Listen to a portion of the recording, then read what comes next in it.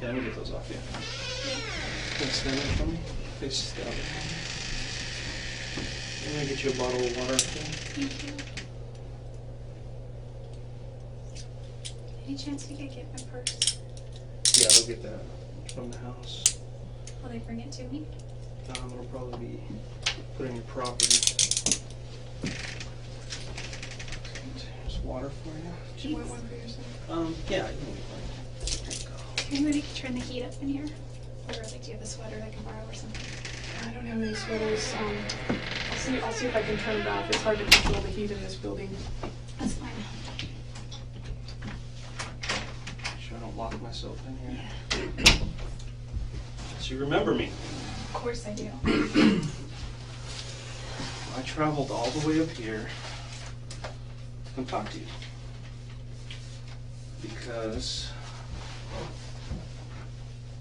you know, I've been working on Travis's case ever since it happened. Mm-hmm. Okay, and I know exactly when it happened, when he was killed. I know a lot of details. And just recently we found quite a bit of evidence. And I'll discuss that with you. The main thing that I'm looking for, though, is answers on why certain things happened, why they went so far, and also to get your statements. Okay.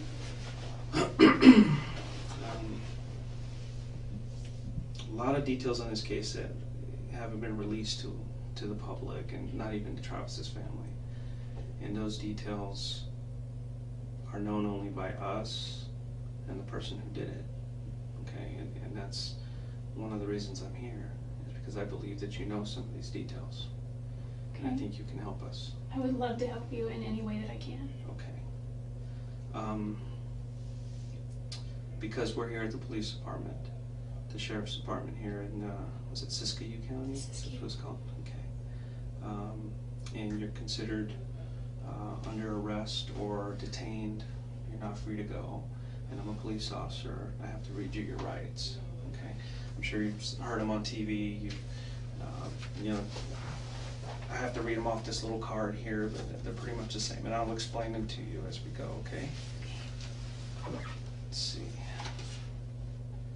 This is July 15, 2008. Correct?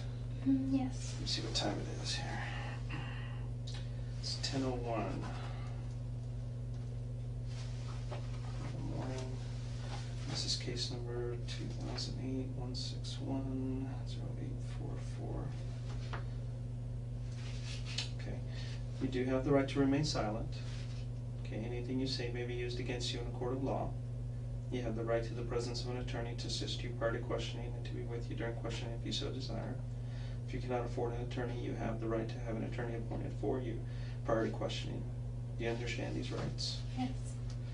And what I'm going to do is just ask you some questions, ask you what you've been doing, you know, certain dates, what you were up to. Yeah.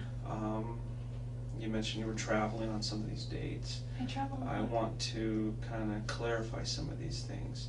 And, you know, if there's a question that you don't want to answer, you don't feel comfortable, you can say no, you know, or, you know, you can elaborate as much as you want. It's completely up to you. It's at your speed. I don't want to pressure you. Is this recorded at all, or should we? Yeah, I don't know if there's a recording or anything. I don't know if these are voice recorders. I noticed them. If they have video, or if they have audio, or batteries, or what. I don't think they're on. They're really cool.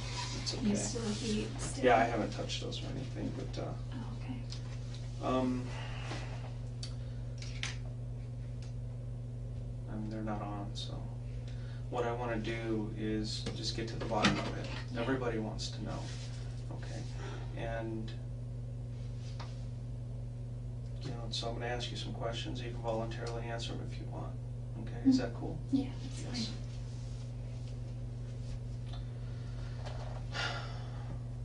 There was some question about you being, well, let's start with this. What have you been up to since Travis's death? What have you been doing? Well, I've been working. Mm-hmm. I haven't been really working in prepaid legal. There's not a whole lot here in this marketplace, which is, It's kind of small here. it's small here, and really that could be seen as an opportunity rather than a hindrance, because that just means the market is untapped in a large way. So I could have if I wanted to, but I'm kind of like a deer in the headlights when it comes to prepaid legal, and I just have a fear of just approaching people. So I've been working at a Mexican restaurant in the north end of town. I've been kind of in a daze, at least for the first few weeks. Like everybody, you know. Yeah. I know that a lot of people have been posting on Facebook really nice things, you know, and memories, and at one point I was like, well, maybe I should do that. So I posted this thing and I just said all my memories, and I realized looking back on it that it kind of sounded immature. It's more like my Dear Travis kind of letter. And so I took it down because... More personal? Yeah, some of it was details, a little bit more personal. Not too personal, nothing inappropriate. Just, I just felt funny. I think because I'm a photographer, I tend to communicate more through pictures, so I posted a ton of pictures that I had of him. And I have a ton more that I just can't access right now. And videos and things that I know his family would want, but, so I posted pictures and I took that down, and I posted something last week, but other than that, I've been on Facebook and MySpace a lot, looking at his profile, looking at his pictures, reading things about his obituaries and any news updates, and you know, there's legacy.com where you can write something about him. Yeah. I've seen a lot of those postings. I didn't realize until I actually spoke with Ryan Burns. He told the guy that's in Utah. And we've been talking a lot, and we try not to talk about that because it's kind of like, ugh.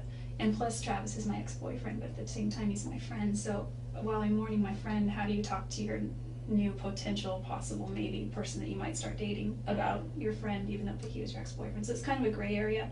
I try not to talk about him too much, but he comes up a lot. And it was through him that I learned that he said, you know, if you come out to Utah, things are really weird because everyone thinks that you could have had a hand. And I've talked to a lot of people, and everybody's pointing a finger at you. I know. You know, everybody is saying, I don't understand what happened to Travis. I don't know who killed him. But you need to look at Jodi.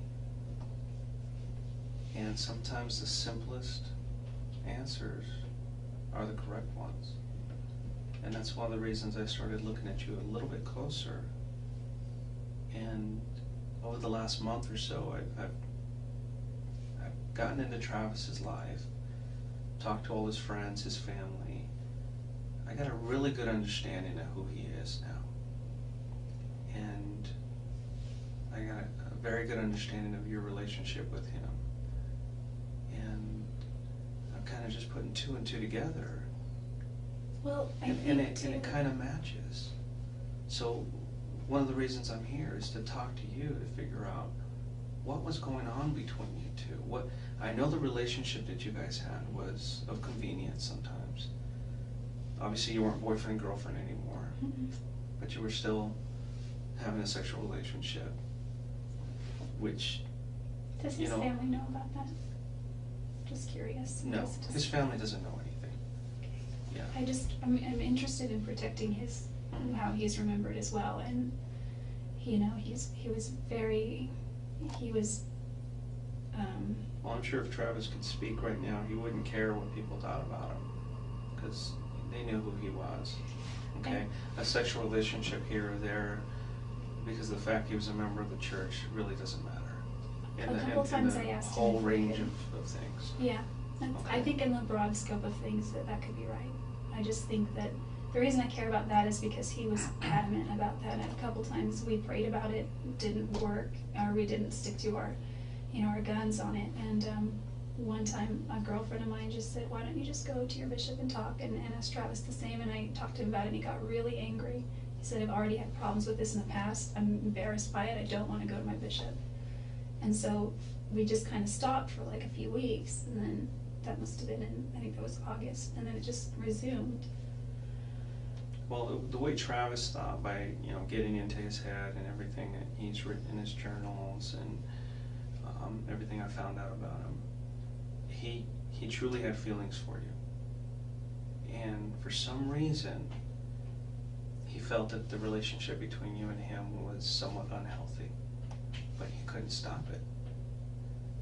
And I assume that's probably maybe the same way you felt about him, or It's probably, maybe you didn't understand why he didn't believe it was healthy. No, I didn't think it was healthy either, spiritually at least, and probably emotionally, but mostly spiritually. And I think that kind of, once you have something that's not healthy spiritually, it filters through all aspects of your life. It's one of the main, like there were three main reasons I moved back to Eureka, and one was I was in financial dire straits. I was not getting ahead,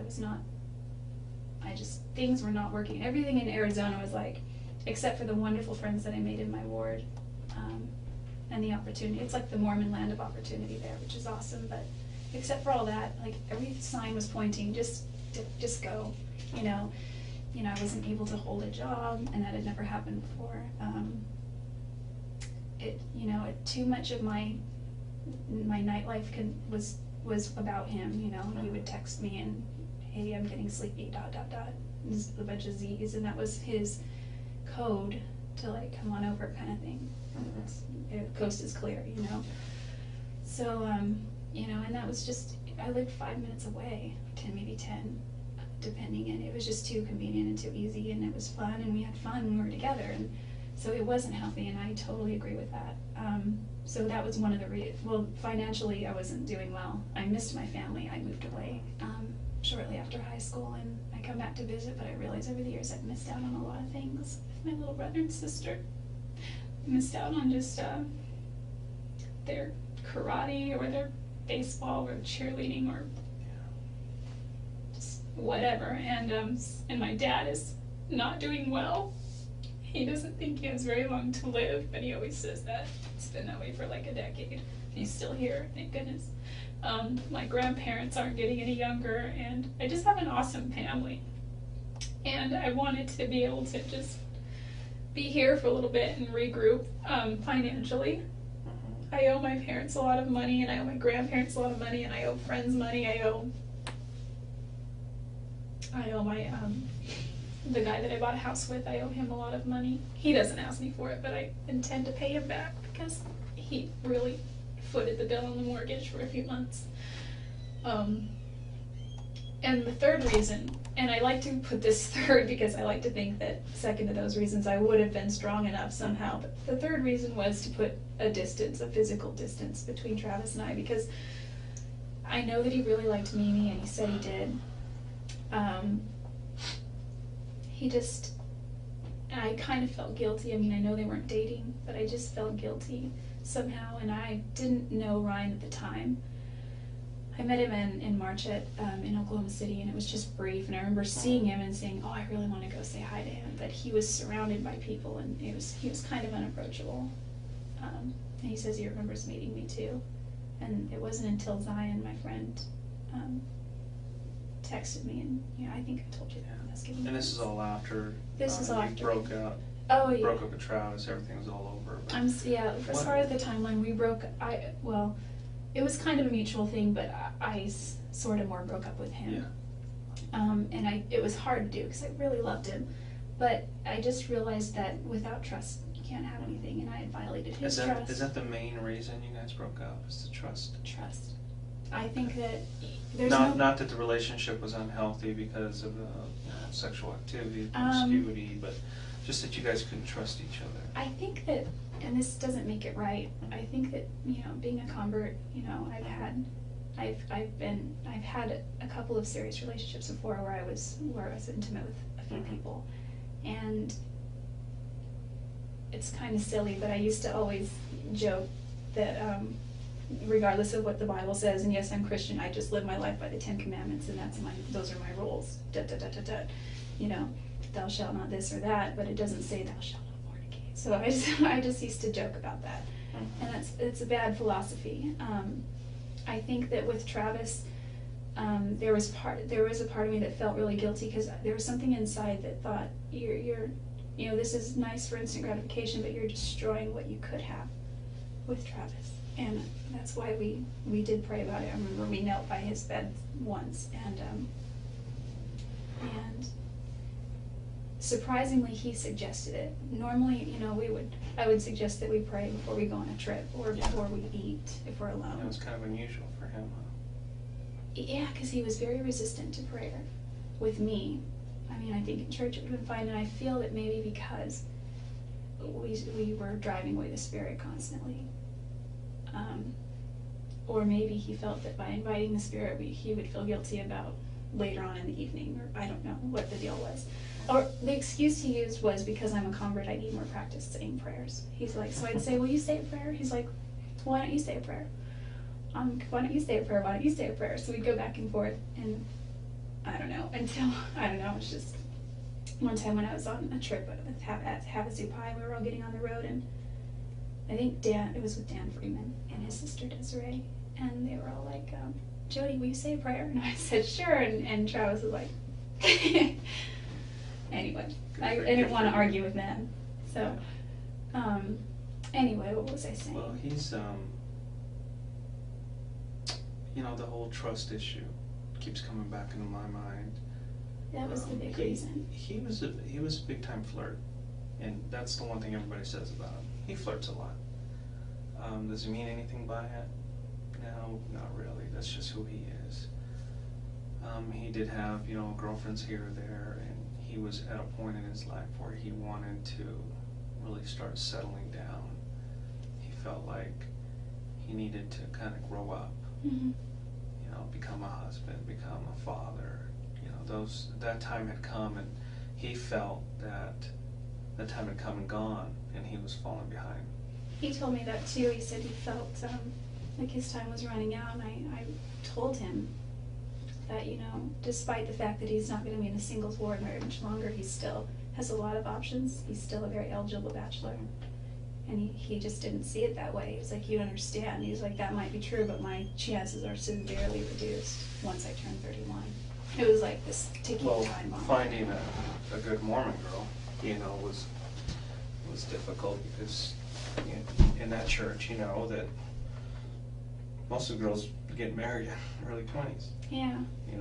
He said he didn't want to marry a girl in her early 20s because he said that he noticed a lot of pattern in the church with girls that married between 19 and 24, so to speak, would they'd start having babies and growing their family, and then they would look at their single girlfriends who were still having fun with no responsibilities, and they would regret getting married. And I think if you're strong in the church, that's not so much a problem, but yeah, depends on who you surround yourself with too. If you surround yourself with the right people, it's a different story. But that's where he was. And did you guys ever discuss possibly getting married or anything? When we were dating, we did. Okay. Once we broke up, he brought it up. He actually proposed to me a lot of times, but he wasn't serious. I think he was serious once, and it was when we broke up. And that was really hard because we were on the phone, and it was just like none of that stuff should be done on the phone anyway, but I was hundreds of miles away. And I told him that I loved him. We didn't say I love you during our relationship, but we said it afterward. It was weird. Okay. I said, this isn't, breaking up with him on the phone wasn't really the way I wanted to do it, but it was kind of a situation that had just come to a point where it just couldn't be ignored anymore. And well, let's move to after the breakup. Oh, okay. What kept you in Mesa at that point? I actually moved to Mesa a few weeks after we broke up. Really? Mm-hmm. Okay. I mean, as far as the timeline goes. But, I mean, if you want to call it our official breakup, shortly thereafter, it's like we were stitle seeing each other. So you guys were seeing each other, but it was a long distance type relationship. It was always long distance when we were officially dating. We dated from about the beginning of February to about the end of June. So February, March, April, May, June, about 5 months total. Okay.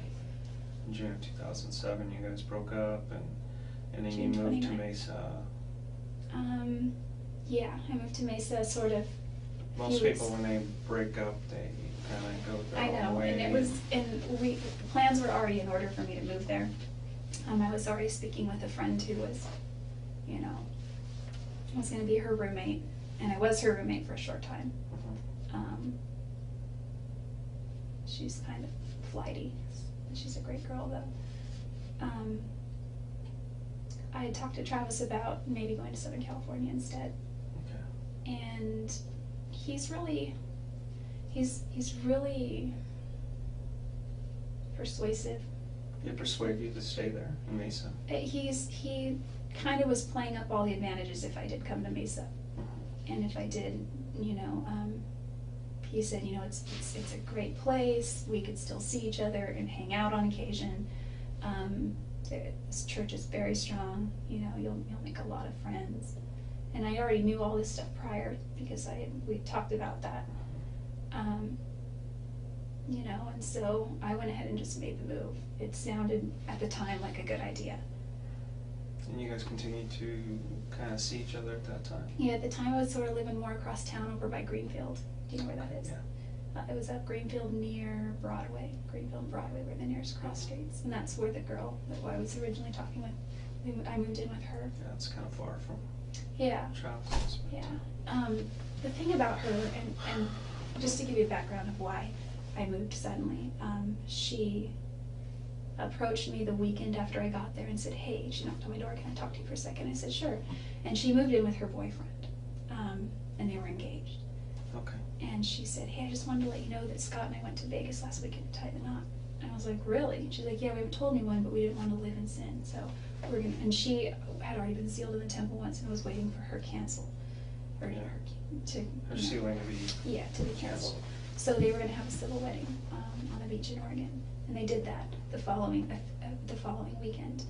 She told me that on a Monday or Tuesday, it was the beginning of the week, and she said, the reason I'm telling you that is because I'm getting married this weekend, and I have to go out of town a few days ahead of Scott, you know, to make arrangements, and now that he's a married man, we don't feel it's right that you be here in the house. Yeah. She's like, I don't want to inconvenience you, but is there any way you could stay with somebody else or just find another place?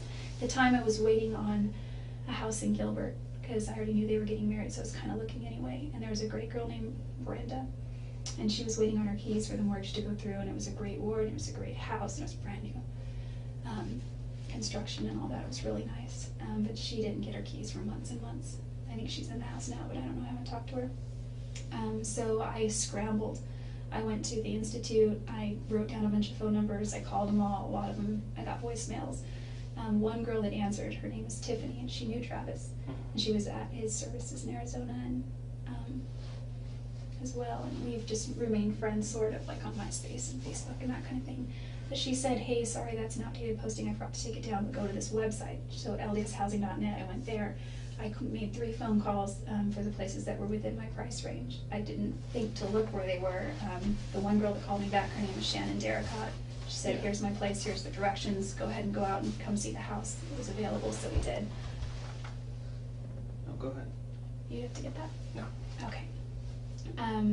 So I moved out there, and when Travis found out it was so close to him, he freaked out about it. And I made sure to check that it wasn't, that we wouldn't be in the same ward. And it was within his ward boundaries, but it was also within another singles ward boundary, so of course I'm gonna go the other one, because it would just be kind of weird. I mean, I didn't know about him and Lisa at first, so I don't know if they were even dating at that time. I don't know what their whole timeline was. But it still would have been weird, and it wouldn't have made Travis Now, very during that comfortable. time that he was seeing Lisa, did you continue to see him as well? Yeah, and I didn't know that he was seeing her. Okay. You But know. he would call you and have you come over? Yeah. I know there was a time when you, I guess, were cleaning his house too for extra money or something. Yeah, I did He that. hired you. Yeah, I did that, because he knew that I was struggling, and he's like, I've been doing the math, and that happened pretty much right on. I think that started in August. He's like, I've done the math, and I feel that I can be more protective.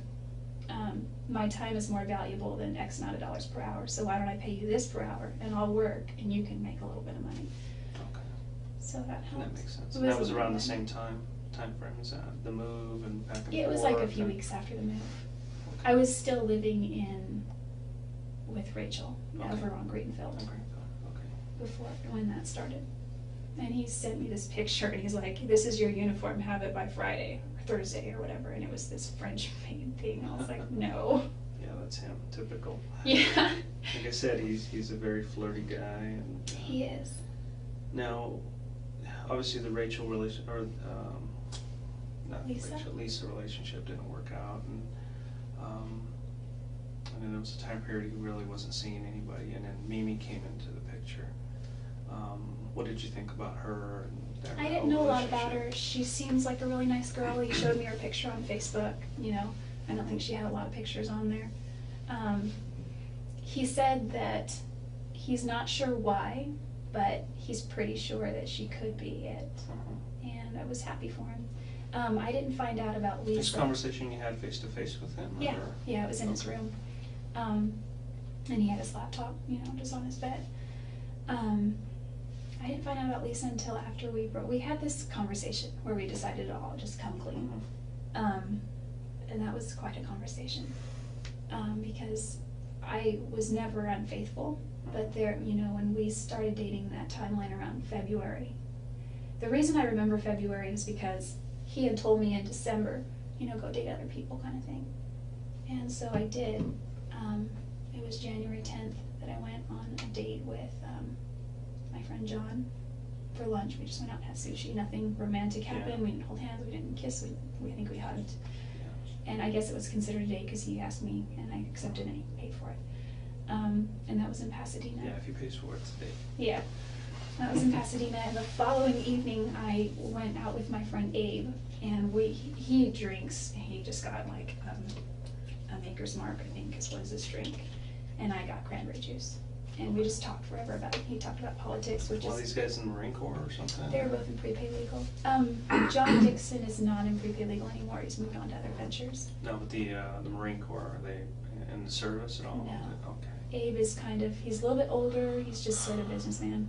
Okay. Has a background in, I don't remember, production or something. And this is during the time that you guys were broken up, or This is still bef- kind of going I'm out? sorry, this is before we started dating. Okay. The reason I say this is because he told me a few times, he told me during that conversation too, that he's like, you seem to have a very convenient timeline for when we started dating. Because I used to ask him, like, when did we actually start dating? Because I figured if we ever made it to a year, we might as well celebrate it. And he's like, I'm not really sure. And the reason I think it was February 2nd is because do you know of Chris and Sky Hughes? Mm-hmm. Okay. I used to spend a lot of time at their house, and you know, they're a wonderful family. And Sky she's somebody that I really opened up to, and you know, I told her a little bit how I just wasn't sure about Travis at the time, and I wasn't sure what was going on there, and she wrote in this long letter. Or she didn't write him a letter, Travis wrote the letter, but she kind of got on his case, and they told me all kinds of things about Travis that I wasn't aware of. What kind of stuff are you talking about? They said if I don't get away from Travis, I'm going to become just like Deanna, which is his other ex-girlfriend. Yeah. You know, do you want to waste 6 years of your life waiting for him? Because you can't commit. He still tells Deanna, I love you, and I was like, what? You know, and that kind of thing. Yeah, and I truly believe he does love her still. Oh, he but does. Travis loves her. had he's what you call a player. You know what that means? Yeah. He kind of He doesn't pulls intend girls to hurt in, anybody, though. but he can't make a commitment. He portrays himself to be a certain way, The but he's really not. Okay. He portrays himself to have a lot of money. He's not. He doesn't have a lot of money. He's got a lot of things. He told me the first night that the first night that I met him, or it was the second night, it was at the MGM Grand. He invited me to this executive director banquet, and you know, he was kind of talking about what his earnings were the last year and how he almost made his 6 figures and that kind of thing. And then he leans in and he goes, in this business you have to show off your money a little bit, and in prepaid legal it is. People want to see that you're actually being successful. So, you know, he's done a good job of that. It's about making money. Yeah. Anyway, what was I saying? Oh, so Chris and Sky were just, by the end of the conversation they started calling me Deanna. And I was just like shocked. I didn't want to, the last thing I wanted. How did you feel about that? My biggest concern was losing respect in their eyes because I really, really looked up to them. And I thought I would have laughed it off, and I thought it was kind of funny, but I feared inside that I was losing their respect.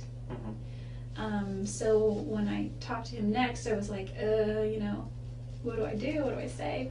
And he ended up writing this long, long, long letter to Sky saying, I just got off the phone with a very reluctant to talk to me Jodi, And she wrote back saying something to the effect like, I wouldn't want my sister to date you. Why do you kiss Jodi in the dark and then act like you guys aren't even together in the daytime? Things like that. That's a good statement, because that kind of sums up the relationship that you had with him. It seems like he liked you, he loved you. He wanted to be with you, but he was reluctant to make a commitment first off. And truly, he didn't think that you were marriage material.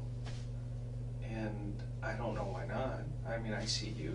You're a wonderful girl. You're struggling. You're trying to make your way through life, and I don't see why you guys couldn't have made it. I think we have very different philosophies on a lot of ways. We would argue about the dumbest things, and like he would just want me to admit that he was right, and I would happily do that. Well, that's a man thing. And I should have just known better and admitted that. I eventually learned how to argue with Travis, and it's yes, Talk to my Travis. wife. She's like, okay, fine, you're right.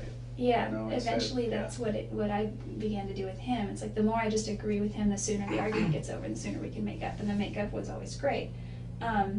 But there were so many times where I just couldn't wrap my mind around what he would. I could, but I would try to get him to do the same for me. Like there was a time when I broke down on the way to LA once when I was going to watch Chris Hughes do a training, and this was January, mid-January maybe of 2007, and my car got a flat tire. So I had at the time roadside assistance because my car was still under warranty, and they went to take the car in to change the tire and realized that when they sold me the car they didn't give me the wheel lock key. For anti-theft there was wheel locks, so I had to get a hotel room. I had to get my car towed. It was a big nightmare, and I was kind of hungry. It was dinner time. It was 7:38 and it was dark because it was January. And the tow truck guy said, there's a Denny's 2 blocks down here, and there's a Jack in the Box there, and he was driving me to the motel. I said, is there an IHOP around? Because I really like IHOP. He's like, yeah, but it's kind of like 5 miles back in the other direction. I was like, okay. He's like, I can drive you there if you want. And I was like, he's like this short Mexican guy, and he seemed really harmless, and I was like, okay. And he, and I asked him about his life, and he had a wife and kids, and so he wasn't flirting. Or he had a girlfriend or something, I don't remember. Just trying to be nice to you. Just being nice. And so I ended up telling him, and he didn't ever come on me or ever say anything inappropriate, and then he drove me back and dropped me off, and that was that. And I got to eat. And so I told that to Travis, and he didn't say anything at first, but it got back to Sky, and Sky was like, why didn't you call me? And then I think eventually that was used against me to establish a pattern that I do weird things like that. So that's something we had arguments about a lot. Was he's like, I just think that. So he was truly upset with you about that. He felt a little jealous, but. He told me once that he was a little bit jealous when he found out that I went on those dates. He's like, but I know we're not dating, and he's like, I guess I am a little bit jealous, but with these other incidences, he said it just concerns him. Okay. Because he thought that I would get myself into a situation where I'd get hurt because I have that sort of attitude, and I was really. Since I joined Prepaid, I've been really trying to break out of my bubble and do things that are a little uncomfortable as far as talking to people. And, I made a resolution this year to overcome a few fears that I have that I'm really scared of. So I think that by getting into that a little, then I can, overcome some of that. But he did act jealous, but he wouldn't say he was jealous. He would just say he was concerned. But he would tell other people about it. What do you mean? Did he tell Sky Hughes? Oh yeah, I guess it Chris got. about I it? may have told Sky about that.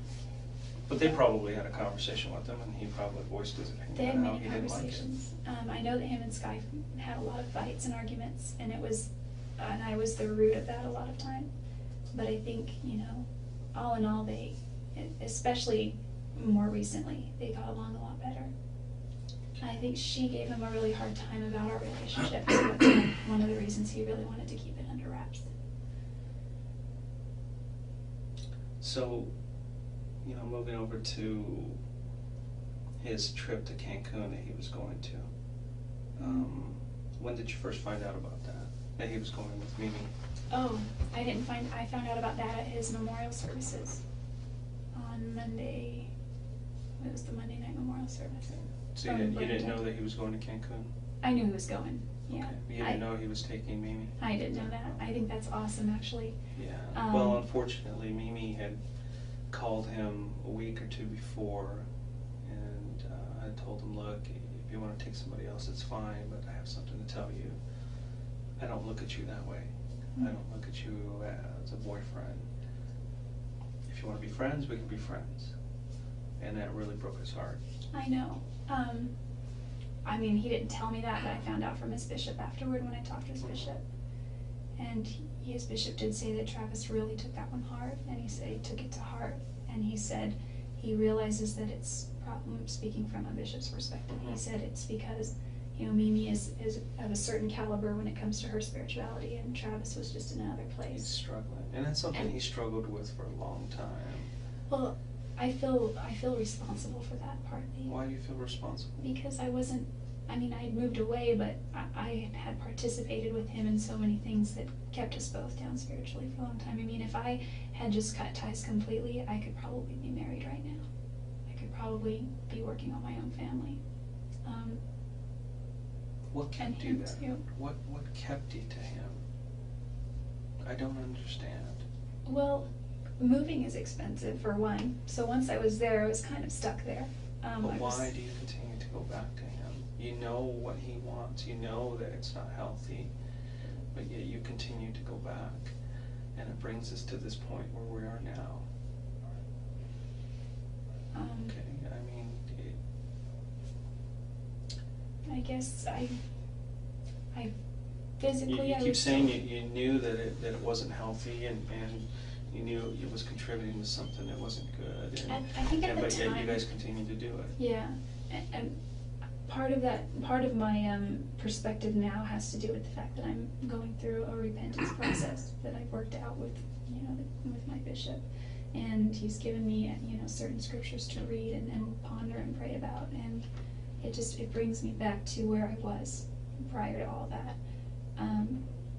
I don't know how much I ever really was there as much as I am now, because even before I was baptized, even the 2 days before I was baptized, 4 days, it was on Wednesday and I was baptized on Sunday, before Thanksgiving, and it was just like Travis and I were making out, and that was prior to, we hadn't gone all the way at that point, but it was just too far. And I called him that evening and I said how it felt different. The first few times was like, hey, that was great, whatever. And then it just felt different this time, and it was right before I was about to be baptized, and I already had my interview, and so it was like, it was just different. And he said, well, yeah, he's like, I feel the same way, and I think that's the Spirit, telling us this, that, or the other. And so I think that by driving the Spirit away so much, you just get into this pattern of I don't know, it was convenient. There was a couple times where I didn't answer his text messages, and he would send me little sad faces, or eventually he would wait, and then he would call, and then he would call again, and if I didn't answer, he'd call 3 times. And obviously you guys kept this relationship hidden from everybody else, and because nobody really knew about it. Well, there were some people who I talked to and said, yeah, they continued to have a relationship even after they broke up. And there are others who were saying that you had become obsessive with him to the point to where you would go into his house when he wasn't there, or when you weren't invited, and he would talk to people saying, she just kind of showed up, and I don't want to tell her to leave, but I don't want her here. Oh, must have been early on, because there were a couple times when we established a rule early on, just don't come over unless, he said, you can come over anytime, but I need to know first. Yes. He's like, you just never know. Because you ran into somebody one time, right? Didn't you run into one of his ex-girlfriends as well, or was it Deanna that you ran into? Oh yeah, well that was okay that I was there. He asked me to stay there and be with Napoleon, because that was during general conference in October of last year. He took a road trip with some friends from his church to Utah, and unless he's going to California, he pretty much leaves Napoleon at home, and so he needed someone to be there. And it's like I got full house privileges. I could sleep in the bed, I could eat, food. And I've talked to her, and she said that was kind of an unusual kind of situation. She didn't expect you to be there. She didn't at all. And so at first I was like, did you give Deanna any flack over coming over unannounced? Because we had just set this rule. And he's like, I talked to her about it. He's like, but I'll tell you what, I was on the phone for 3 hours with her. She was freaking out that you were there. And I think the more people knew about us associating, the more stress we both got from it. And so it was just easier to try and keep it a secret, and we didn't always do a good job at that. I think his roommates may have seen or heard some things. But they were kind of kept to themselves types, so we didn't worry too much about them. Okay. There There was actually one roommate, John Hepworth, who ended up remarrying his same wife and moved back to Utah. And I was cleaning his house one day, and John told me, he's like, Travis is dating. And I said, okay. And I assumed he was, going on dates and things. He's like, no, he's really trying to date. And I said, okay. And he's like, he's desperate to get married. And I said, I know that's true. And he's like, I just wanted to tell you that because I don't think he's being honest with you. And I was like, okay. So that night, I confronted him about it, and we had a really big fight. It was also, just a bunch of things were thrown in the mix together, and then he said, listen, I'm not dating anyone. But he was very angry at John for getting into his business. He told John in a very nice way, I think, hey, I know that you probably have good intentions, but just, mind your own business kind of thing. And from then on, I don't think John really said anything.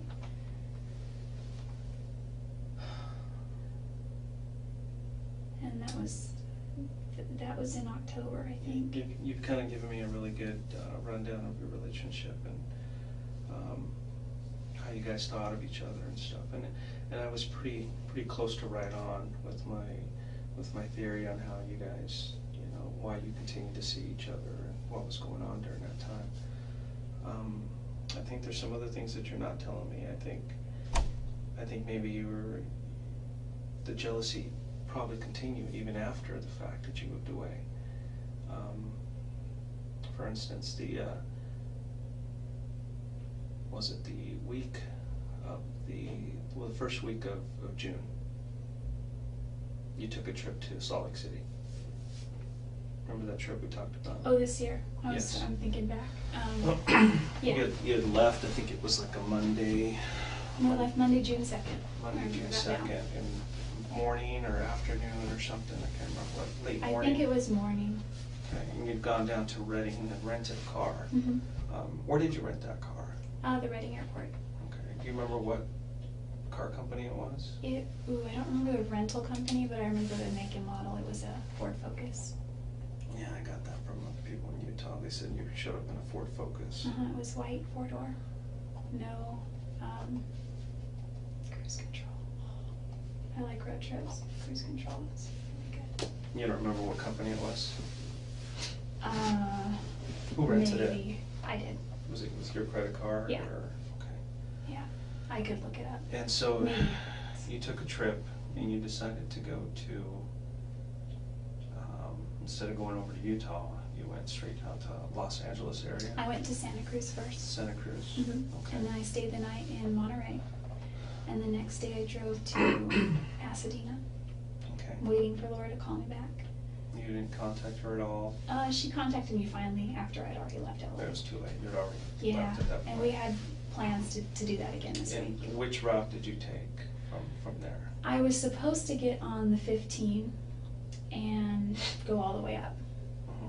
And I somehow got off the 15. Where did you end up? For a while I was lost, and I'm not above sleeping in the car, so I slept for a while. I'm a heavy sleeper and I sleep a lot, so. But you were on the 15 for a while, and you ended up getting off the 15 somewhere. Yeah, I looked at a map, and I'm pretty sure I know where I went. Can I draw you a map? Sure. Because I eventually started seeing signs for Phoenix, and I was like, and it was several hundred miles away still. I was like, that's weird. Where am I going? So you have California, Los Angeles, and Nevada, Arizona, Utah. And I was supposed to go somewhere right up here. Oh, I'm a lefty. So the 15 kind of does one of these. Yeah. Goes through, let's say, Las Vegas right here. Oh yeah. I'm sorry. My No, map that's is okay. so wrong. That's okay. So we'll just put I know it cuts through Arizona in the corner. Las Vegas, St. George is somewhere here, and then the 40 runs somewhere this way, because somehow I ended up on the 40. And when I saw the 40, I'm like, the only thing I associate with the 40 is Flagstaff, and Flagstaff is somewhere north of Utah. Right, I mean northern Arizona. And so and I was going east, and I was like, what's going on here? I wasn't going the right way. And so I've had for the last 2 years, I've had a car that has a GPS system in it. It's really good, and I think it hasn't served me as far as getting a sense of direction. When I moved to Palm Desert, yeah, you kind of rely on it a little too much. Too much. In fact, when I moved in with the last place I lived in Arizona, I did not know how close it was to Travis. I didn't realize. I have a very bad sense of direction, and it wasn't until I used my GPS the whole time I was there, pretty much, just to find things. Anyway, so I got back. I looked at the MapQuest that I MapQuest a bunch of places. I was maybe going to go to Death Valley. I was maybe going to go. Did you actually cross over into Arizona? Is that how far you went? I crossed over twice, I think. My map was wrong because the 93 goes north, and then I hit the 15 again, and then I got here, and then I hit Arizona, and then went here. Somehow I got north on the 93. Okay. And then I hit the 15. So, I mean, I don't know where Phoenix is in Mesa. It's got to be over here. Yeah. I didn't go anywhere near there. So you took this trip and you left on, was it Monday the 2nd? Right? And you didn't get to Utah until Thursday, you told me. Yeah, I got to Utah on Thursday. So Thursday, and that's the 5th? Yeah, I think so. So Monday, that's Tuesday, Wednesday, Thursday, yeah, 5th. Okay, so we have, it's like 48 hours there that, well, obviously 3 days, but there's 48 hours. So this trip took you a little over 48 hours there. I have a problem with this trip. Well, I went first too. Yeah, I know. Okay. I know you went down here. Okay. I mean, obviously, Wairika, right there. Beautiful little place here, except it's kind of smoky. And Yeah, I can't right see now. the views. I was hoping to see some mountains, but You really should see Mount Shasta if you get a chance. okay. I've gone over this trip over and over in my mind and on paper. And even if there's still 20 some odd hours, even if you pulled over to sleep a couple of times. Oh, did I tell you that I got stranded? Yeah, Okay.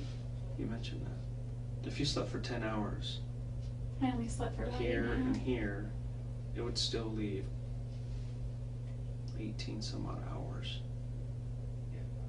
for something else. Okay.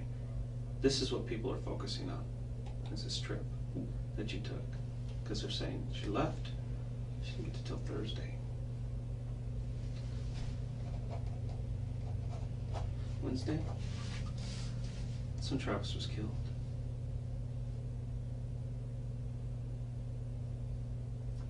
I did not go near his house. Aren't there? I pulled your cell records. Your cell phone was turned off between here and here Okay? But the last place it pulled it was here. The next place it turned on was here. What does that show me? Oh, well, oh, no. Is there plenty of time for you to do that? Yes.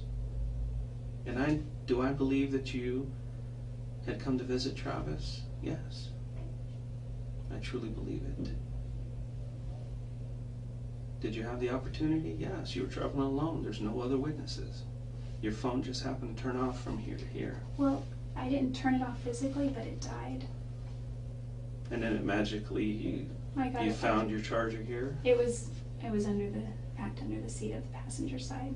And it was when I was... When you were lost, you couldn't have maybe pulled over and found it? Or? Well, I did finally start looking when I was stranded. I wouldn't have pulled over when I was lost. Okay, I've been focusing on this and going over and over in my mind why this happened. Why your phone turns off here, outside of Los Angeles.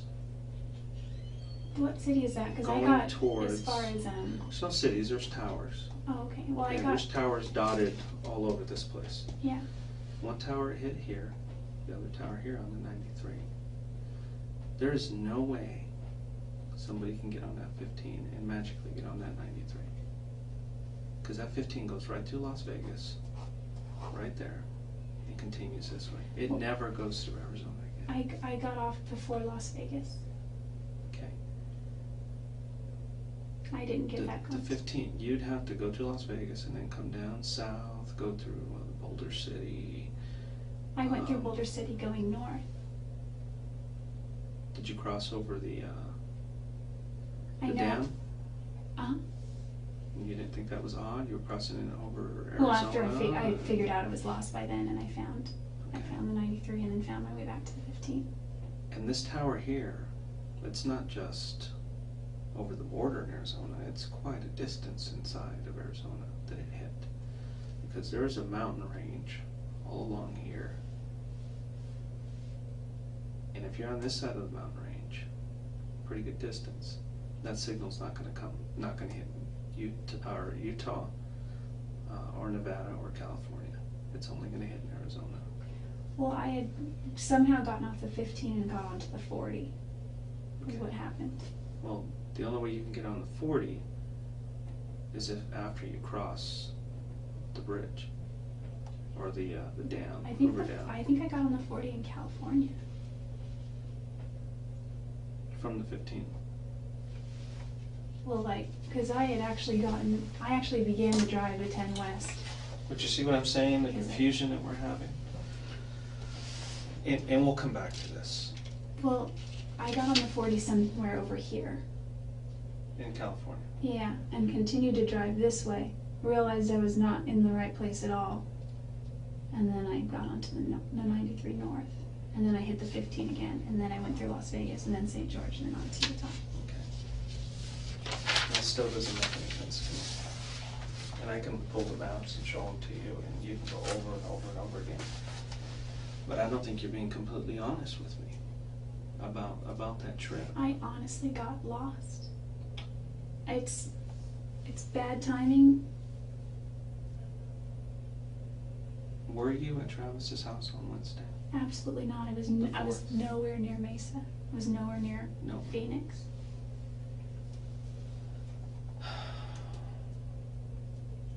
I wasn't even close to him.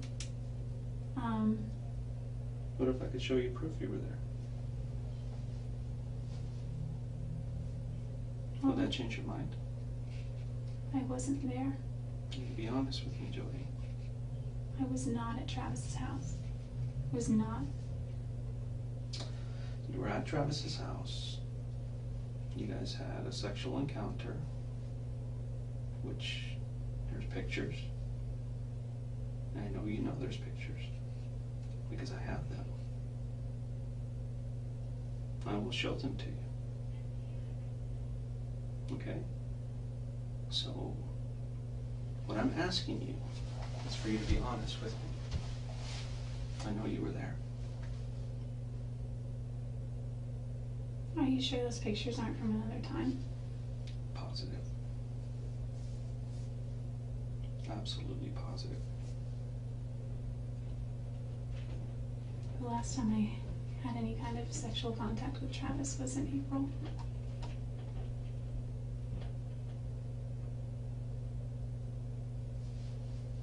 Remember I told you about the camera? Mm-hmm. That camera was damaged. Someone put it in a washing machine, ran it through a wash cycle with some clothes of Travis's, but the card's intact. Remember I told you that card was destroyed? I didn't want to tell you the truth because I wanted to make sure those photos were accurate. And we can pull deleted photos. I don't care if you delete them 6 months ago. We can pull every photo that was ever on there. Pull the little pixels together. Get the timestamps on them. Not all of them, but most of them have timestamps on them. And we can verify those timestamps. Mm-hmm. And I have pictures of you in Travis's bedroom with Travis. Pictures of him. And it's obvious you guys are having sex. Taking photos of each other, and they're dated and time-stamped on the day he died. Are you sure it's me? I mean, that because I was Jodi, not there. It's you. And you know it's you. I know all the details of this case. The only thing I don't know is why. Why did you choose to go visit Travis that day? And why did you do what you did? I've never Why, hurt Jodi? Travis. You did. You hurt him. That's why we're here. That's why I flew up here. Because I needed to talk to you about this. I can just arrest you and throw you in jail, but I want to know why. Why did you do this to him? I wouldn't hurt Travis. He's done so much for me. There's so much evidence in that house. So much. And it all points to you. I lived there. I was there for months and months and months. Mm-hmm.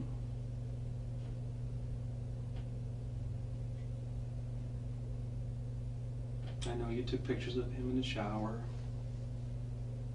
just before he died. I don't think he would allow that. Mm-hmm. And the camera actually took a couple of photos by accident during the time that he was being killed. Really? Yeah, Jodi, really. You were there. Quit playing this game. It's time for you to just come out and I didn't tell me. know. I did not hurt Travis. I did not hurt Travis.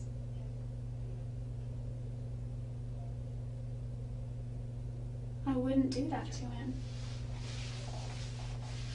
We have the pictures.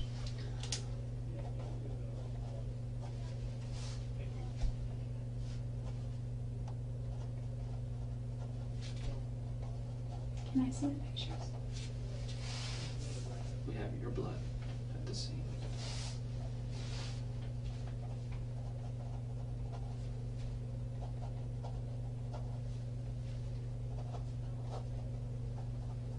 Your hair with blood at the scene.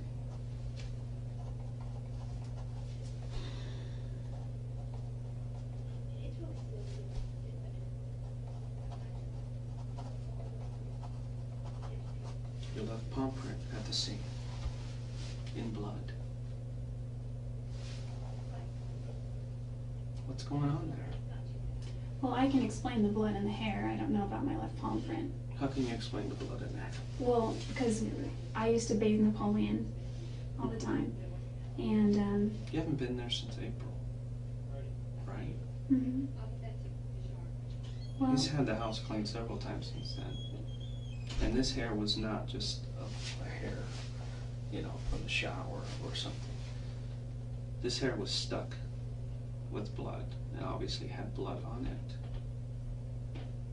At the time it got stuck where it ended up. my there's hair would no have been way. all over. There's no other hair. Can you that take place. a hair sample And We like, have your DNA. no, but I mean, like, you know how they can do drug tests and find out when things were done? No, Can you? We can't do that.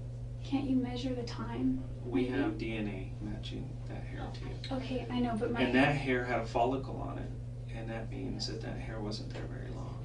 The follicle will usually dissipate and go away after a certain time. It'll fall off, the hair itself. Well, when I would Okay, brush my hair Jodi. there, I mean... This one, you absolutely cannot explain that away. You either had blood on your hand and you touched the wall, or there was blood on the wall and you touched the blood. Could my palm print have already been there and then blood touched it? Jodi, this is over. This is absolutely over. You need to tell me the truth. Listen, the truth is I did not hurt Travis. Okay, so we're Jodi, you can continue to do this, okay? A records check shows you that you has reported a gun stolen, 25 auto. Just happens to be the same caliber as the weapon used to kill him. A 25 auto was used to kill Travis. Mm-hmm. Yeah, along with multiple stab wounds. Jodi, if you want, I can show you some pictures of him. Do you want to see pictures of him? Part of me does and part of me doesn't. Why? Because you don't want to remember? No, I just, Jodi. there's a morbid curiosity. Jodi, I wanted to know how he died. we can keep playing these games over and over again. I'm not going to believe you. When Alright. you start telling me the Listen. truth, then I can believe you. But I can't deny this evidence. I can't. The trip you took doesn't make sense. The opportunity was there. Your pictures on that date with him. Your blood is in the house, mixed with his. Mixed. Not alongside, but mixed. Your hair is there with blood. And your palm print is there in blood. Listen, It's over. could it have been my blood from Your before? image is not important right now. Saving the rest of your life is. Listen, if I'm found guilty, I don't have a life. I'm not guilty. I didn't hurt Travis. If I hurt Travis, if I killed Travis, I would beg for the death penalty. Was there anybody else with you? I was traveling alone the whole time. Was there anybody else with you at Travis's house on Wednesday the 4th? I was not at Travis's house on Wednesday. You were? Because that's when the blood was left on, the bloody palm print was left on his wall. I don't know what to tell you. If you were in my shoes and I had this evidence against you, what would you say? If I had that evidence against you, it'd Yeah. be pretty obvious. But I guess being in my position, it just seems so impossible. I'd want to see it. I'd want to know. I mean, I'm not a murderer, but I guess if I were to do that, I would wear gloves or, something. How could I don't know. I know you tried to wash him off, try to get some of the blood off, try to clean him up a little bit. But you're even denying the pictures of you being there. There's pictures of you laying on the bed in pigtails. Pigtails? Yes. And I've got pictures of you that I've blown up, and you've got the little mole right there. It's the same one. It's you. It's obvious. I can show you some of these pictures. Do you want to see the pictures? Will that change your mind? I mean, I am curious. Okay. Let me take a break and let me go find them. And I'll bring them and show you. I wasn't there. But you need to think about what you're saying. This continuing to lie is not going to help you. Admitting to something I didn't do won't help me either. okay, let's say for a second that I did. And I say, I did it. I mean, The motive is there, the jealousy issue. but I wouldn't even say it was jealous. I mean, there may have been some jealousy there, but Then what I is think it? if What anyone- caused this? I think if anyone, maybe Travis was jealous, but That's not what everybody else says. Well, they know he was jealous, but they think that you are absolutely obsessed. Obsessed is the word that they use. That's the word I hear from everybody. Fatal attraction. I don't know how many times I've heard that. Look at Jodi. Jodi had to have done this, or she got someone to do it for him.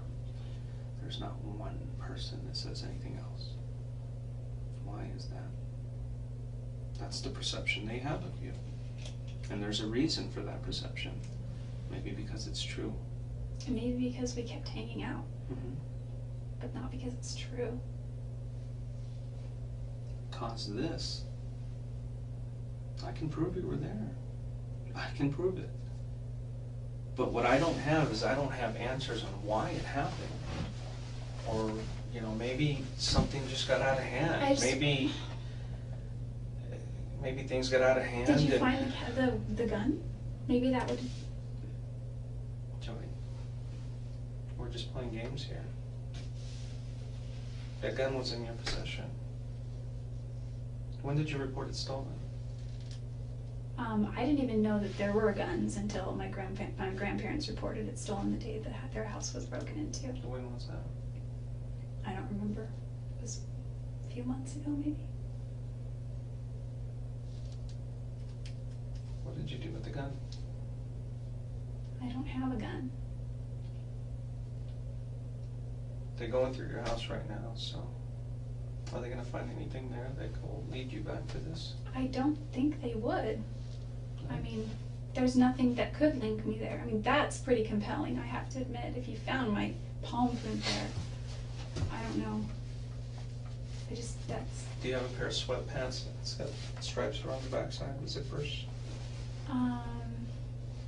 Somebody's seen you wearing those before. I've got so many clothes. Yeah, I think I do. Wait. I have zippered, one that zips in the back. It's got like stripes, like big stripe on it on the side, well, It's kinda got a towards the black back. stripe all the way down and they're white. It's got the black. I have those, they're at the house. Okay. It's got, I have two pairs actually. One is too small and one is just about right. The other one I bought anyway, even though it was too small because it was on sale and it's a good deal. But yeah, they have stripes. They have zipper. Well, what does that mean? What is that? Because I believe you were wearing a pair like that when this happened. Remember I told you about the camera? It was taking pictures by accident. Mm-hmm. The camera was upside down, had flashed. Another time, camera flashed. Looked like it was on the ground, maybe it was kicked. But it took pictures, and it's obviously a female. Hmm. And one of them was wearing those pants. Oh, I didn't even bring those pants on that trip. So, And if we find those pants, is that gonna make my case a little bit better? Yeah. Okay, I'm gonna take a little break, but I need you to think about what you're doing here. Because the best thing for you to do is to tell me the truth. Tell me exactly what happened, because you know what, I think your mom and your dad really deserve the truth. They're gonna be asking. And it's absolutely, it's so important that you tell me why this occurred, what was going through your mind, and what caused you to do this. It happened, and I can prove it happened, and there's no doubt in my mind, and there absolutely is no doubt in anybody else's mind who's investigating this, that you were there and that you did this. But I'll let you think about that, okay? And I'm gonna go look for some pictures, and I'll bring them over, and we'll continue this discussion, okay? Let me go find them. I'll be right back. ticked. I'm not a murderer.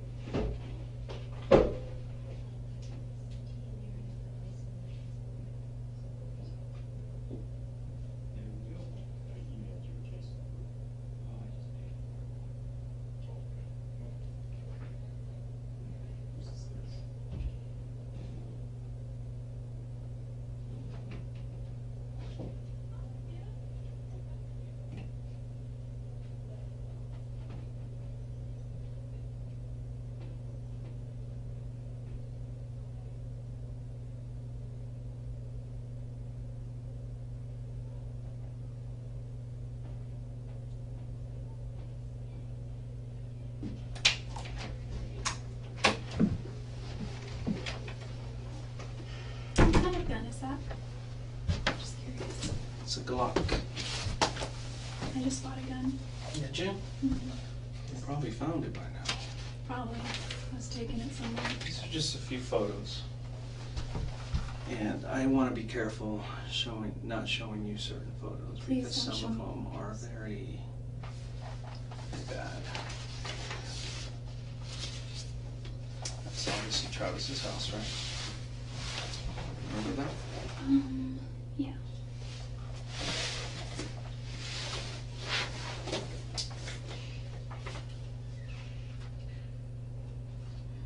If Travis were here today, he would tell you that it wasn't me.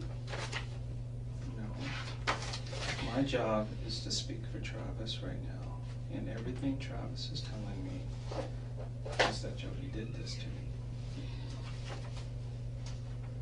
Have you ever shot that 25 auto? Mm-hmm. Have you ever touched it? The one that was stolen? I've never seen it.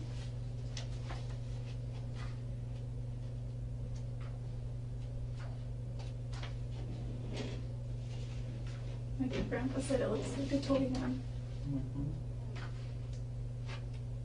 I don't know what a 25 looks like. I know what a 22 looks like. And I know It's just like a 22 actually. well, the 22s that I saw kind of looked like the ones in the westerns where they had the barrel and the long, you know.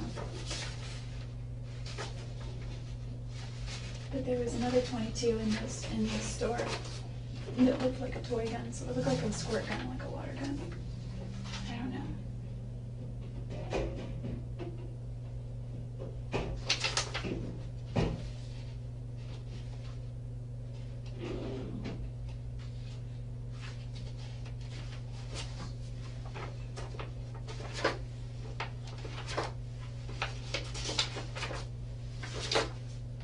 I don't even know which pictures to show you.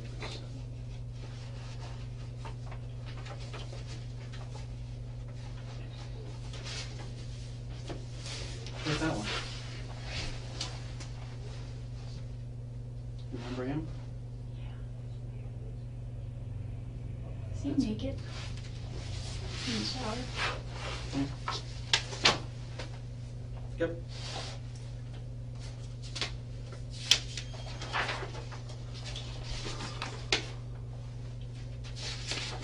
Let's see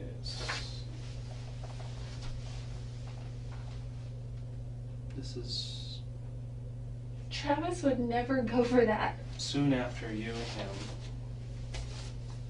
had sex on his bed.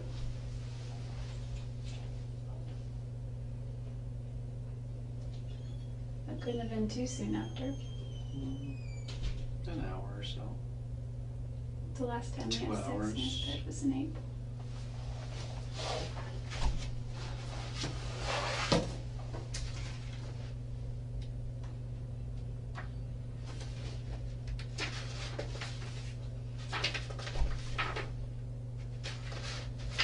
These didn't come out very good. Just their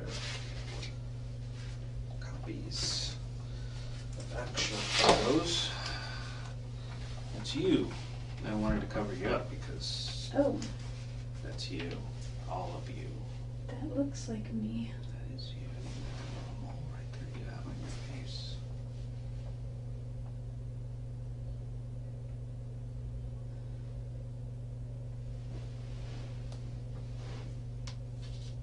You can look at the rest of it if you want. There's a few of those. There's a few more. Which I try not to show people because I don't want to put you out there like that to people. Let's just say I've seen all of you. And I've seen all of Travis. But the one that sticks in my mind of Travis is on the autopsy table. And I'm not going to show you that. Or should I? But this one I don't know if I should show you, but nothing bad. Too bad. But it's just one of the photos that was taken by accident. And this is just a small portion of it. It's your foot, Jodi. Those are your pants. No, it's off color because we had to enhance it and the color kind of changes a little bit. That's Travis. This is his bathroom. That is not my foot. These are your pants. It's a different color, like I said, because we had to enhance it and the color changes. The zipper back. I have both of those pants at home. If these are the same one. I don't have a zipper there though. Not on mine. And this is a black stripe and this is white and the black goes around the bottom too.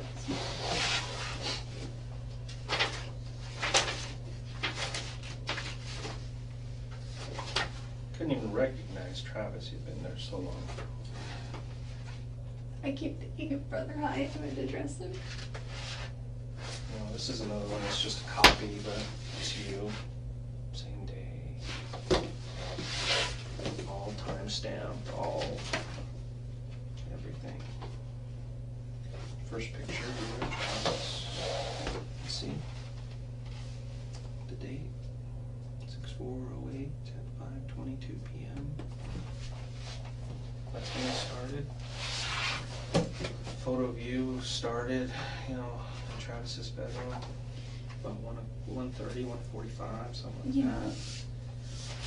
I don't know what kind of camera he got. There, see that? That spot? See the spots here? They look a different color because we used a chemical to enhance this. That right there, blood.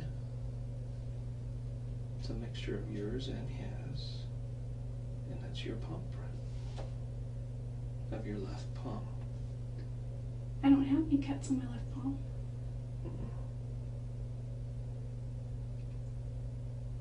Nobody said that your cut was on palm. Do you have any recent cuts that are healing? Well, my cat scratches me. Little things. These are all her work. You can see. This is her. That's her. I've got scars. She's a feral cat. All these little things are her. Well, enough about your cat, but why is your palm print in blood? How can that be my palm print? Because you were there.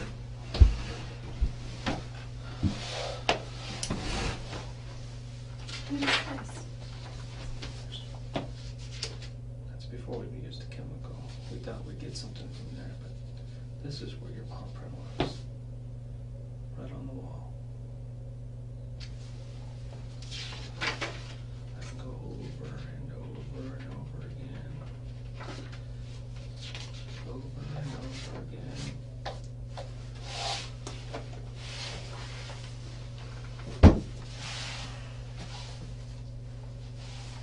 There's no doubt in my mind that you were there. There's no doubt in my mind that you did this. None. So you can go until you're blue in the face and tell me you weren't there and you had nothing to do with it. I won't believe you. I will not believe you. Because Travis is telling me that you did this to him. That's my job. My job is to speak for him. And this is what he's telling me. And I want to know why. It's killing me inside. I don't know why. Like, there's no reason for it. There's no reason why. There's no reason I would ever want to hurt him. There's no way anybody else. He never raped me. Nobody. He never. There's no way anyone else could have left your palm print in blood on that wall. No way. Get that through your head. If I was going to ever try to kill somebody, I would use gloves. I've got plenty of them. Nobody said you were, you had planned this out perfectly. Maybe you were going there to just talk to him, have a good time with him. Something got out of hand. Even if I were there, and even if I were going there to just have a good time with him. What if I tell you somebody saw you there?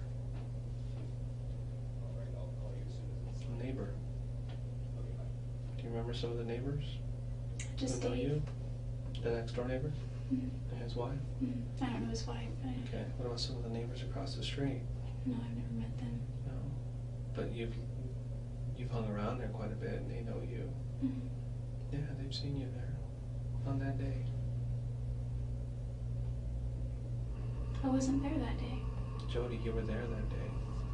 And even if I'm trying to think, the majority of the time that I spent there, I had platinum blonde hair. So I mean, and I've never once said hi to them, met them, shook their hand, met them face to face, crossed the street. When I spent time there, he wanted to keep it private, so it was, I spent the majority of my time inside. Not, walking around outside. Except for a few times when I took his dog for a walk. Would they see your car there? Or would you park it down the street? No, they would see it there. I drove an Infiniti.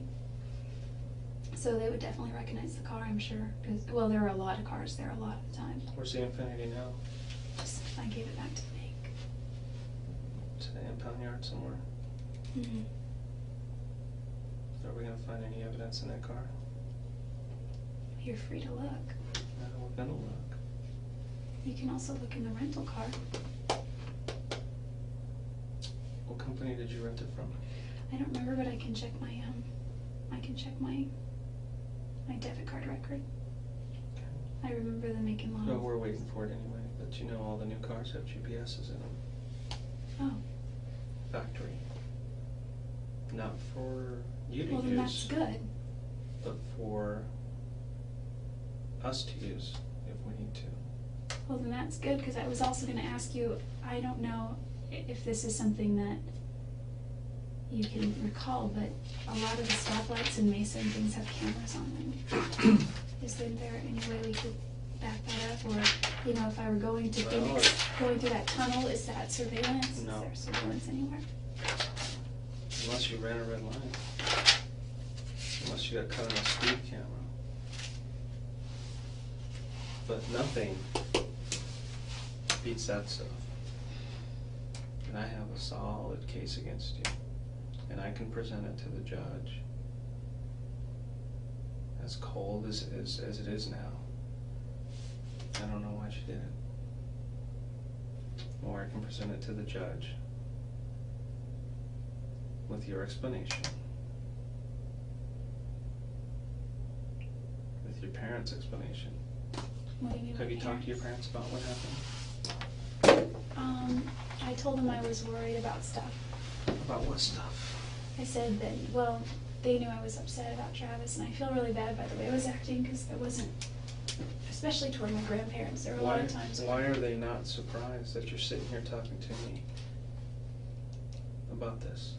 What do you mean? They're not surprised. They're Probably because- concerned. They're Have you talked to hurt. them? I haven't, but my other detectives have. And they're very concerned with you. But they kind of suspected that you had something to do with Travis's death as well. Whose No. parents think No. that? That's because I told them that a lot of people were dropping my name, and I said, I'm not worried about it because I didn't do it. I said, but it's hurting my reputation right now, and it's casting me in a bad light. I wouldn't be worrying about your reputation right now. I'd be worrying about the rest of your life. That means nothing. Absolutely nothing. Well, my reputation will affect the rest of my life. So I am worried about my reputation.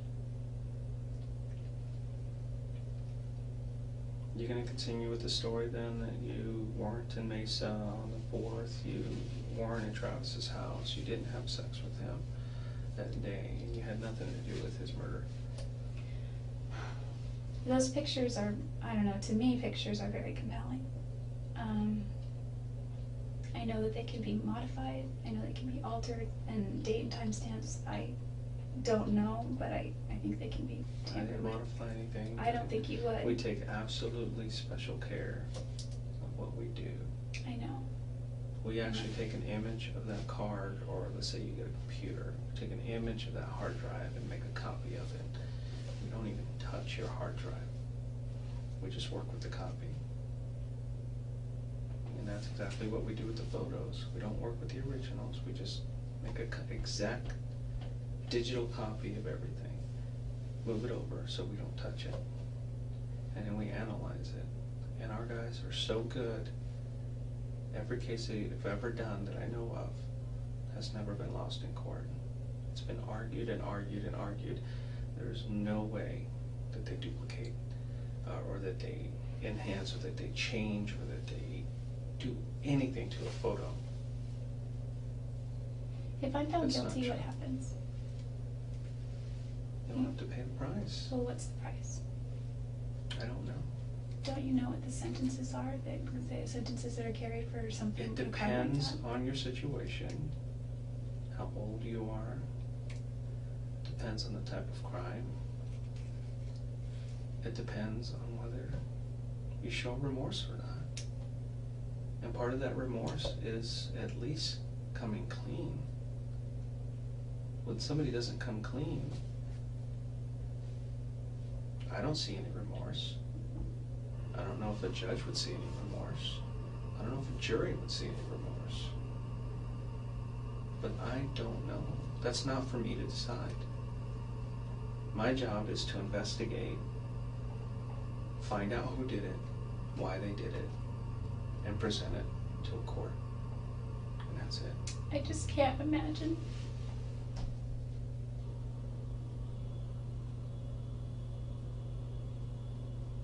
You have something to tell me, but you're just so resistant. I know you're afraid, but you're already going through it right now. There's no backing up.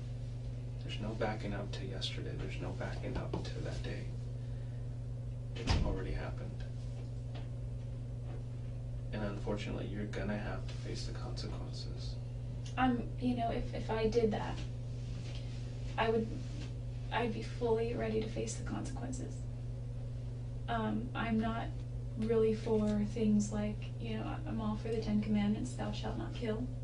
Mm-hmm. Okay, but There's no evidence to show anybody else did that. None. well, I'm just. You think we'd find somebody else's fingerprint if they did that? Possibly. There's something that happens. You keep saying gloves. There's things that happen when people wear gloves.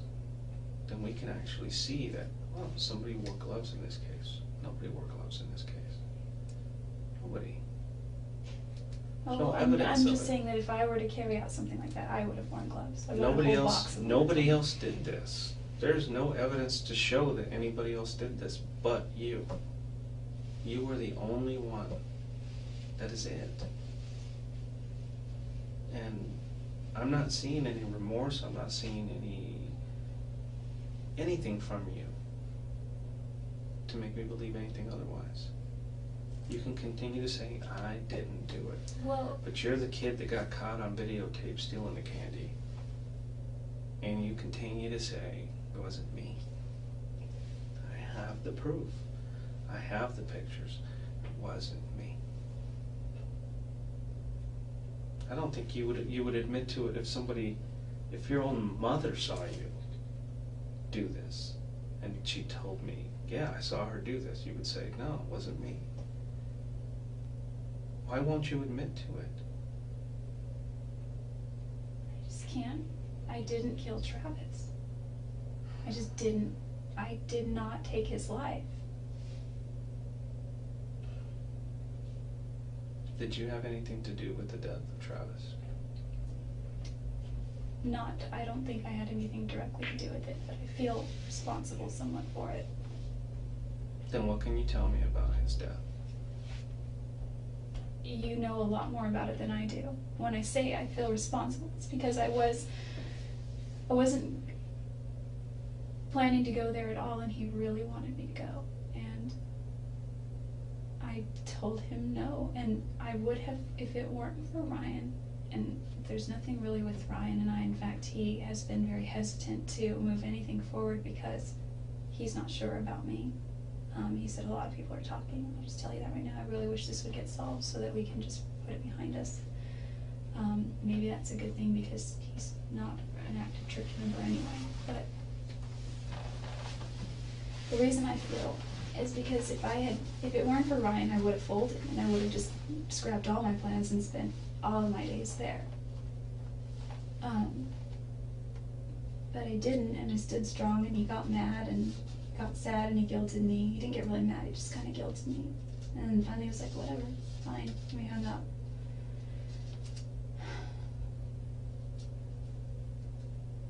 I feel that if I would have gone there,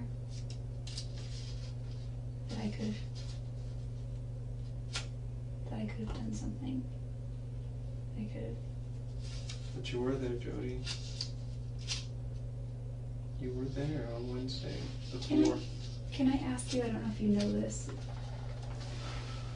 Oh, I have a camera in my storage unit that I don't use anymore, but that Travis and I used to use frequently. And we took pictures with it. This is, I don't know. This is kind of. Do you remember taking these pictures? There were many pictures. Vaguely. We took tons and tons of pictures. Some I saved, most we deleted. Some he sent me through his phone. He usually deleted all pictures like this. Yeah, well, before he got any pictures like this that I found anywhere on his computer, camera, anything, they were deleted. Well, prior to him getting his camera, all those pictures were on my camera. So all these same pictures? I don't know. We took a bunch the week before I left. We took a bunch over the last 6 or 7 months. We took over last year even when we were still dating, but we would delete them mostly. There were some that he sent me that I didn't delete.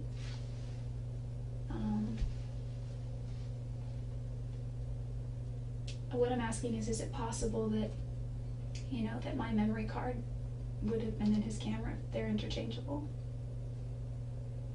How do you know if they're interchangeable? I don't know. That's what I'm asking is what kind of memory card it was.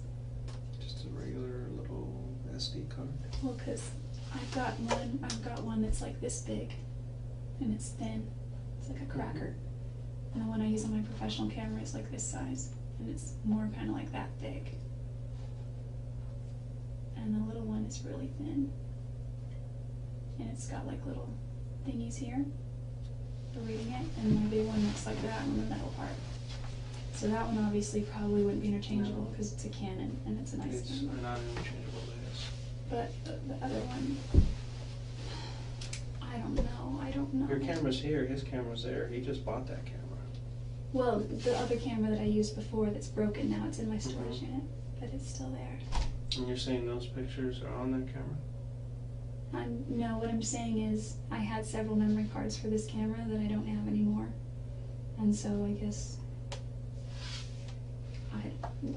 it's so far-fetched, but I guess it's possible that my card. You're saying somebody took your pictures or your card and is framing you and put that into his camera? I'm just saying that if my memory cards were left at his house, he would have used those for his camera.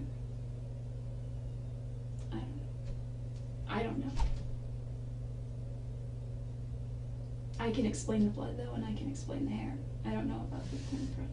I can't explain the blood or the hair. Well, the hair, there's hair everywhere, and probably every square inch of that house. My hair. Yeah. If you sweep it, you'll get hair everywhere. All over around the toilet, around in the shower. I don't know about the shower because the shower gets used, but definitely around the bottom of the sink area, and maybe around the Still trash. doesn't explain the hair to me. It had a follicle in it. You haven't been there since April. There's no way. No way. The blood?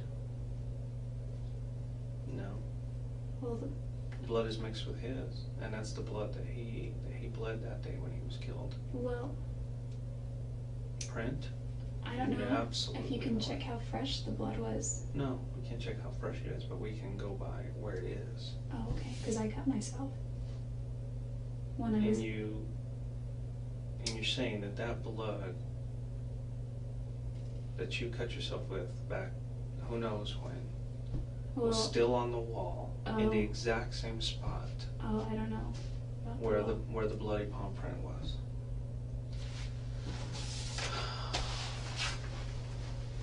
It was a glass that Travis had that I was using to wash Napoleon with. I used to give him baths. And I dropped it, and when I picked up all the glass, and I'm pretty casual about it because I break glass at work all the time.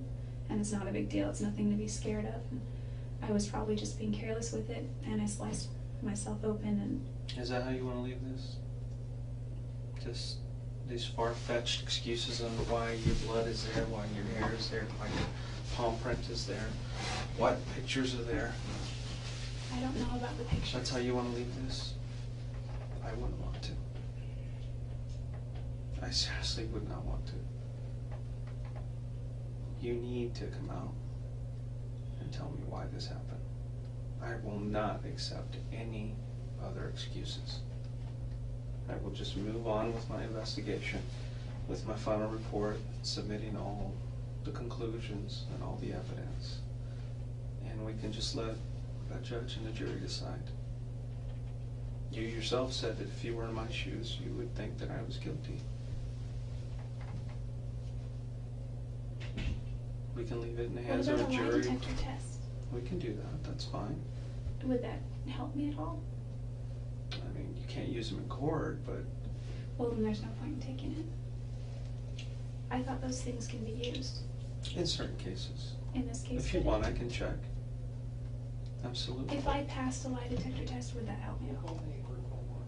Could help you. They're so weird anyway.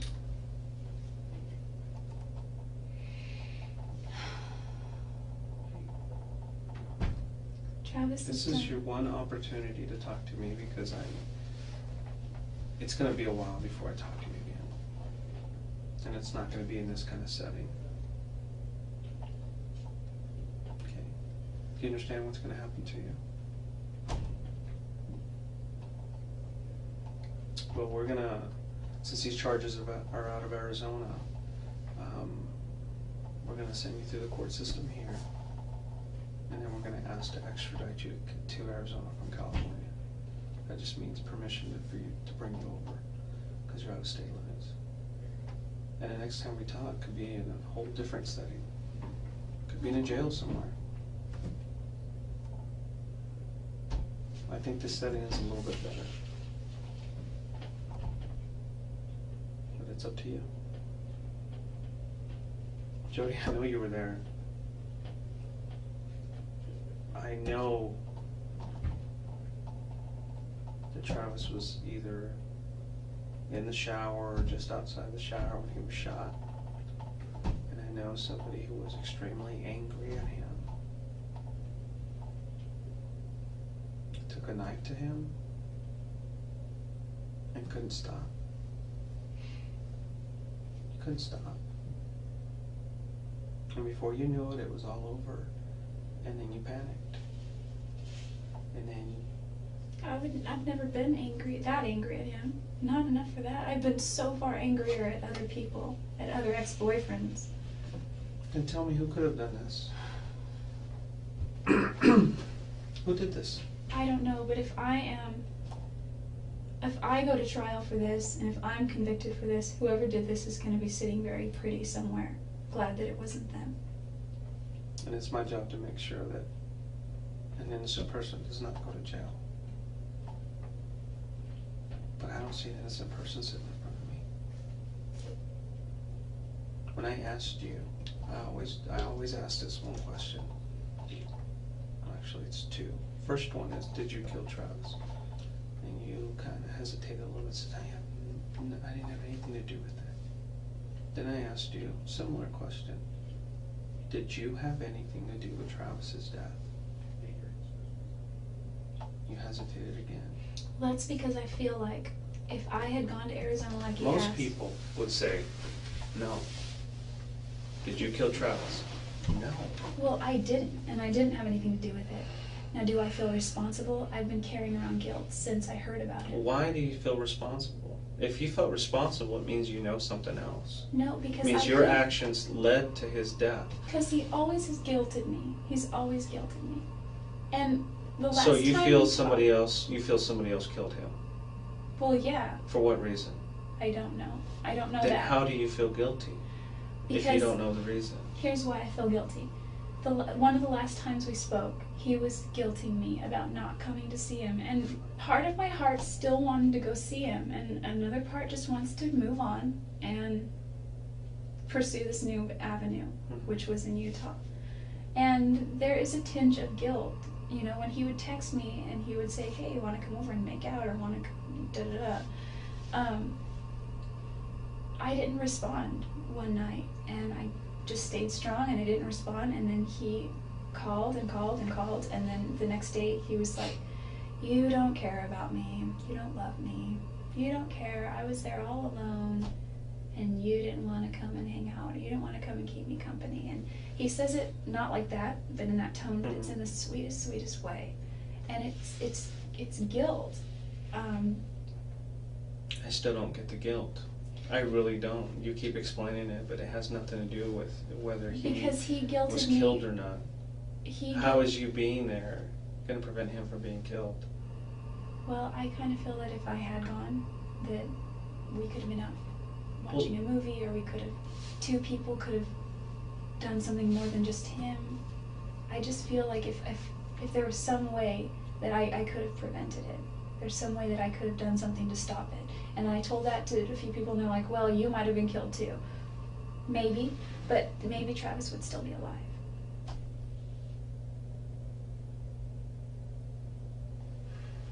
Travis has done a lot for me, and I wouldn't hurt him.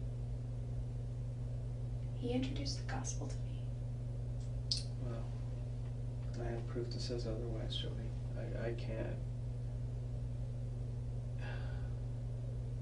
I can't deny that.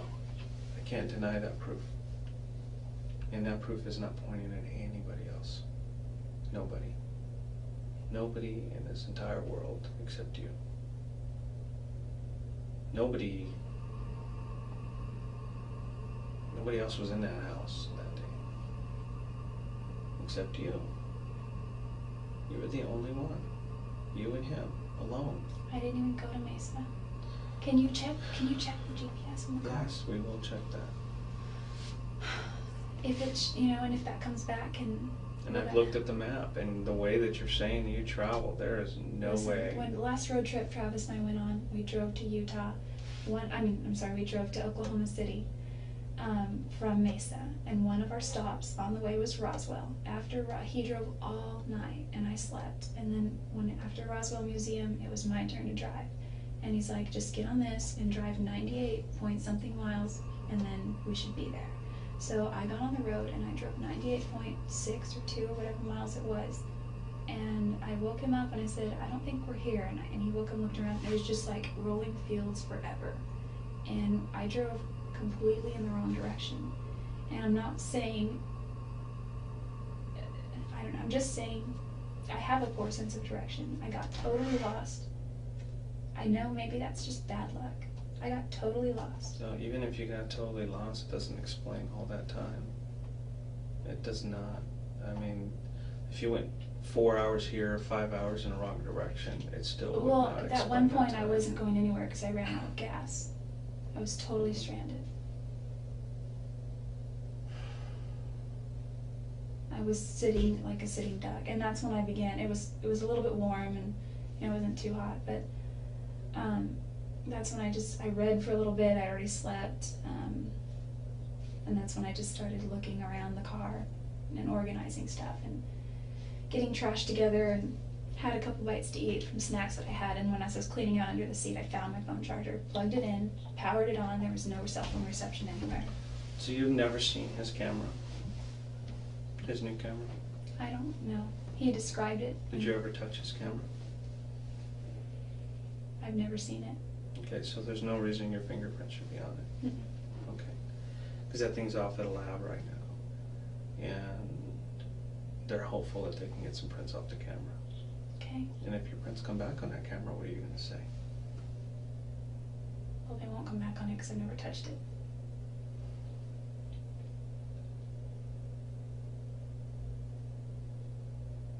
That you still can't explain the rest of this stuff. I honestly can't explain the pictures. The other stuff, or the palm print, the other stuff I can explain. No, you can't explain the blood either. Because that blood is in blood. I mean, it's part of the print. Unless you cut yourself at the beginning of the year and left your palm print in blood, and it stayed there until he was killed. I cut myself. It wasn't the beginning of the year. It was before convention. No, you can't explain it. I'd have to say early March. That palm print is there in blood. Partially yours and partially his. Is it possible that there's just like any other way in the universe that could have gotten there? Possible. Probable is the question you need to ask, and probable is absolutely not probable. I understand that, but it is possible.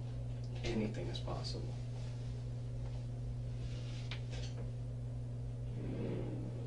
That is very compelling. Mm-hmm. That's why I'm here. That's why I traveled here.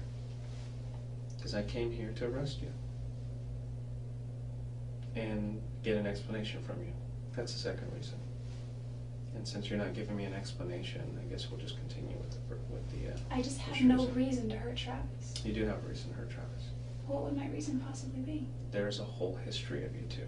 But and everybody knows it. I have a whole history with other guys that go Why back years. is everybody saying that you had something to do with his death? Why is everybody saying that you were capable of hurting him? Everybody says it. I don't know why anyone So don't think tell I'm me that capable. you're not capable. I don't even hurt spiders. Have you ever had any anger issues before? Never in your past? I've had arguments. Travis. Well, everybody has arguments. I'm talking about anger. Just absolute anger. Where you lose it sometimes. No, I had a nervous breakdown once. You taking any medication or anything? Mm-hmm. Nothing. Well, I had a nervous breakdown when a boyfriend and I were arguing once, and he began to argue with me in a way that was totally different from how we had ever argued before. And he was just like, every time I'd say something, he was like, blah, blah, blah, blah, you know. Mm-hmm. It was kind of weird. Like every time I tried to formulate a thought, and I was just sad and I was crying. Every time I tried to formulate a thought, he would interject and twist it, and it was like the weirdest psychological thing that had ever happened. And the way I reacted was I went into my room. It was the guy I bought a house with. I went into my room and shut the door. We had separate bedrooms. And I was in his room. I went down the hall into my room and shut the door, and I just remember hyperventilating. And that's all. And I was crying. And then I went to get something out of my car. And when he saw that, he maybe thought I was going to leave, so he asked me for the key to his truck and pulled behind my car because he thought that because I was so upset I shouldn't drive anywhere. But I mean, that's, other than arguments, no anger issues.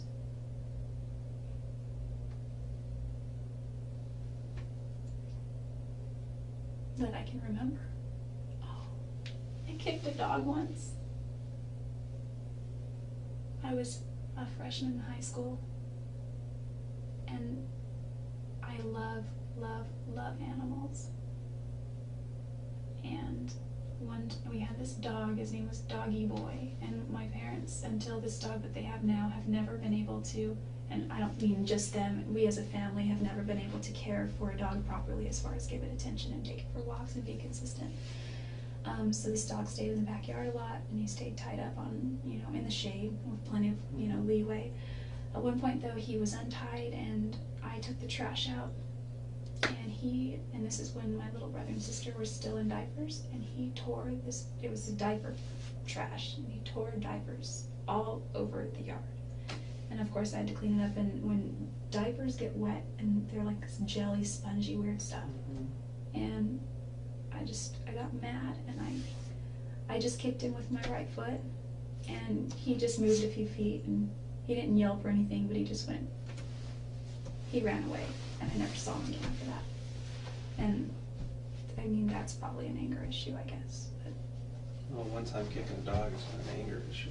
it changed my world as far as animal treatment goes, because I've never seen him since. And I need to apologize for that to him. I know it sounds weird, my relationship with animals, it's kind of like they're like people too, you know, they have souls. What you need to do is you need to apologize to Travis. But you just refuse. Listen, I can't help you anymore if you're not gonna help yourself. you asked I me really prior. can't. I can't, Jodi. You can keep talking till you blue in the face, and I can't continue to listen to lies. Do you have anything else that you need to tell me? Yeah, you had asked me what have I been up to in the weeks since I got back. Mm-hmm. What did you mean by that? Just what have you been up to? Because I know this thing has to be weighing pretty heavy on you. I've been trying to put his death behind me. If I did anything that had anything to do with his death in any way, It's not if to me. I wouldn't. It's not if. It's not if at all. Well, to me it is. I would be more than remorseful. Is it maybe something you're blocking out of your head? I don't think so. I mean, I tend to write everything down. I just finished the book, The Road Less Traveled, Mm-hmm. and he said, the true definition of sanity is dedication to reality at all costs. Mm-hmm. So I think at times, I may have, prayed or meditated upon a certain way, like me being wealthy or something like that, but Well, this is definitely reality. We are sitting here inside of an office, the sheriff's department, and you are facing first-degree murder charges. what is the And you difference? are going to be booked into jail, and eventually you will be brought back to Arizona, and you will stand trial. That's the reality. And once you realize that, I think you'll be better for it. And if you really wanted to embrace reality, you would sit here and explain to me why this happened. But you refuse. You refuse to embrace reality. I don't know why he was killed. I don't know why. I had issues with Travis. If anything, he had more issues with me. I've had worse issues with other people. They're all still alive. I'm still friends with my ex-boyfriends. They're all still alive. I've been doing this a long time. And there's one thing that I can never get out of my head, ever since the first day I talked to you, is there's an old saying that, someone's just not acting right. Look into it. You have not acted right from day one. From day one when I talked to you on that phone, I just sensed that you weren't acting like somebody who used to love this guy, or who still loved him. Even as a close friend. And even now, when I told you that I have all this evidence against you and that you're facing first-degree murder charges, you're just not acting right, Jodi. You're acting like somebody who's guilty. How so?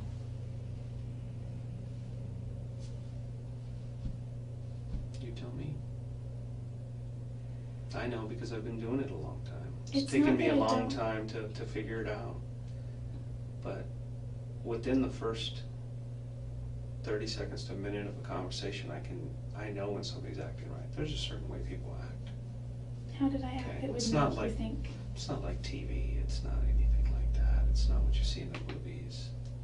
I see reality. When I accuse somebody of committing a heinous crime or something very serious, reality hits in and they definitely act a certain way. And that's not you. You act just like everybody else who I accuse of doing a crime, who did it. And there's no other way to tell you. Is it because I'm not crying? No. It's not because of that. What is it? I mean, I'm not going to change how I act. No, so obviously you just can't make- change the way you're No, acting. I mean, I am who I am. Okay, but- you're sincere in the way you're acting. But Well, how is it? You're just not telling the truth. How is it different? Well, it's not really something you need to focus on anymore. I think you need to focus on the truth, but it's something that you refuse. So if you don't want to continue, then we'll just move on to the next step. Listen, it's not that I didn't love Travis, and it's not that I don't still love him, but I really needed to move on. Mm-hmm. And the last... What prevented you from moving on? Nobody was preventing you from moving on. Well, the only person preventing me really from moving on was myself. Mm-hmm. And until I made that step and I moved back, moved away, and we communicated gradually less and less and less, and I was fine with that. I haven't found the guy, the man that I want to marry, the person I want to spend my life with. But in my mind, Travis did, and I was happy for him, and I thought there was also a part of me that felt, if I stay, I'm going to jeopardize that for him as well. We both deserve to be happy. We both deserve to have, be married in the temple. Mm-hmm. And that's where he wanted to go. So, I didn't know that Mimi didn't feel that way. I had never spoken to her except at church when I came down to Arizona. It was really brief. And it was the bishop who told me that, she had essentially turned him down. And the last few, now that I think about it, he was really just in his attitude and stuff. And I just thought maybe that's just because we're just beginning to more distance ourselves. And, he still had his trip planned to come up here.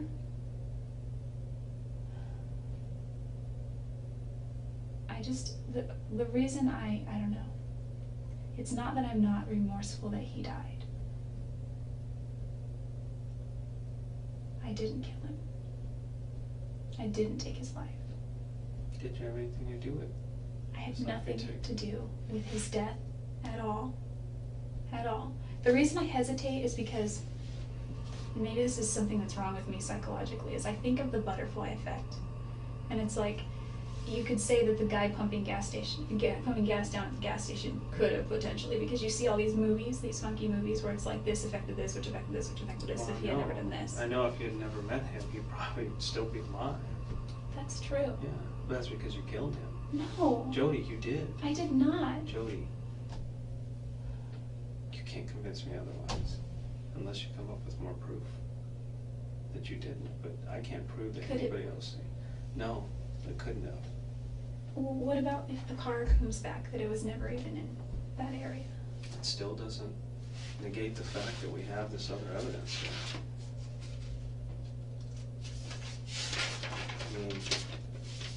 This is absolutely some of the best evidence I've ever had in a case. And I've convicted a few people on less than this. Well, so I'm as good as done, right? With that evidence. I just can't admit to something that I didn't do. If it would help my case and give me an easier sentence, I know that people plead guilty for those things. No, and I don't want you to do that. That is the absolute last thing I want. Well, I know. What I want to do is I want to sit here with you, and I want to go over why you visited him that day, what you guys talked about, what caused you to get so angry, and the details on how it happened. And it's something that you probably don't want to remember, but it's something that I need, because for me to finish a case completely, I need to know not just the details, but what was going through your mind, because I need to present that as a full picture. Because if I don't feel that I've completed my job. Then my job is to speak for him, not anybody else. My job isn't to speak for you. My job isn't to speak for his family. It's to speak for Travis. And I know something horrible happened that day. Absolutely horrible. something that could have been avoided. Whether something was planned, I don't know. Whether you planned it or whether it accidentally happened or something got out of hand, I don't know. All I can do is speculate. And I want to believe that you're not this cold-hearted person that could just go out and do something like this to somebody.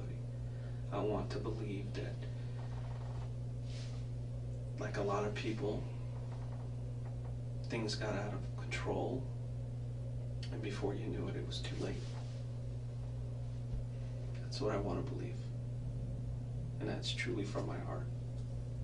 Because I sit here and I've talked to you, and I'm talking to you now, and all those conversations we had on the phone, and I don't see a cold-hearted murderer like you would see on TV or that I've seen before sit across from me. That's not what I see in you. And I'm gonna call it begging. I'm begging you to at least come clean and tell me why. Because I don't want to leave here today not knowing. Because it's gonna follow me forever. I wish that I had answers. I'm sorry.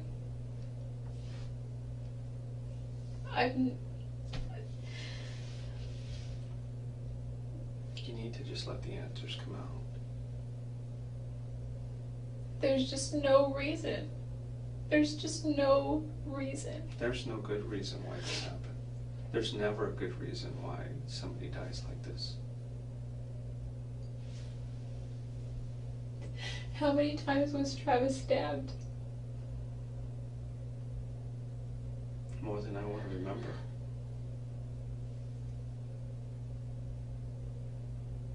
And I'm not going to sit here and show you pictures of him after the fact. I don't do that. That's not how I work.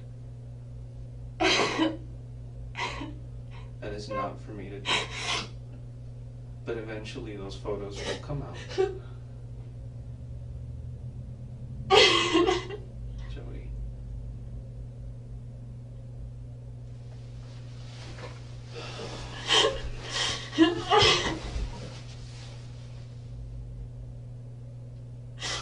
Jodi, we're here now. We're right here.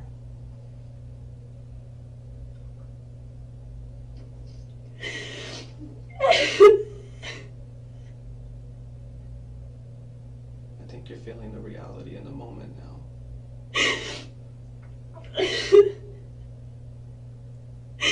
No, I'm just feeling all of the things that I'm going to potentially miss out on with my family, and I think of all the things that Travis's family is gonna miss out on with Travis. And he had brothers and sisters, and I have brothers and sisters. And he...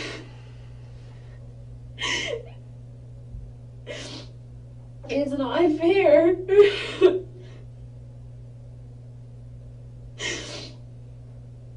It's not fair, but this is where we are. I mean, I know that he's in a good place, and I know that he's fine. I know that he's doing great. But what about all of his friends, all of his family that are here, and they're just going through all of this, and I know that it's temporary, but it's so very much right now.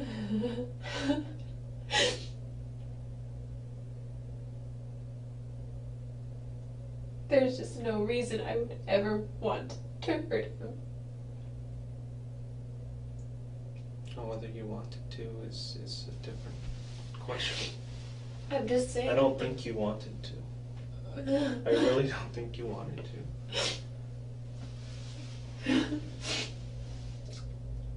But this speaks for itself. It speaks for itself, Jodi. It goes beyond speculation. This is way beyond speculation. This is downright proof. But there's no backstory to it. All I know is that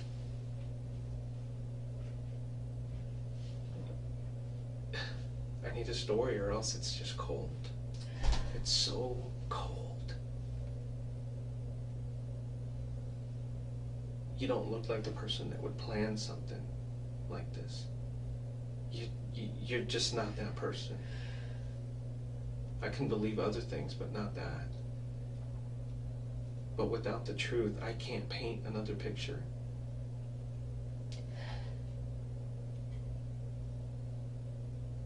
And it's going to be up to the prosecutor to paint that picture. And if you want that prosecutor, and I've met him, and you don't want him painting that picture, because he is good at what he does.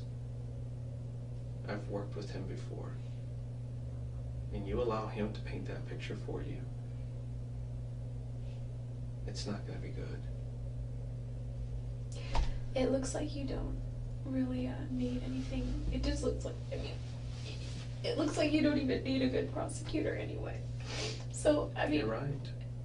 I have to maintain my innocence. I can't admit to doing something that I haven't done. Part of me wants to cop out and say it. No. Well, If you're gonna cop out, it's because you're telling the truth. well, that's not really copping Okay. out. Yeah, I don't want you to sit here and tell me a lie to appease me. That is the worst thing you can do for me.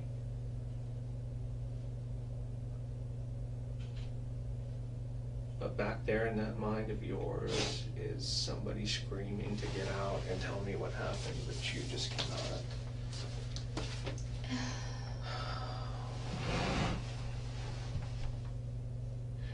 He has done nothing but, I mean, except for some mean words that he said. I know. People have said worse to me or just as bad. Except for that, he's helped me, he's given me money, he was selling me his car on the Then why? easiest, Then why, lamest Jodi, terms why? ever.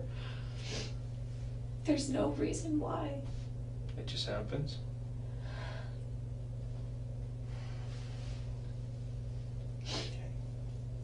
There's just no Well, I reason. have more work to do. Can you give me a rundown of what's going to happen from here when you leave?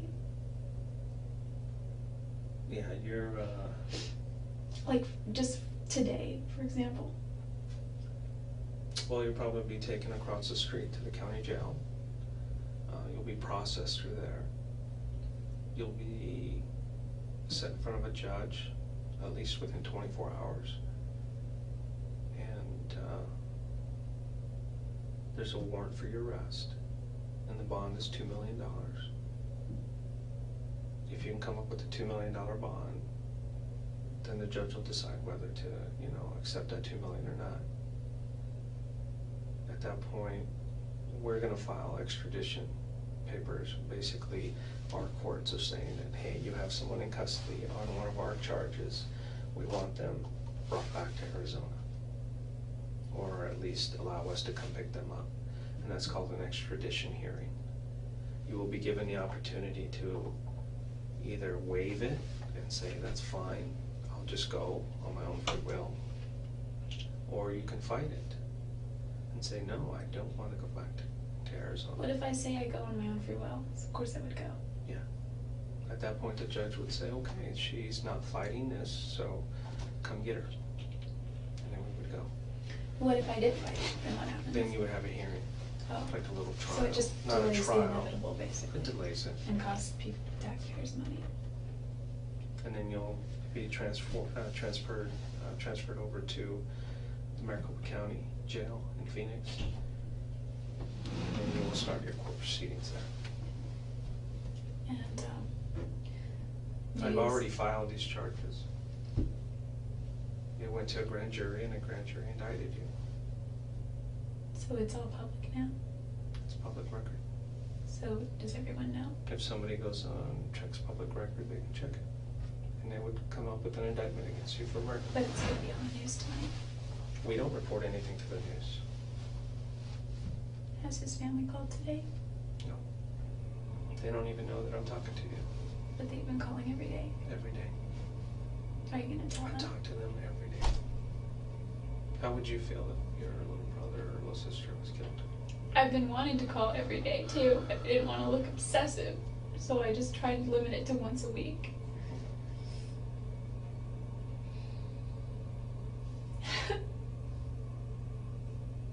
will I be able to see my family before we come? I don't know. Can I don't talk know to my what mom? their procedures are here at this jail in this county. Can I talk to somebody about my affairs that need to be taken care of? You'll have to do it over the phone, or they'll have to come visit you. I don't know. I'd have to be over the phone because the person that would take care of my stuff lives far away.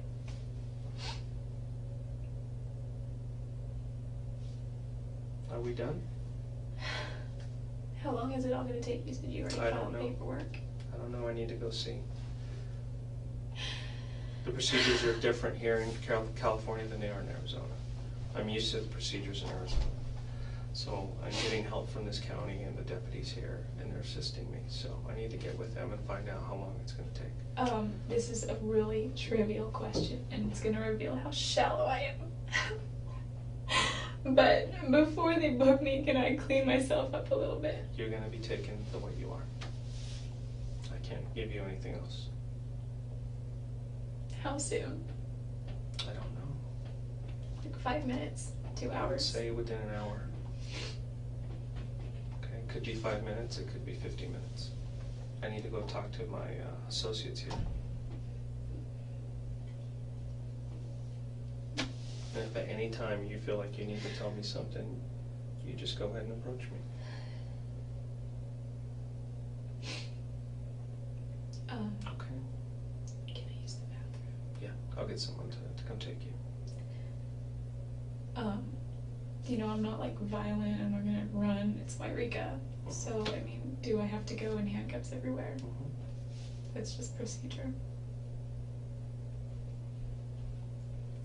Whether you wrote a bad check or you're facing murder charges, you're gonna go in handcuffs. That's just the way it is. Okay? They'll take, different precautions for different people. It's the same for everybody. So I'm sorry. Who do I ask when I can start making a phone call or two? Once you get booked into the jail. Do you know how many I get? If it's like ours, they give you a phone and you can make as many collect calls as you want. Oh. Okay. Okay? Let me see if there's somebody to take you to the restroom. It's not too urgent, but like maybe within the next 10 minutes I really will need to go.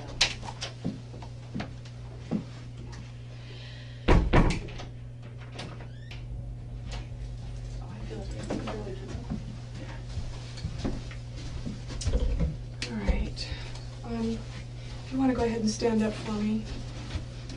As I take these cuffs off, just go ahead and put your hands down at the waist, okay?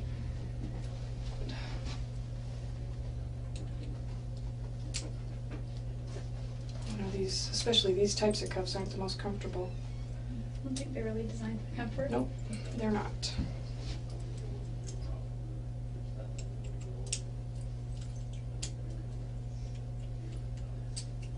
Okay. You're not going to give us any problems being out of the cuffs. No. You really don't look like the type that would. I don't think it would really be to my benefit anyway. Go ahead and take your water. Thanks.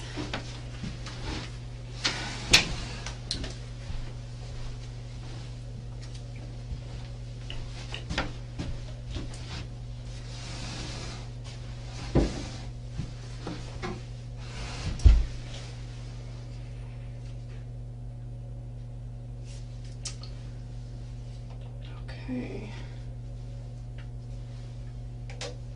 Today's date is July 16th, and my name is Detective Rachel Blaney, and I'm here with Jodi Arias. Is that how you say your last name? Arias. Arias. Okay, I'm sorry. This is just formality, and this is, if I have to, write up a report of what we talked about, at least I know word for word, what you said, and there's no mistakes. Mm-hmm. Okay, so it's for your own protection or good that Right. we record it. And before we go any further, I need to read your Miranda rights again, just to make sure that you understand. You have the right to remain silent. Do you understand? Yes. Anything you say may be used against you in court. Do you understand? Yes.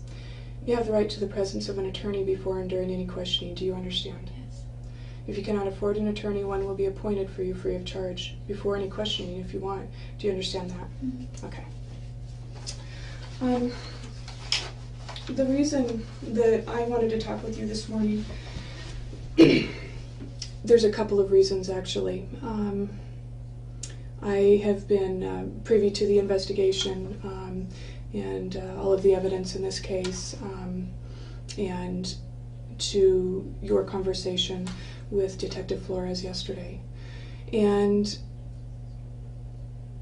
there's really no, let me say this, it's obvious to me that, you know, you're not our typical suspect. You know, you come from a good home, a good family. Your parents obviously care about you. That was evident, you know, when they talked to him yesterday. And you're a bright girl. Probably more intelligent than you were letting on yesterday. And there's no question in my mind or any of the other investigators' mind that you were the person that took Travis's life. But what I need to know, or what I'd like to know, and give you the opportunity to do, is determine whether, you know, you're a cold-blooded, cold-hearted murderer who slaughtered this guy, or are you somebody that got caught up in circumstances and things got out of control? Because I think that is what happened, honestly, in looking at everything and all of the facts and talking to people. You know, I think in every person that anybody could be capable of harming another person. I think it's in our nature, and generally most people suppress that. But I think given the right circumstances and, you know, the right time and the right place, anybody could be, you know, capable of harming another person. I see that on a regular basis. What I generally see are the cold-hearted, ruthless types. What I don't see very often, Jodi, are people like yourself that are intelligent and spiritual and caring, and so I tend to believe that it was an incident of circumstance, if you will. It looks as if, you know, this guy, Travis, you know, befriended you, you got into this relationship, and it certainly looks to me like he took advantage of your generosity and your kindness. You know, one of the other detectives had described him to you as a player. And I don't think that that's very far off from everything that I've seen. And I don't think there's a woman out there that hasn't been treated badly or taken advantage of by a man like that. And I'm hoping, because you come from a good family and because you have a decent background, I'm hoping that you'll be smart about things and make some choices for yourself to help better your situation. When this hits the news, and it will, it'll go to the media, do you want to be portrayed as that cold-blooded, cold-hearted murderer? Because the media loves that. That's not, that won't be our words or their words when they do a press release, but that's what, the media will take a look at the facts and that's what they'll portray it as. Or do you want to be portrayed as a person that didn't mean to have any of this happen? It just got out of hand and you're remorseful. Which way do you want to go? How do you want to portray yourself?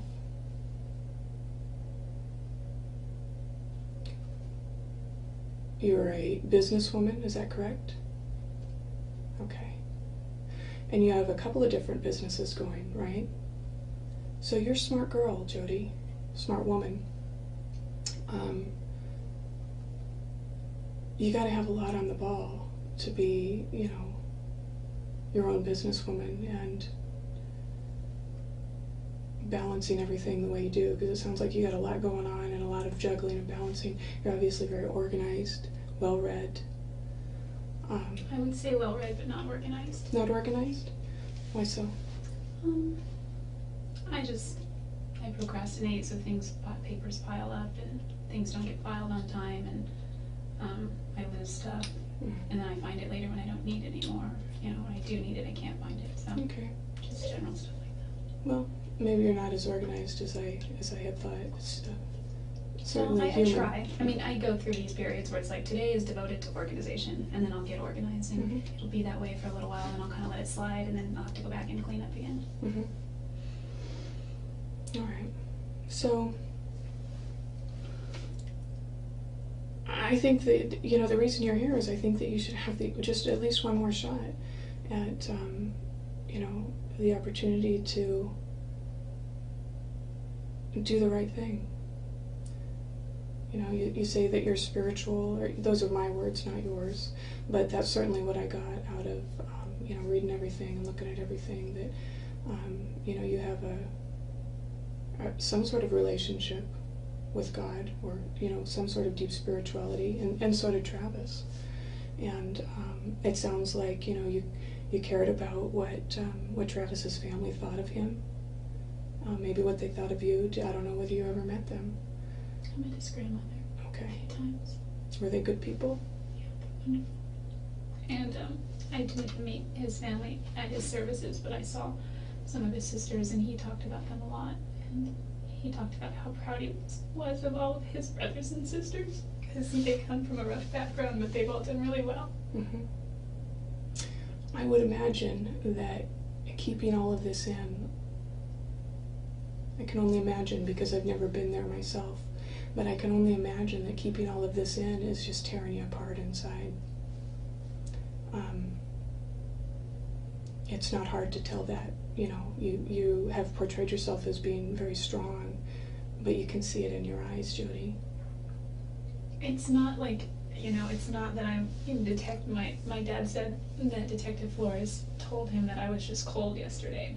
And it's not that I'm cold, I'm just resolute. And it's not that I haven't cried, it's all I've done for the last month. You know, and I've got to go to work part-time, and at my job I need to be a happy, cheery person. So I've got to suppress all of that and put on an act while I'm on the clock. And if I'm going to get any more clients for my business, I've got to be an attractive person in my personality. So it's not like I haven't been grieving him since I heard about him. Well, you know, you have an image. I understand that. You have an image to uphold, and you have to portray, you know, that you're a together, savvy woman. You know, not somebody who's fallen apart. So that's understandable. I fall apart when you aren't looking, and when it's at night and I go to sleep. Travis always used to call me, not always, but very frequently. So that's the hardest part, is when I go to sleep at night, and if he wasn't calling, then I'd just call him, and sometimes I would just call anyway to just hear his voicemail.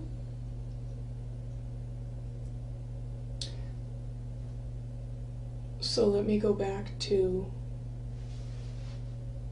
you know, the choices that you have, because again, there's no doubt in anybody's mind what happened that day. There's no doubt that you were involved that day that Travis died. Listen, I know that I wasn't involved in Travis's death. Okay. But what you need to decide is, do you want to be portrayed as that cold-blooded killer?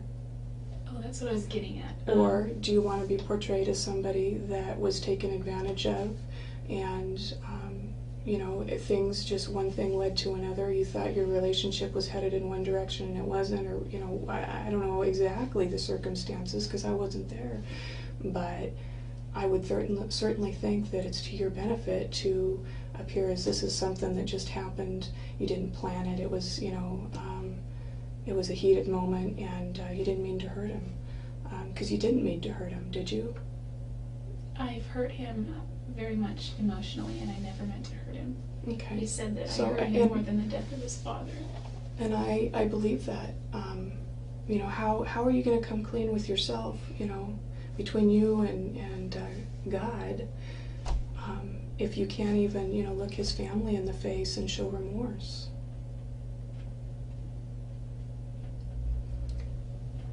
I don't think that you're a bad person. I don't think that you meant any of this to happen. I think that things got out of control and you didn't know what to do and you panicked. And I would certainly like your parents to see that, your friends to see that, instead of the cold-hearted killer that the evidence is screaming to show. And this is, you know, at a certain point, you gotta do what's right. You know, you gotta make things right for yourself, because otherwise it's gonna eat inside of you. You're gonna be sitting in that cell with all of this churning inside of you, and it's gonna eat you up. And just because I'm a cop doesn't mean that I don't care, you know, about humanity and people. You know, I'm not sitting here judging you. I'm trying to help you out. I'm trying to give you a chance to make things right. You know, show the families that you do have some remorse. You know, I'll apologize for the things that you've done if that's what makes you feel better, you know, whatever it is. But when you continue to deny when it's obvious that that's not the case, you appear to be the cold-blooded killer. You know, and the media is going to feed off of that. You know, when this goes to trial, the media's there. It's not kept secret. You know, do you want to be out there and like the O.J. Simpsons? Because nobody felt sorry for him. You know, nobody respected him afterwards, even though he maintained his innocence.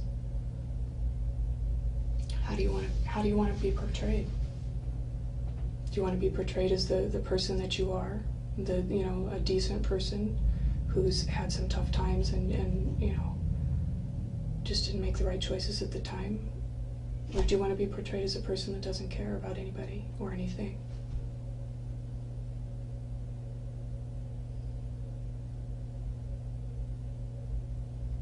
You know, of course I don't want to be portrayed as a cold-blooded murderer. I believe that. I believe that everybody wants to tell the truth, because to keep that lie in tears you up emotionally, physically, mentally. I see that over and over and over again with people. And I believe that you don't want to be portrayed in the negative light that I've already... And I'm not making that stuff up. I mean, that's just reality, Jodi. That's the way our society works. That's the way this world works.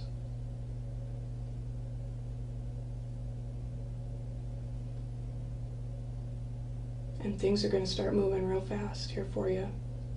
This is kind of a pause, you know, before things, you know, start getting heavy. This is your opportunity to help yourself out. When the jury looks at it, those are the things that they're going to be mulling around in their mind when they decide what type of sentence to hand out, or when they make a recommendation to the judge. Those are the sorts of things that turn a jury.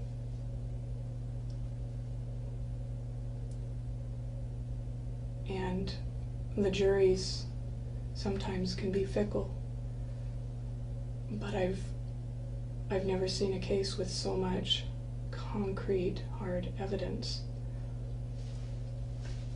We don't need you to tell us anything. I'm doing this for you. Arizona's case goes no matter what. They've got a rock solid case.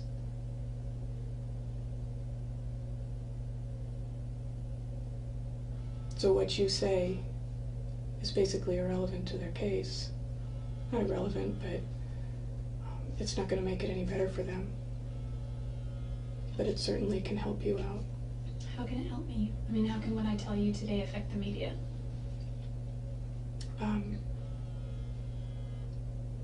You take control of the situation as much as you can and paint whatever kind of picture you want to paint of yourself. Nobody's going to believe that you didn't do it after they see the evidence. It's just, it is what it is. But it's a matter of, do you want to take control of your situation and paint the picture of who you are, because you're the only one that knows that? Or do you want the media to take the evidence, all of the facts and the information, and paint their own picture of you? And as smart as you are, you know as well as I do that the media doesn't like to paint warm and fuzzy pictures. They would much rather paint the vicious, cold-blooded killer, because that sells. Am I right? So, do you want to control your situation? Paint your own picture? Or do you want to let somebody else do that for you? I don't feel like I have any control over what the media says anyway. Well, you do, to a certain degree. You can have the opportunity to tell your side of the story. You know, was it a matter of, like I said, this guy, Travis, building some sort of, what you thought was some sort of relationship? You know, were you hoping for marriage? Because I've heard a lot of talk about, you know, possibilities of marriage, and I know that is, you know, a cornerstone of your faith is marriage and family. Is this something that you were hoping for? Was he leading you down that path? You know, did he take advantage of you? Were there promises made that were broken? Did he betray your trust in some way? I don't know. Only you know that. But certainly if that was the situation, they would look at you in a better light than if you just went in there and just killed the guy just 'cause you're a cold-hearted person.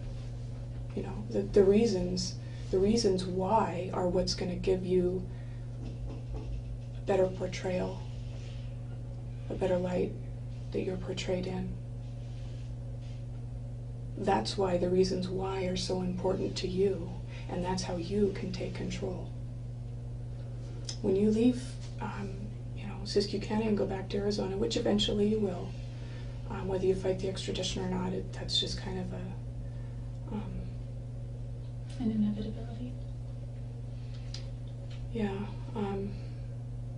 it's going to happen eventually. You're not going to have the opportunity to do this again. And I'm certainly, you know, not going back to Arizona. I won't have the opportunity, and the shot will be gone.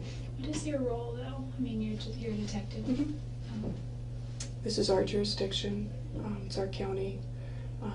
So, you know, part of this investigation, if you will, is on us. So I've taken an interest in this case. You know, I saw you and I read all this information, and I'm like, man, you know, she's not the typical person that we see in here. Can I ask you a couple questions? Sure. Not personal questions. I understand they took some of my stuff yesterday. Mm-hmm. Where does all that go? Does it go to Arizona? It'll be transferred to Arizona. It's held in evidence. There's a list of everything that was taken, and a copy of that was left at each location. At each location. And it was a carbon copy, so my parents couldn't read it all. My grandparents couldn't read everything. They told me some of the things, and some of the things were like my camera, for example. Mm-hmm. Which is fine. I understand that. My concern is other people. For example, I'm a wedding photographer, and I just did a wedding on Friday, and I feel bad for Brian and his wife Katie, because those are their wedding pictures. That's all they have for their wedding, and I just want to know when they'll be able to get their wedding pictures. I don't know when. I don't know how, you know, this could go on for That's quite a while. the only thing they have to remember the day. They're not going to destroy the wedding pictures. They're not going to get rid of them or anything like that. You know, I just take pride in my work, and I guess, you know, I'm not going to have a chance to edit them and make them really beautiful. Like, they already turned out really good, but, you know, with Photoshop, I just do all kinds of neat effects, and they turn out like magic. And so that won't be the case this time, but at least the hard files are there for them. And, you know, if they're not going to get them forever and ever, it's going to suck for them, but as long as they get them eventually. They'll get them eventually. And also I think that, you know, go ahead. My sister, I don't know what her problem is. I mean, she's far less messed up than I am, I guess, but she's in a program right now in Klamath Falls for till the end of August, rehabilitating from something. And my mom, we write her, you know, we only get to talk to her once a week, and my mom was going to send pictures, because I have on my external drive, I have a bunch of pictures of her and I that we just were doing this with, just taking pictures of each other on her prom night, because I helped her do her hair, and I helped her, you know, just take pictures, and then I dropped her off, and she just wanted some of those to have. You know, she's all done up and glamorous, and she's like, I can't remember what I look like without makeup. And I did a photo shoot with my little brother last week, and they turned out really good, and she wanted those pictures too. She doesn't have access to any of them now. You know, those are all family treasures. And I did that, of course, because it's for them, and it's, you know, but I would have made her a CD, but my CD-ROM just wasn't working right, and I just didn't get around to making it because I didn't have the proper tools to do it. And she just wants those to mail to Angela. Well, see, these are the sorts of things that, you know, paint the picture of a good, decent person where things just went a little wrong. You know, you showing so much concern and care. Do you know what happened to my journals too? You know, I wasn't there when I know they said they took one. I don't know if they took my other ones. Where were your other ones at? In my fireproof safe. Okay. I'm not sure. They have a hard copy, you know, an actual copy, an original copy.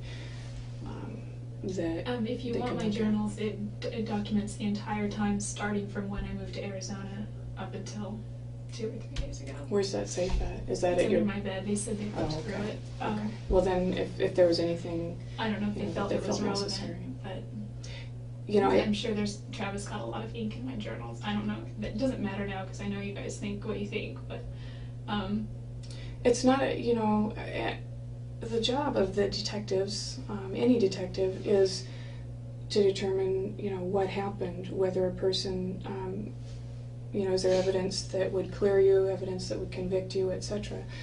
We're totally neutral going in, and it's not a matter of, you know, our opinion and what we think. It's a matter of taking a look at all of the evidence and knowing. And, you know, I think you're not grasping the reality of this situation. And hearing, you know, what your concerns are, you should be concerned for yourself right now. You should be fighting for yourself. This is not going to go away anytime soon for you, Jodi. You know, you're a young woman, just starting your life. You had a lot going for you. You should be fighting for yourself right now. There's really nothing to fight for. If I fight, it just makes me look worse. If you fight, and if I give you some false confession, that just makes it look just as bad. No, so we there's don't. Really nothing. We don't want a false confession. That's absolutely not what anybody ever wants, ever. I was just hoping to give you the opportunity to show the world, to show the community, to show the jury, to show Travis's family that you do have a heart, that you do care, that you are a good person. And maybe things went askew that day. I'm giving you scenarios with what happened that day because I wasn't there. I don't know, you know, the emotions that led up to it. There was obviously a lot of emotion. That's very clear. There was a lot of emotion that day in what happened. And so I'm trying, it's kind of like pulling teeth here. I'm trying to give you the opportunity to help yourself. to show the world, to show the community, to show Travis's family that you do have remorse, that you are a good person. And that doesn't benefit me in any way. I get no benefit out of this. You know, my job pays the same whether I'm sitting here or at home, whatever. I was trying to give you that opportunity. And I asked if I could talk to you today to do that. Makes no difference to me, not personally, but it sure can make a difference for you.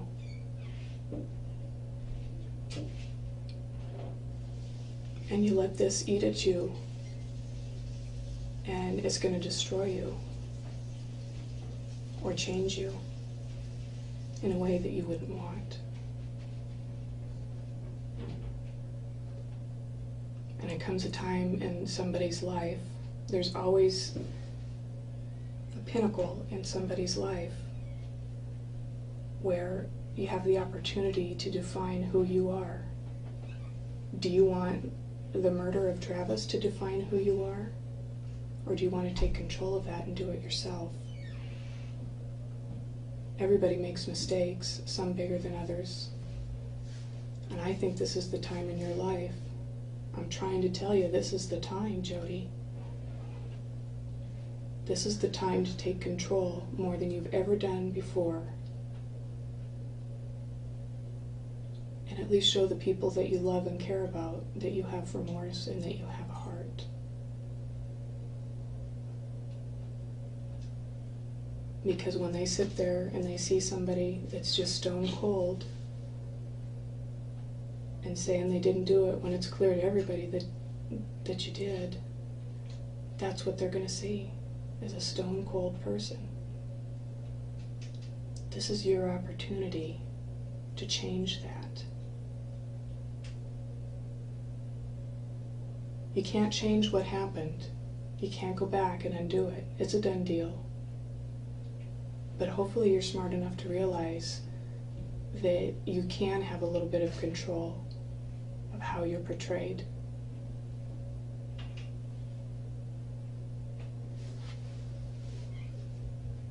I don't think that you're a bad person. I don't think that you meant to hurt him. I think that you really cared about him and that you loved him. And that's why there was so much emotion in that day.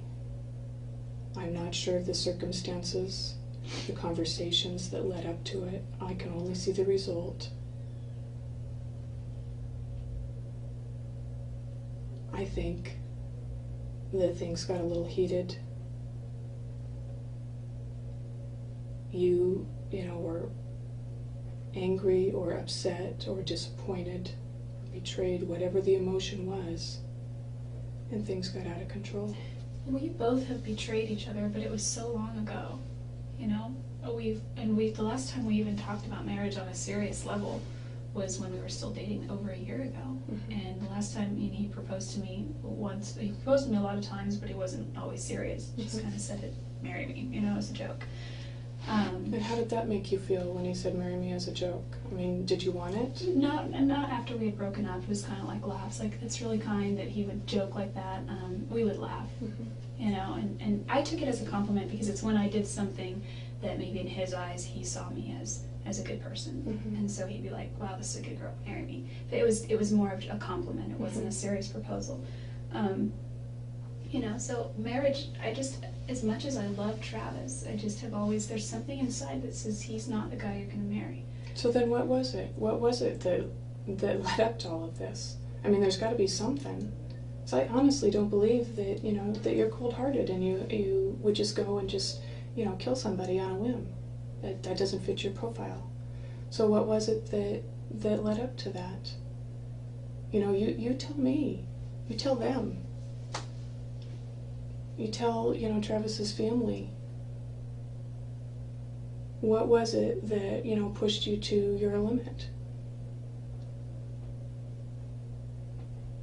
I'm just trying to fill in the holes there, and just kind of guessing about the emotions. What was it that would make you, so angry or upset? And if you're smart, you'll realize that, you know, you're not going to get a whole lot of other chances to do this. Probably none. Once the wheels start turning, they move real fast. And you will be out of control then. You won't have control over your destiny, so to speak.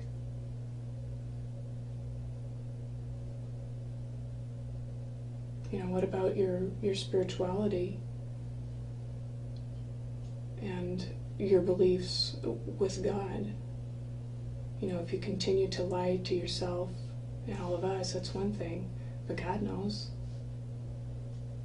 He knows what's in your heart.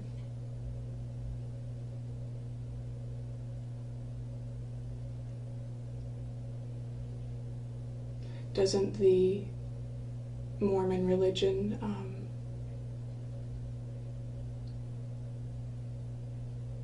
want you to repent for what you've done?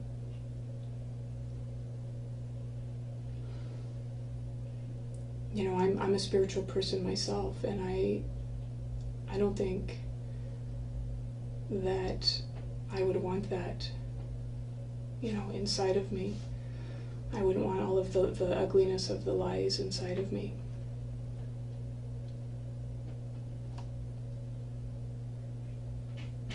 And I'm not going to sit here all day, you know, and try to convince you to do something for yourself if you're not willing to help yourself. But I just wanted to give you that chance this morning. It's clear, it's crystal clear to anybody who looks at this case. There is no doubt in my mind, there's no doubt in any of the investigators' mind that you are the person responsible for Travis's death. It's just a matter of how do you want to portray yourself now, Jodi? Are you the cold-blooded killer, or are you a victim of circumstance? Was it in the heat of passion, or was it calculated and planned out and executed? Which one is it going to be? That's how you can control things for yourself right now.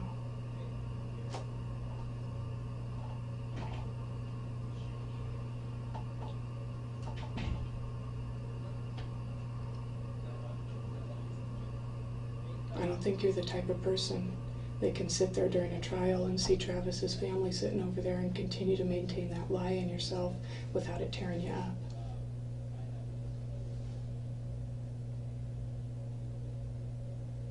I don't think I could either. You have an opportunity.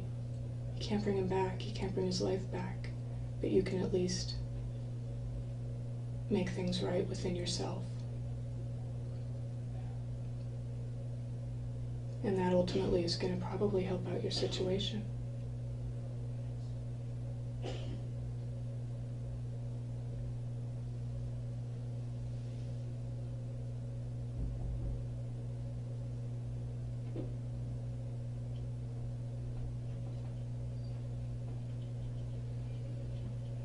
Nobody wants to believe, even, you know, your friends, I'm sure. I haven't talked to any of your friends, but I know that your family doesn't want to believe that you're that person.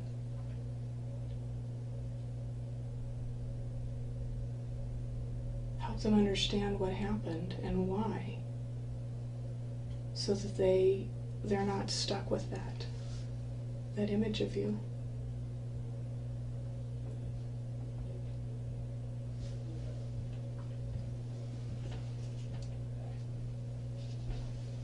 The only image they're going to be stuck with is Jodi in a big orange suit. Yeah, but does Jodi have a heart, or is it cold and ice? They know what my heart is like. They raised me, and they've lived around me forever. How about the rest of the people that just know you as far as an image, that doesn't know you personally? Do you care about that? I care. How about Travis's family? I care very much about Travis's family, and I can't alter the way they think. They hate me regardless. It's true that they're their feelings are probably always going to be negative about you. You know, you took their son's life. They can never get over that. I want to take Travis's life. It's clear to everybody what happened. But I was hoping that you were smart enough to realize the situation, the reality of the situation, and wanted to help yourself out. Whether you want to maintain the charade, which isn't going to get you anywhere, or whether you want to do the right thing.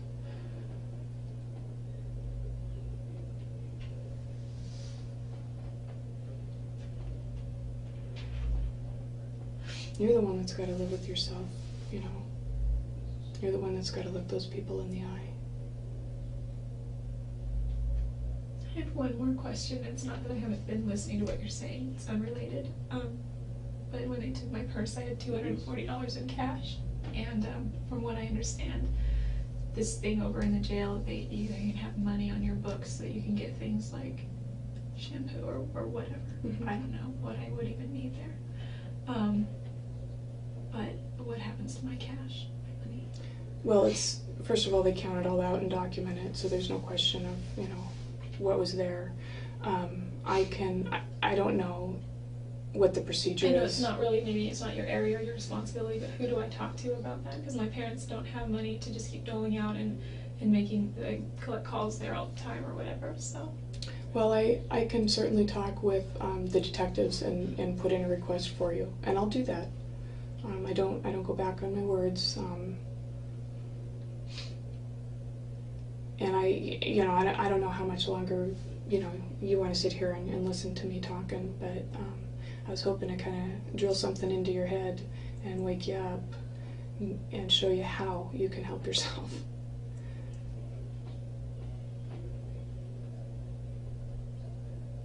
Maybe you're giving me more credit than I deserve for being smart. I don't think But so. I just don't see how any of that could help.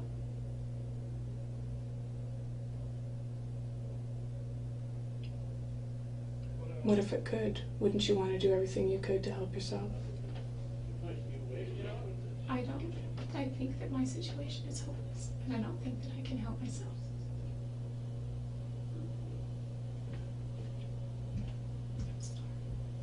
Don't be sorry to me. I'm just sorry. Are you sorry for what happened to him? Of course I am. That's awful what happened to him. He Did you ever didn't show think- me any pictures, but he showed me the carpet.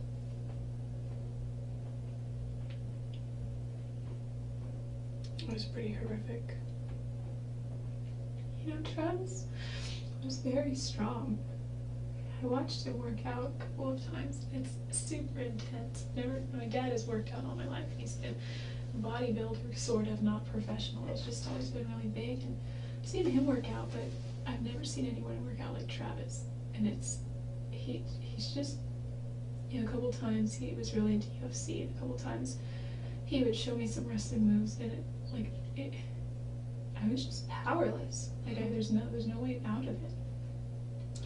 Well, I tell you what, I'm going to take a break for a couple of minutes. I see you still got some water. I was going to give you some more water. Yeah, if you could bring one more, that'd be nice. Take a minute just to think about what I said, and I'll leave you alone while I do that.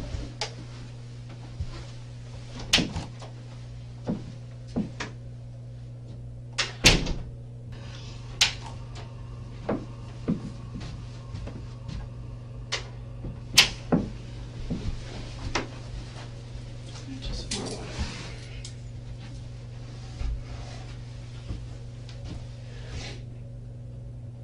Jodi, I'm really confused. Maybe I did have a wrong picture of you. You know, all of this time that you and I have been talking, and I got information from your other interview, you are talking about insignificant things at this point. You're talking about money, you're talking about material things, you're talking about everything but... I'm just talking You're about talking things about that just affect as- the people I care about.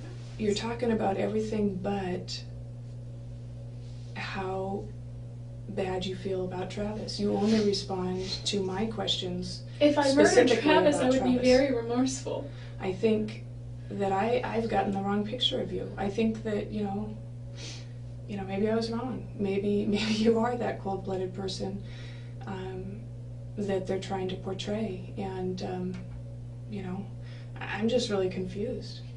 At this point, maybe you're right. Maybe there isn't anything that you can do to help yourself. Maybe I was wrong. Maybe you're not as intelligent as I thought you were. Maybe I was wrong. What do you think should happen to the person that murdered Travis? I've never been one for an eye for an eye, but they took his life, and even the Book of Mormon says that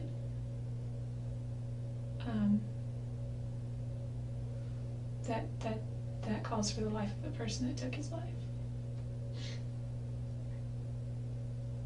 Do you think that's the path that you're going down right now, and it's inevitable, so why fight it?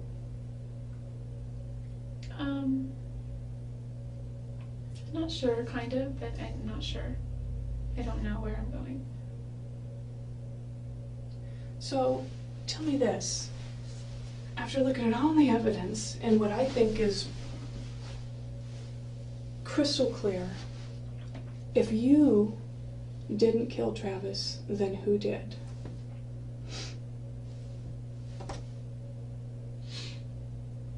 He was private about a lot of aspects of his life. Mm-hmm. He told me some things I got from some of his, Facebook account, email account, or MySpace or whatever, because I had the passwords to those.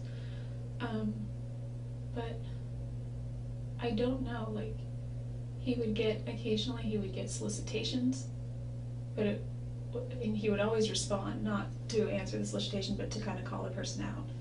And I don't know if anything ever came of those. I don't know. I know his tires were slashed. I don't know. Maybe you weren't the person that did it. Maybe you just were physically there when it happened and somebody else did it. I mean, I guess, that's a possibility. If that's the case, help us out here. Help yourself out. I don't know what else to do for you here, Jodi. I'm kind of at the end of my rope. You're not going to get a whole lot of people that are trying to help you out along the way beyond this point. If you didn't do it, then who did? Because everything is pointing to you, not just pointing to you, but, screaming that Jodi killed Travis. And I thought that I could come in here and talk to you and talk some, sense into you and get you to, kind of help yourself out. You don't need to help our case out. You don't need to help their case out. That's a slam dunk. I know, he showed me.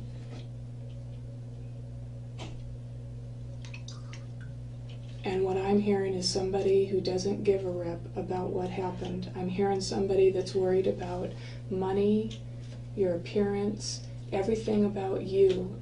I don't hear anything about Travis unless you're specifically asked. How do you think that looks? Listen, I don't care so much No, about... you listen. You are not grasping the reality here, Jodi. You're worried about wedding pictures and, all this other stuff that is really insignificant. Well, listen, my life is over. Travis's life is over. I'm sorry about Travis. I didn't take his life. All right, well, I guess I was wrong. The reason I cared about those other things is because those people still have lives, and I care about those people. And they don't know where their stuff is, I happen to be in possession of their stuff. And so... All I know is all of the innocent people that I've talked to that have been accused of a crime don't act the way that you do. And you are acting like the person that I portrayed, the ugly, cold-blooded murderer, one of the options that I portrayed. That is how you're acting. There is nothing in your actions that would indicate to me that you're the victim of circumstance. And you're going to be sorry, you know, when you get down the road, and I agree. you'll probably be sorry that you didn't do the right thing. You have an opportunity to do something right here. I don't know what to tell you.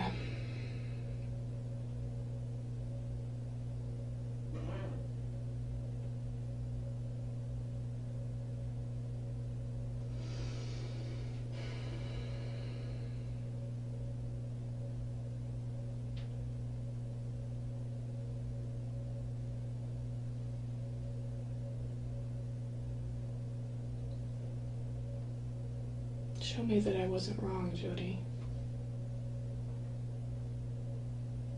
Show me what's inside your heart and not what's on the exterior.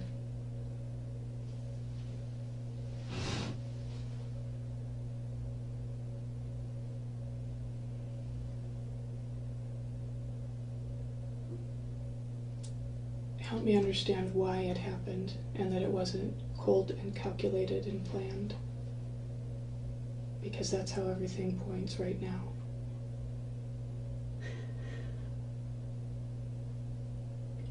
You owe that at least to Travis's family.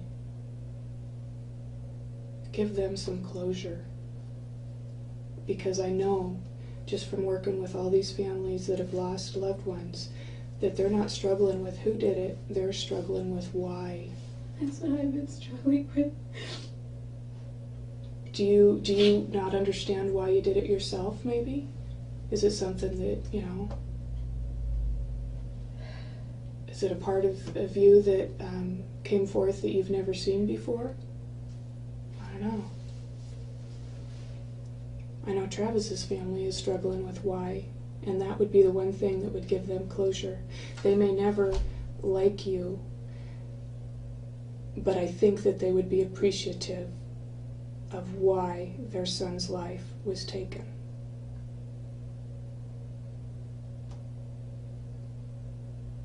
You can't give them their son back, but you can at least give them the peace of mind as to why.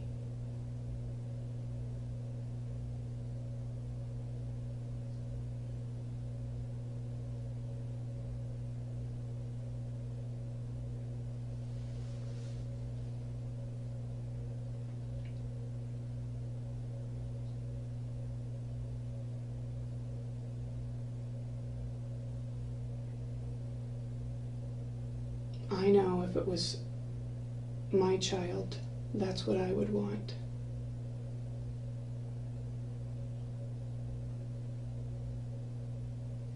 And I know that you're not a mother, but all women have those mothering instincts within them, and I think that you can understand that, what I'm saying. And that's why you're hanging your head right now.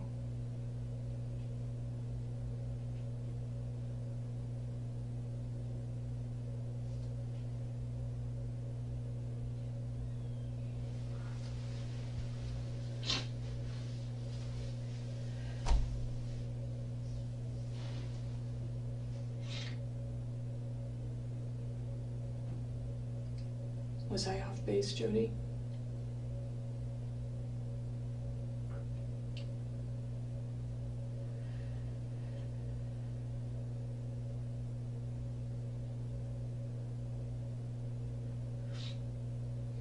I can't imagine what it would be like to lose one of my brothers.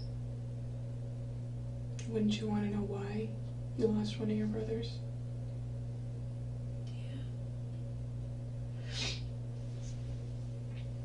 I've never met them, I can't speak for them, but I would bet, you know, my paycheck, that that's what they're wondering right now. And you can at least show that you have a soul, that you have a heart, that you understand that need in them and do something for somebody else besides yourself. That's the least that you can do for them right now, is give them an answer. Tell them why. That's how you can control something that's happening in your life right now. Because you have all the power there. It's a gift that you can give that family.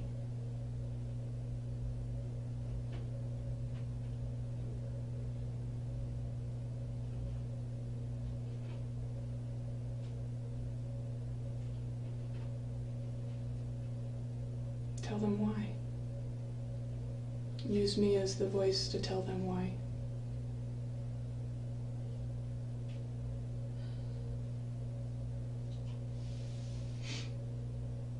I just don't know why. Did one thing lead to another and it just got out of hand? And it's unexplainable even in your mind? Or did you have it all planned out?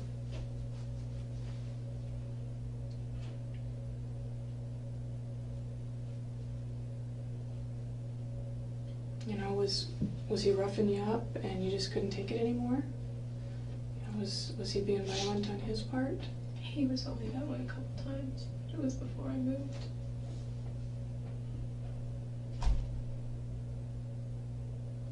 And people I had bruises and stuff, but people were like, oh, is Travis beating you up? And we're like, ha ha ha. And he got mad because I wore a short sleeve shirt, but it was like 100 degrees outside. So, this isn't the perfect picture of a relationship No, that it you've was been very trying. rocky. I've never once denied that we had our challenges. That he's said several choice words to me that weren't nice, and but he's not the only person that's ever done that. My own father has done that. Yeah. Other women and men have done that to me, and other boyfriends. But you didn't kill them. You didn't get pushed to the point where, you couldn't take it anymore. That's what we're trying to understand. That's why.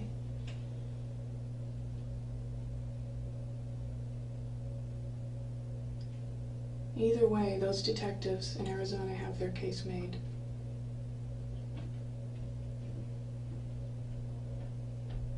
But the least you can do for that family is give them an answer.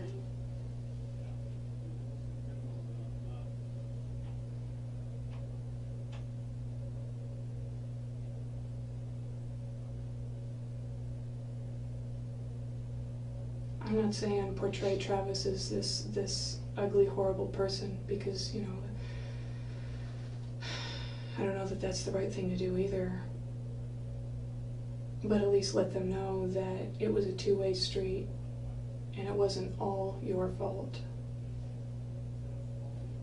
Or, like I said, maybe I'm wrong and maybe it was. Maybe you did plan it from day one and carried it out.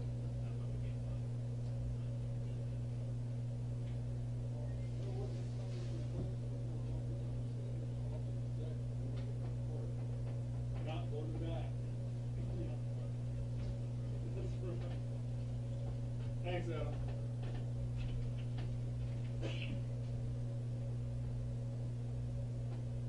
If his mom and dad were sitting here right now, what would you say to them?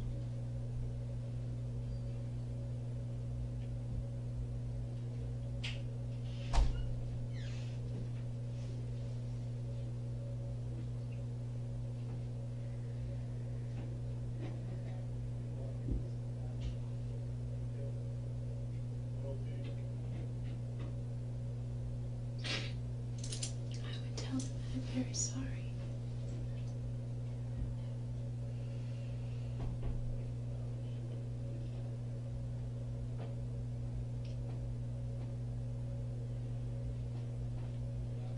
Before Travis, I've never lost anyone that's close to me.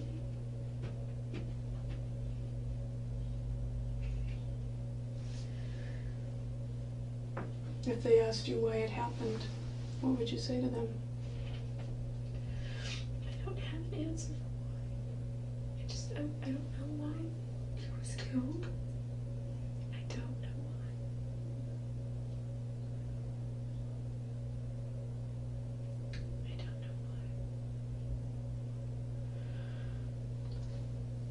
right? Maybe you can't understand why, but what led up to it? What would you say to them? Because that would help them with the why. If you're struggling with the why within yourself, then what led up to it?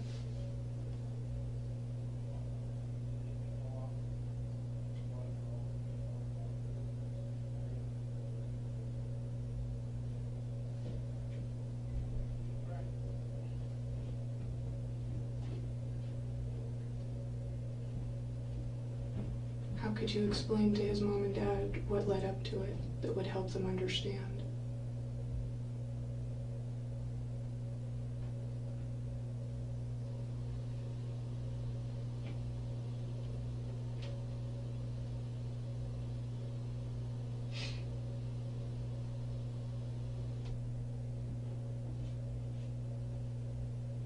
I'm sorry.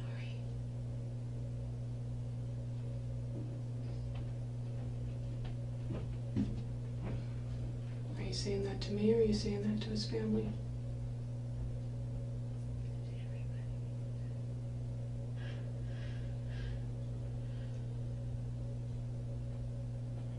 To everybody. To his family, to my family. To Travis. To God.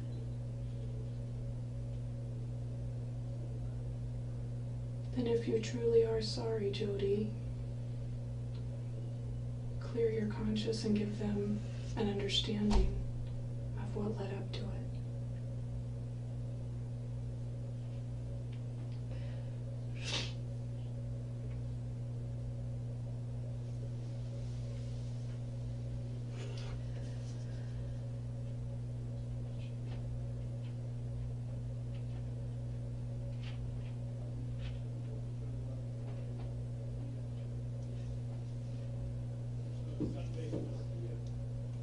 Don't paint yourself as the cold-blooded person that they'll be left with unless you give them an understanding.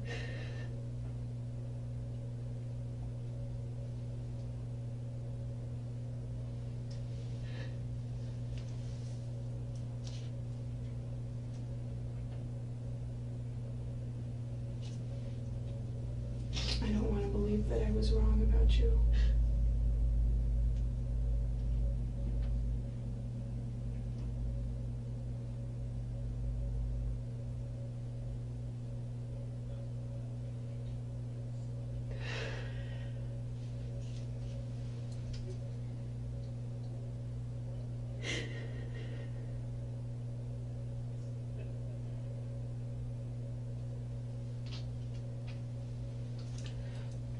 Could you have any cleaners that I could use?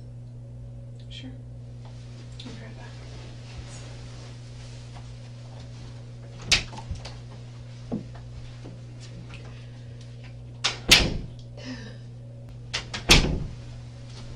That's all we have is toilet paper.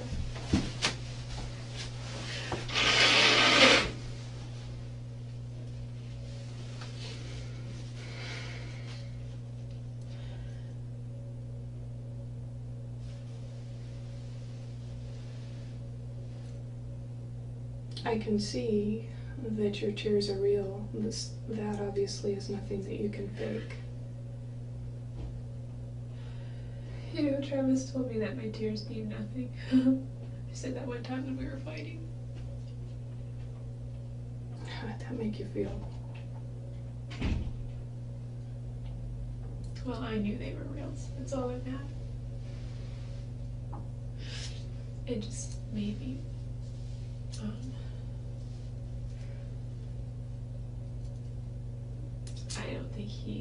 I don't know, it was weird, because sometimes he just seemed to have no emotional understanding or depth, and then other times he could move himself to cry like that if he wanted to, or if he was on stage and it made him, helped his speech or whatever. But those were things that he felt deeply about, So we're all different. We all express our emotions differently, and I realized that. Did he know how to push your buttons? We knew how to push each other's buttons. I could make him mad in 5 seconds. It's not my favorite pastime or anything, but I just knew how to do that, and he knew how to make me cry in 5 seconds. So I think his emotional expression was anger and mine was just sadness, I guess. Is that what happened? Did he push your buttons or you push his buttons? Is that what triggered this whole thing? No. Because looking at the pictures, it looked like that, you know, you guys were engaged in some sort of intimate moment between the two of you. It didn't look like it was all going bad. It looked like, you know, something happened real quick.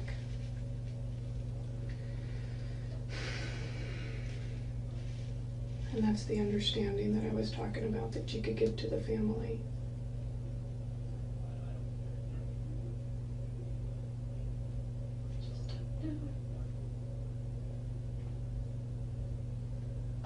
Well, maybe you don't know why, and I understand, you know, that's a pretty deep philosophical thing that you'll be, you know, struggling with within yourself. I'm guessing.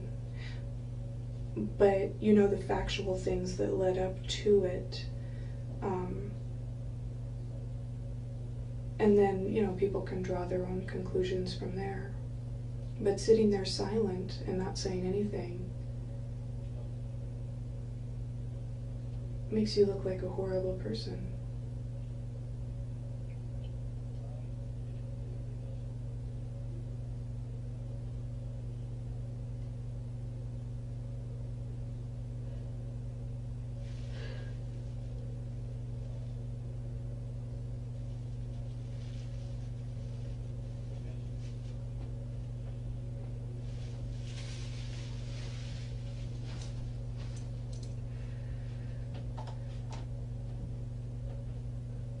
I mean, obviously, you've had other relationships with, you know, ups and downs that never drove you to that point.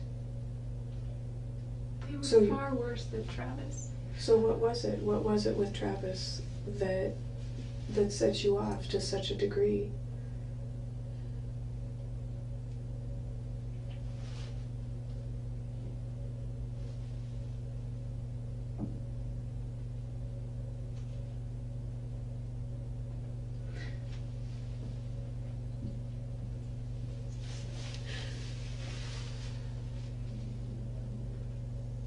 I understand that you're a very private person. Everybody has said that, and that's glaringly apparent. But all your business is going to be out in the open right now, so there's really nothing to hide from anymore. You know what I mean? How is it as private as Travis? Are you worried about his reputation? Is that what you're trying to protect here? Yeah, I mean, I'm concerned to an extent. I don't want him to, I would rather everyone didn't know that he was, that we were both violating certain chastity laws continually. It's a very big deal in the church. Yeah. I mean, I know that his bishop knows. He keeps everything private. And, you know, I don't know if you're familiar with our faith, but Travis has another bishop now, you know, in the next life. He's working through those things. So he's got his own path. I don't want his family to, I don't think all of his family share his faith, or if they do, they're not as involved deeply as he was. So I don't know how they would feel. I'm sure they don't care. They just want to know why. Can't imagine what they're going through. So, I mean, at least on some level you can understand what's going on in their head. You know, the why. The why is what we've been talking about. Was this a situation where you guys were involved in an intimate exchange and things got too rough? Is that why the secrecy and the privacy with me today?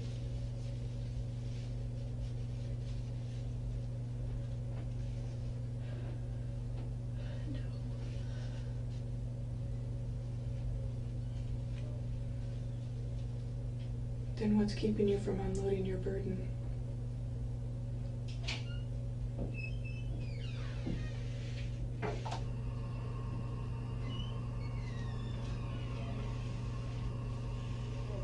Is it your own pride?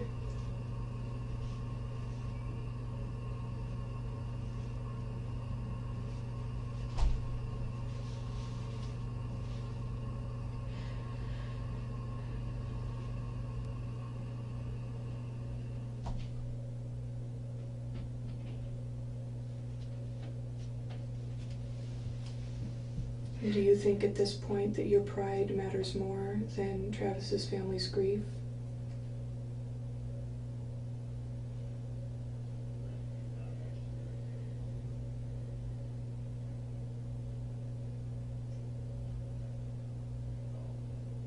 You know, what if they don't have a faith base like Travis did? And what if they don't have a spirituality to fall back on to help them through this process? You know, some people can deal with it better when they have their own spiritual roots that they can dig down and hold on to. What if they don't have that? You know, what if they're in more turmoil than somebody who did have a faith base? Wouldn't you want to help them out? I mean, you tell me that you're sorry. If I could, I would help them in a heartbeat. Well, you know that you can't bring him back. But you can help them understand.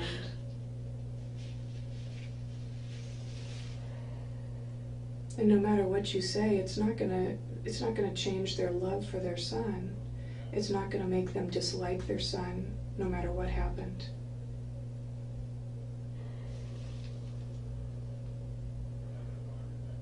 But at least they'll have closure.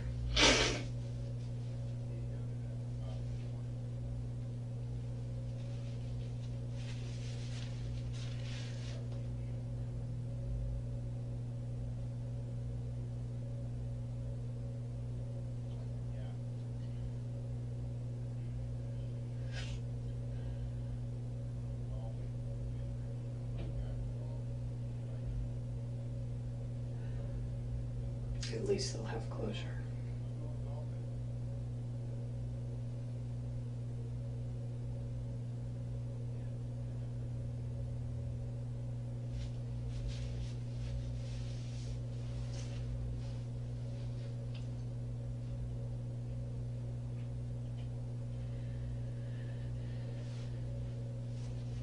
If you're not going to do it for yourself, at least do it for them. If you've already resigned to the fact that your situation is hopeless, why wouldn't you do that for them?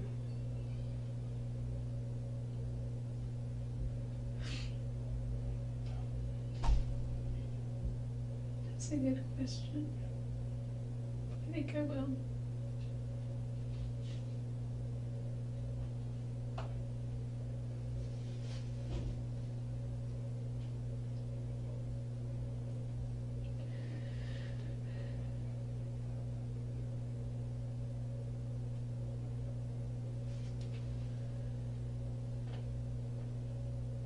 Can I use the restroom? Sure.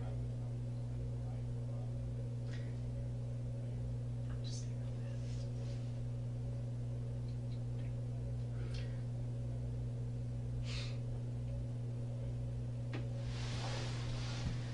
You understand that I have to go in there with you? It's fine. Okay.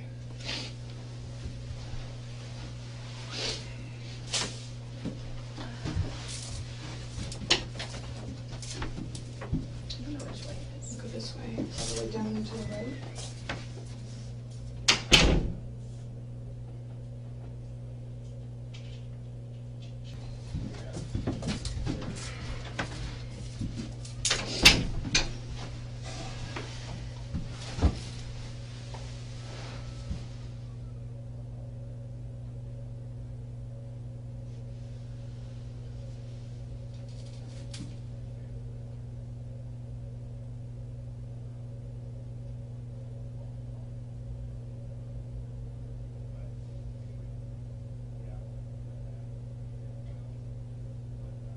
So before we took a break, I posed the question to you that you felt was a good question. If you see your situation as so hopeless, why wouldn't you at least give the family some closure and some peace of mind as to what happened or why? I'm strongly evaluating that. And we have If you have any feelings, emotions within you, if you have any goodness in your heart, I don't know why you wouldn't do that.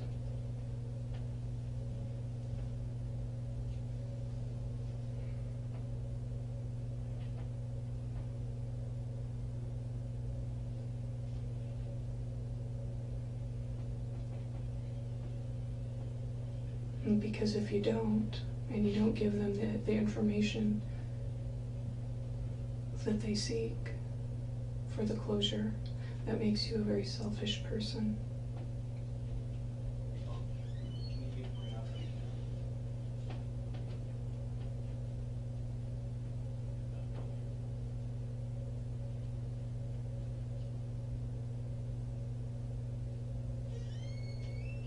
I think I've been pretty selfish. How have you been selfish?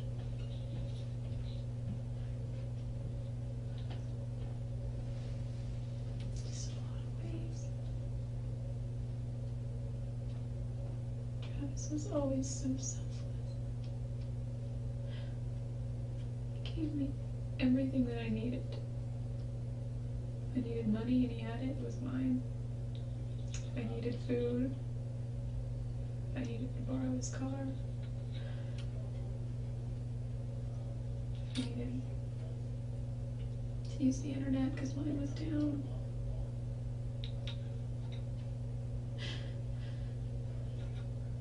Anything. I needed to.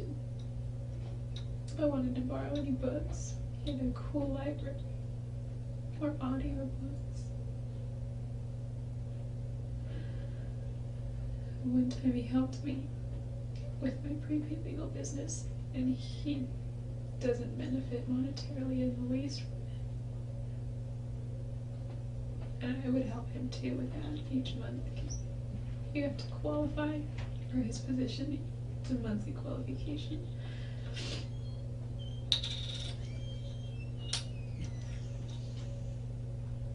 Sometimes I would just help him with computer stuff. But I think I'm selfish.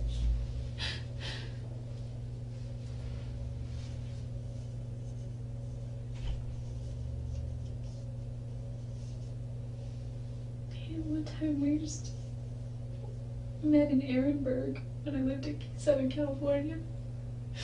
So we could just rent a hotel room and make out the whole weekend. And whatever. But we drove to go see a movie and there was this lady standing with a sign. He pulls over in his BMW and pulls down his window and said, "Are you hungry?" And she said, "Yeah." So we turned around and went to the Wendy's right next to the hotel. And he got her this triple decker and the biggie fries or whatever it's called and the biggest drink that they had and gave it to her.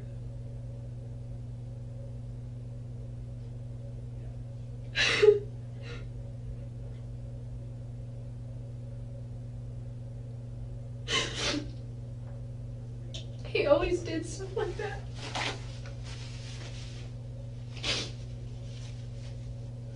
We pulled into this gas station once in Chinle, Arizona. It's all just Navajo Indians.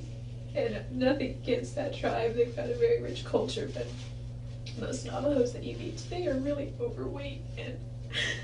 But they have their animals are starving.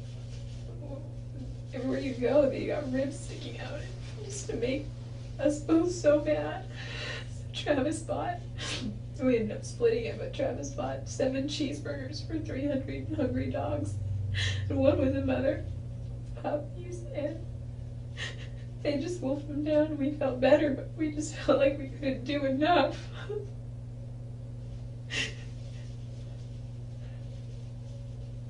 Where did things go wrong, Jodi? I don't know.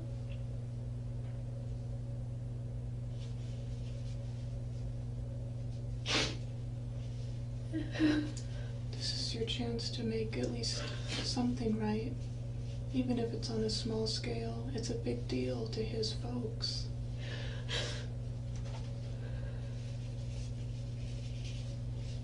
Do they already know I'm in custody? I'm sure they do. Should they feel better about that much? But they still need closure. I mean, just because you're in custody doesn't give them any closure.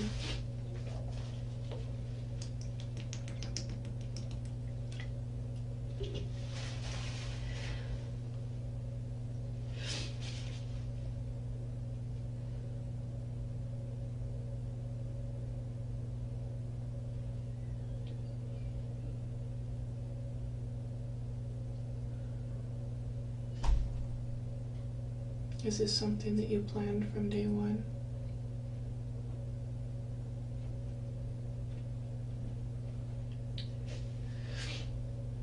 Is this something that you wish you could take back? I wish I could change it.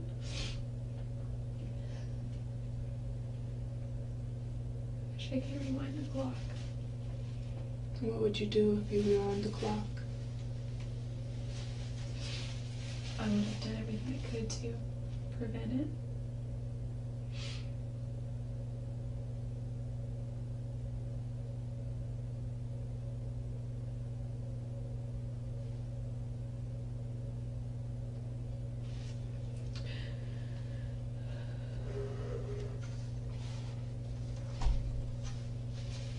If your fate is inevitable in your mind, why wouldn't you give the family closure?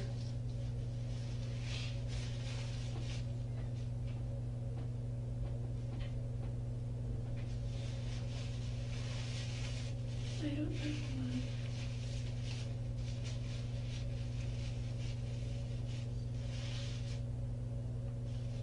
I don't know if I can give them what they want.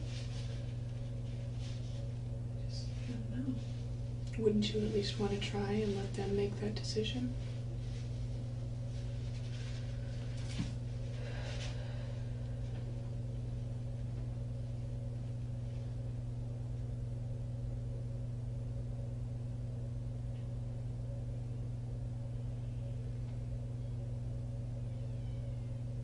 If it were my son, I would want all of the information I could, so that I could make some sense of it.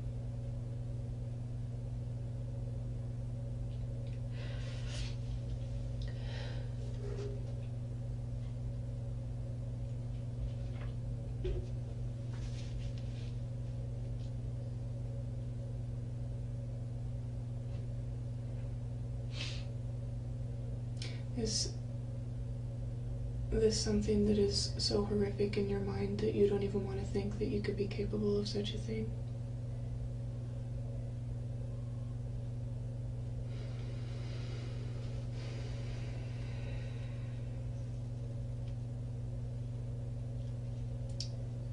So, that's the person that I was talking about, the person that is scared and remorseful and didn't want any of this to happen.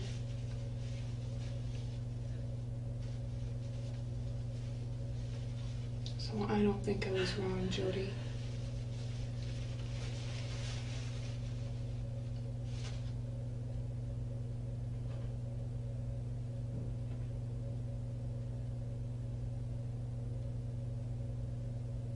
This is your opportunity to make right on some of your selfishness.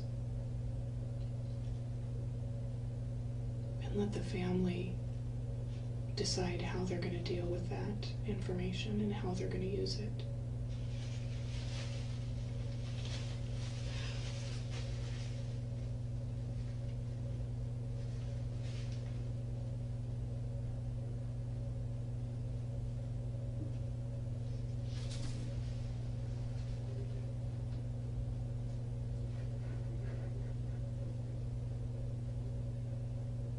And why should they have any more suffering than they've already had?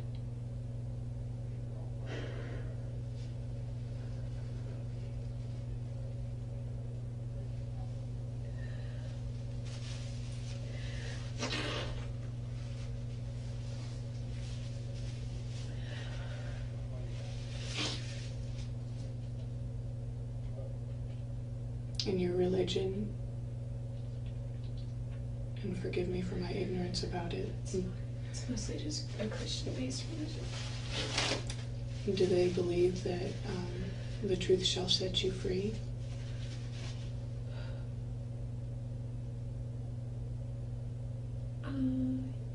I think, yeah, because it has to do with repentance. Mm-hmm. And if it's just a Christian-based theology, then I would say they would.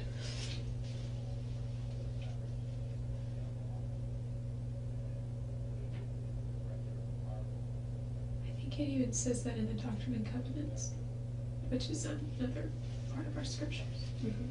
Trying to remember if I just read that the other day. Have you been giving much thought to that?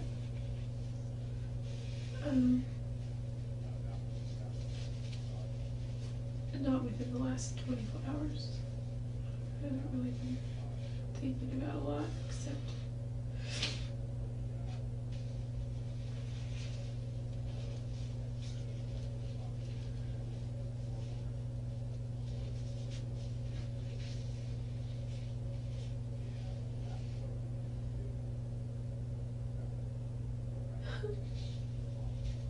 You are the only person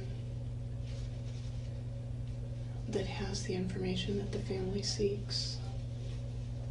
They don't seek, crime scene information. They will already have that. They seek something that is on a much deeper level. It's an emotional level. And you are the only person that can help them with that.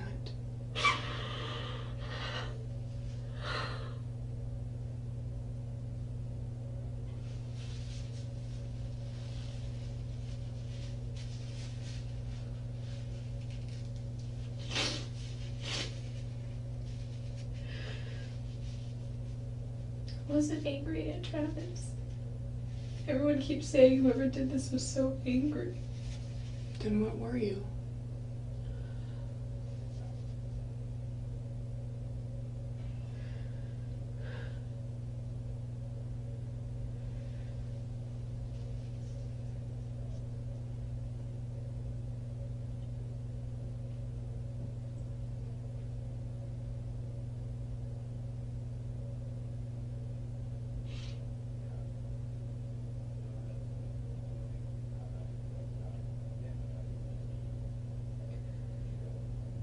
Were you scared?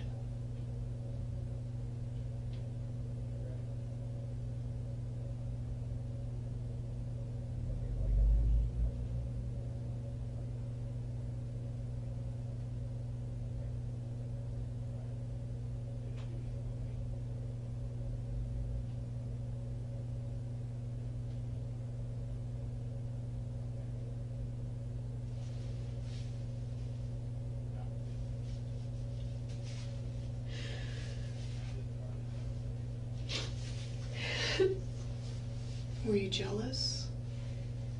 I remember feeling jealous when we were together, because just one time, especially when he was letting this drunk girl hang all over him, and he wasn't doing anything to stop it. He was just supporting her and holding her, and like right in front of me, like, what are you doing? But I didn't want to make a scene, all our friends were there, so I just left. I felt more sad, but there were, of course, more feelings of insecurity, because it made me wonder, what are your deeper philosophies if you think that's okay and we're in a relationship together? And to him it was harmless, and I realized that he didn't mean anything by it. No, he talked about it. So I remember feeling jealous about that. That was almost a year and a half ago. So if it's not jealousy and it's not anger, then what was it?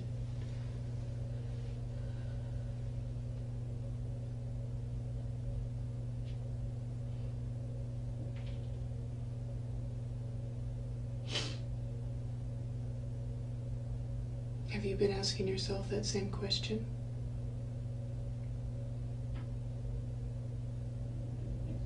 Is it that you're having a hard time figuring it out within yourself?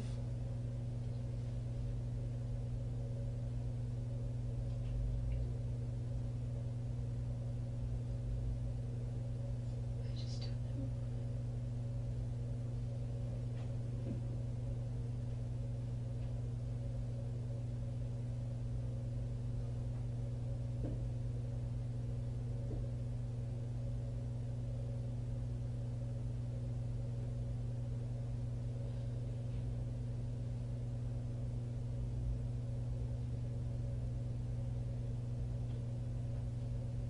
Was it fear?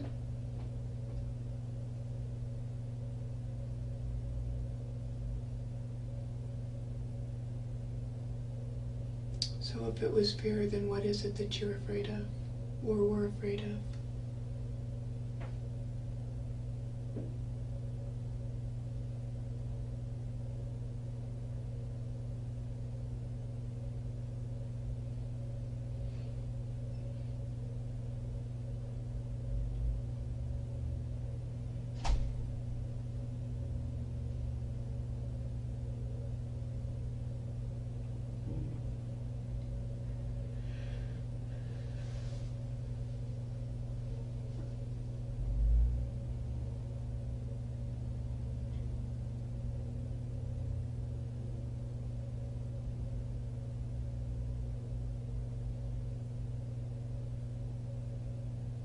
Are you looking back and trying to remember that day? I'm just trying to remember everything. Like things that happened or conversations. Like I don't know. What do you remember about that day that would help the family understand?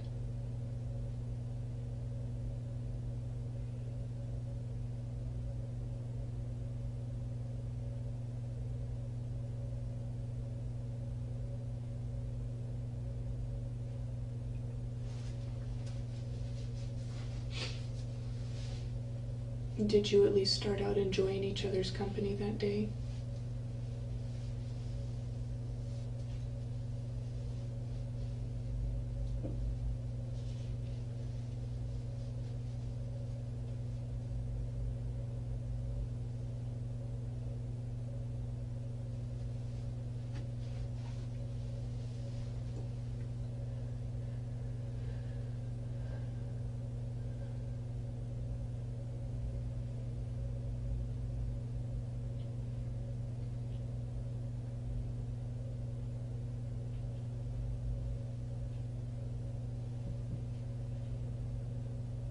Did you go there with the intention to kill him?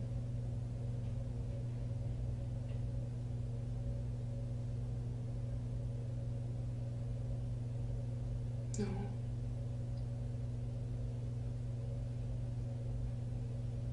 What was your intention?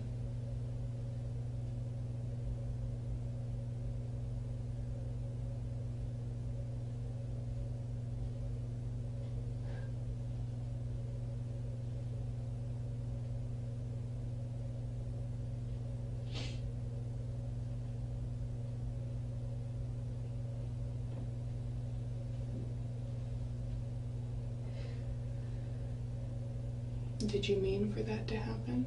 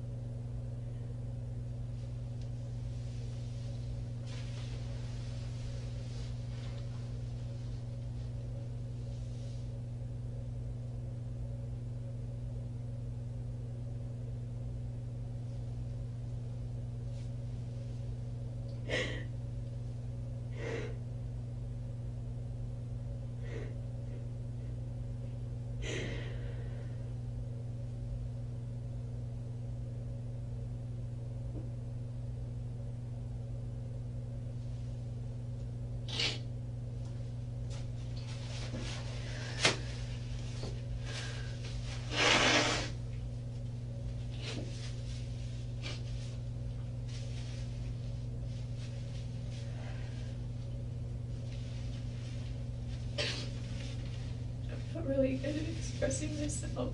I think I'm just gonna write his family a letter. Would you like to write him a letter now?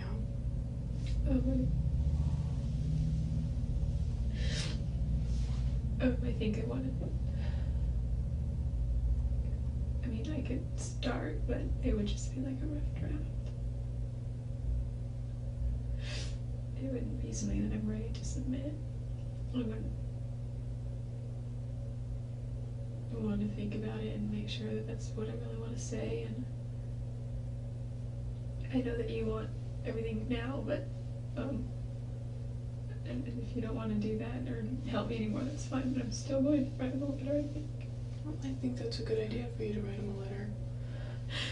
As far as the now goes for me, like I said, it's not going to make any difference for me, but it would make a difference for you, and it would make a difference for Travis's family.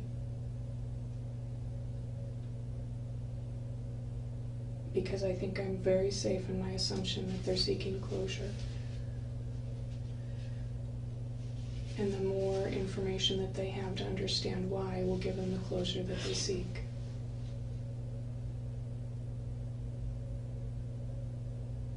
And I think that you want to do that. I can see that in you. They deserve that. They do deserve that. If you have a hard time expressing yourself, that's okay and understandable in this situation. This isn't an everyday, average, normal situation. I can usually see things better in writing.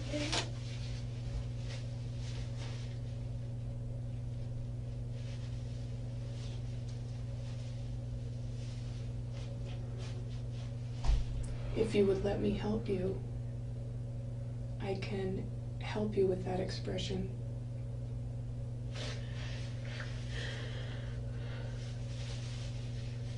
But you have to be willing. And you can still write him a letter.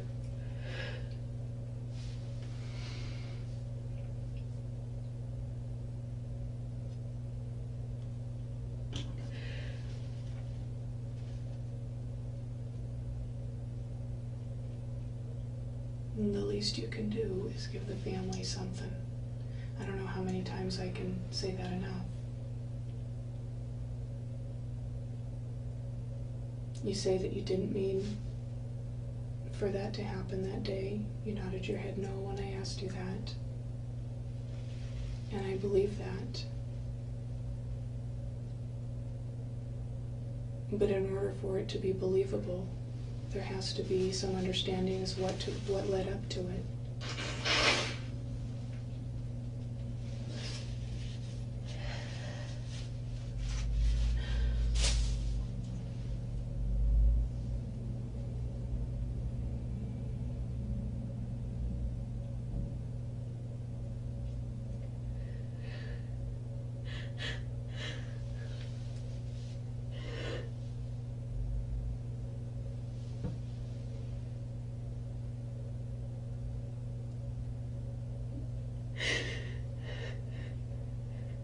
Was he expecting you to come over that day?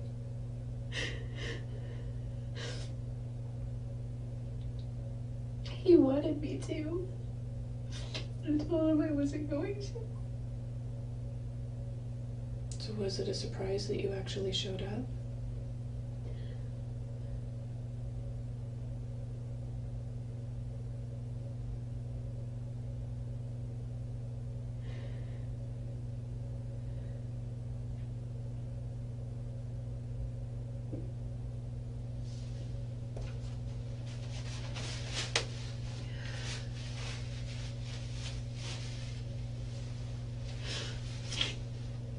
Is it a matter of you not understanding how things got so carried away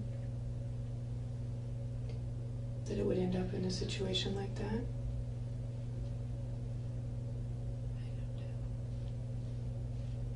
know. Or did you go there with the intention to kill him?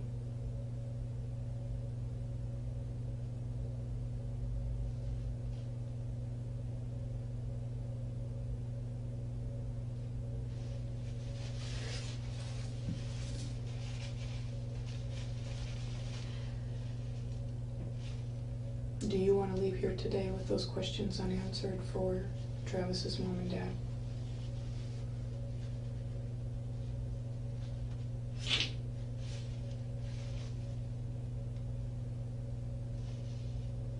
His mom and dad passed away. But I know what you mean. I'm not saying that to be like trivial. Just mean that when you say that, in my mind I go, I understand because they're all together. I see. So who's left behind? His grandmother? She raised him. He has a lot of brothers and sisters. I think he has 3 sisters, maybe 4. Tanisha, Samantha. I don't remember. And he has some brothers. A big brother and a little brother. So what about his grandma and siblings? Do you want to walk away from here today without giving them something to understand?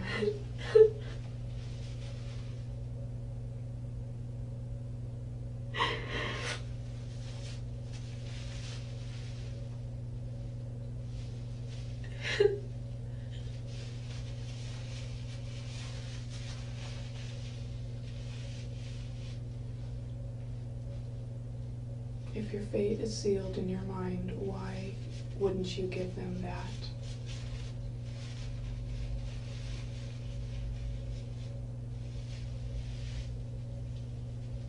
And at the same time, help yourself out.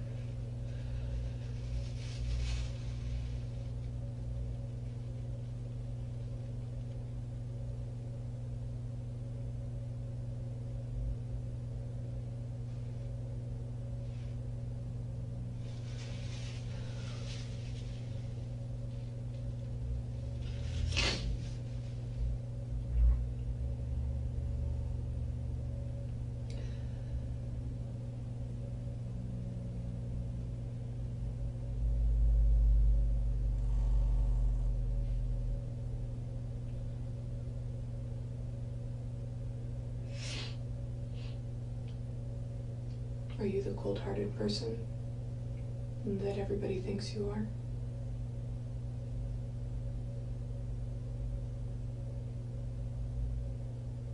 No? No, not cold-hearted. Then what are you? Weak.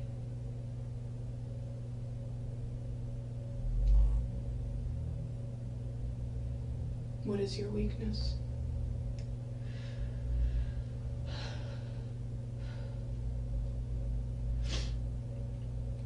Embarrassed.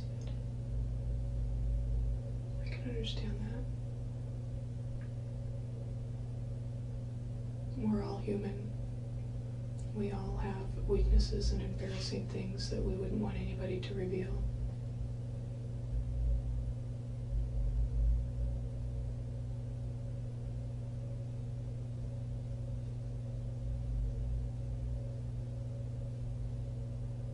What's your weakness?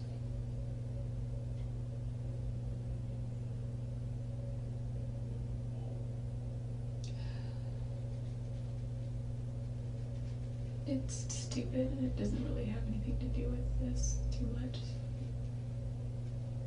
It's something I'm working through. Do you have problems with your temper? No. Or anger issues? No, it's nothing like that. I mean, sometimes I yell, but nothing like, I wouldn't go as far as saying angry. I think it's just because I come from a family that yells at everyone. That's how they communicate. By yelling. I think there's just sort of desensitized to it. Like, after I moved out, I was away for a while, so when I come back to visit, it's like, you don't need to yell, I'm standing right here. Or my mom will yell at my brother, like, he's standing right there, you don't need to yell. And she's like, well, he doesn't listen if I don't yell. And the thing is, it's because he's become desensitized to her yelling, so until she yells, he's like, okay. Yeah, so maybe it's something like that, but not anger. And I've been able to check that a lot in my yelling, because it's not a nice way to communicate, in my opinion, and it doesn't really help anything. So how could things go so wrong? You know, I'm not understanding. If it's not jealousy, it's not an anger problem.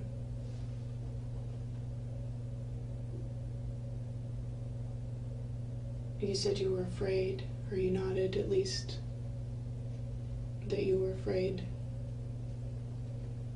But I'm not sure what you were afraid of.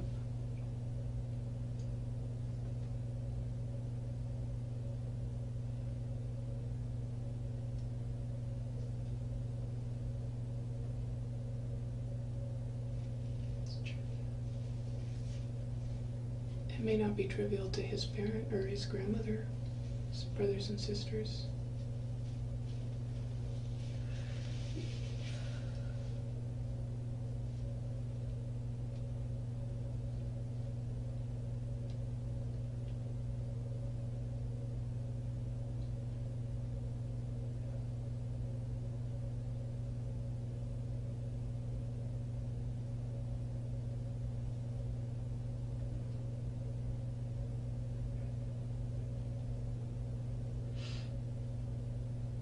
And I think any information that they could have to help understand, who you are and what transpired that day is going to help them.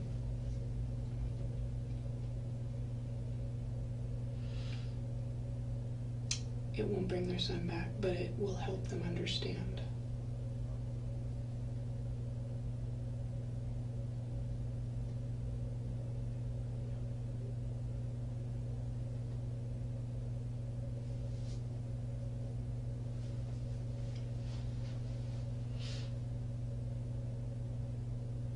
And I don't understand why you wouldn't do that for them.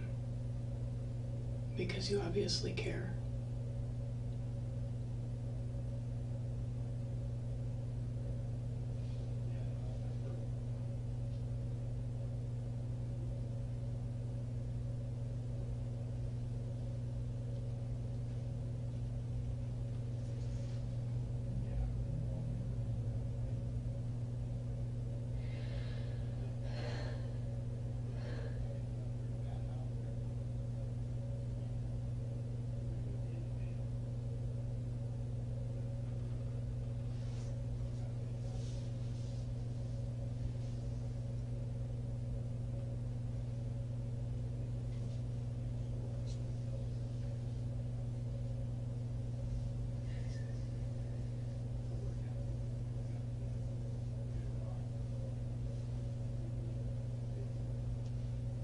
I'm not asking you to make excuses for yourself, because I don't think that you're the type of person that would do that. But I'm asking you to do something for somebody else.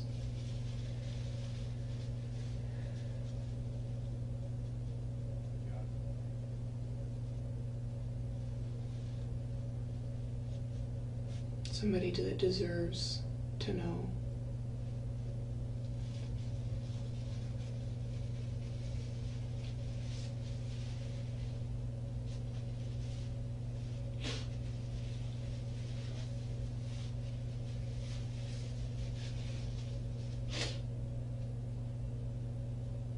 What was it about your relationship with him that went so wrong, that would end up like that?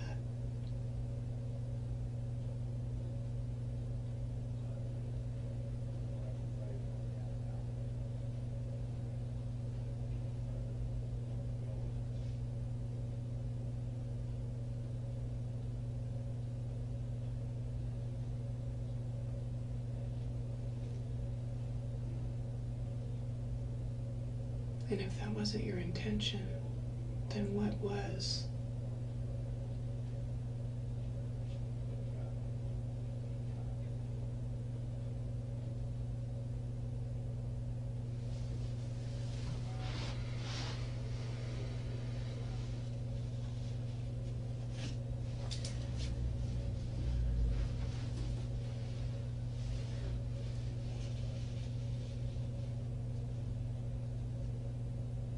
You say that, you said at one point when I posed the question to you about why you wouldn't do that for the family, and you said that was a good question and you think you will.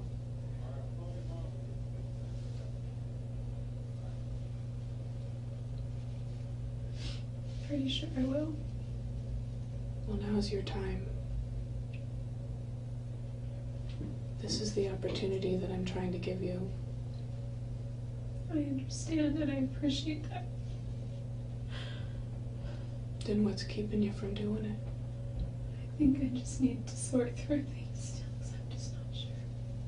They deserve the right answers. They deserve to know what happened. You have those answers. You may not know the why within yourself, but you have those answers. You know what happened.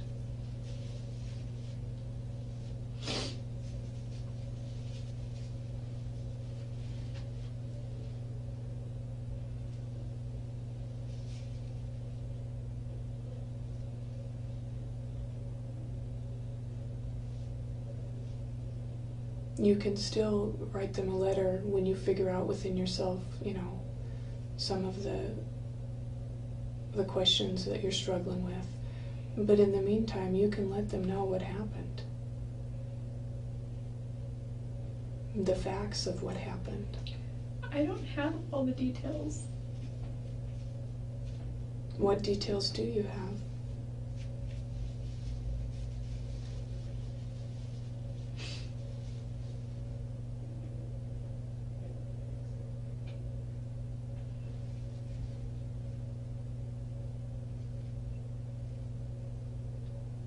Was he happy to see you when you got there that day? Or did he appear happy?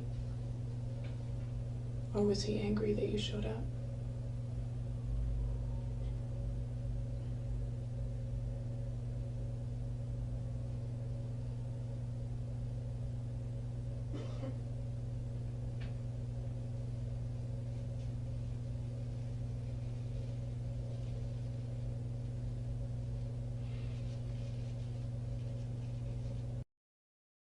That we wouldn't want anybody to reveal.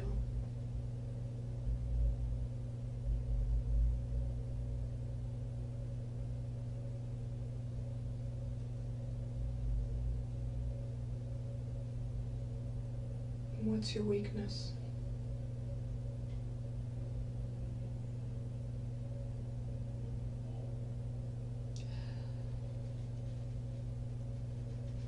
It's stupid and it doesn't really have anything to do with this too much. It's something I'm working through. Do you have problems with your temper? No. Or anger issues? No, it's nothing like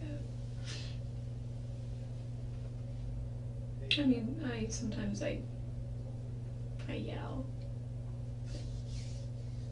Nothing like, I wouldn't go as far as saying angry. I think it's just because I come from a family that yells at everyone. That's how they communicate, by yelling. I think they're just sort of desensitized to it. Like, after I moved out, I was away for a while, so when I come back to visit, it's like, you don't need to yell, I'm standing right here.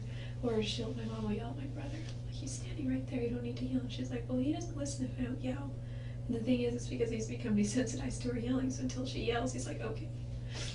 So it's maybe something like that, but not anger. And I've been able to check that a lot in my yelling, because it's not a nice way to communicate, in my opinion, and it doesn't really help anything. So how could things go so wrong? I'm not understanding. If it's not jealousy, it's not an anger problem.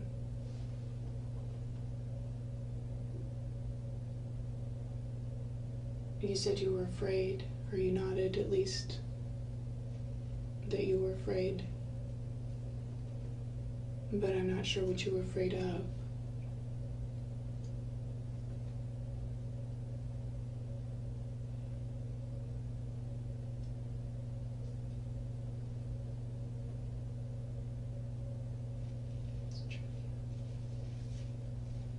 It may not be trivial to his parent or his grandmother, his brothers and sisters.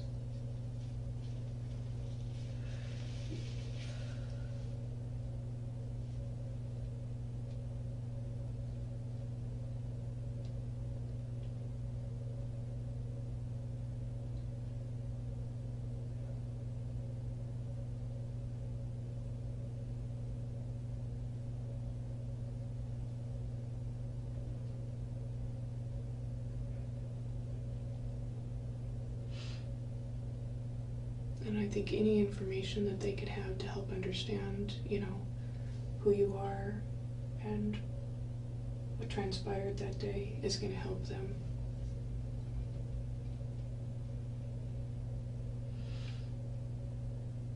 It won't bring their son back, but it will help them understand.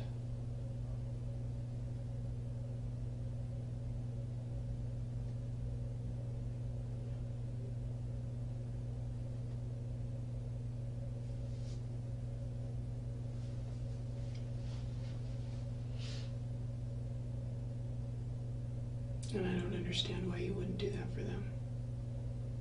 Because you obviously care.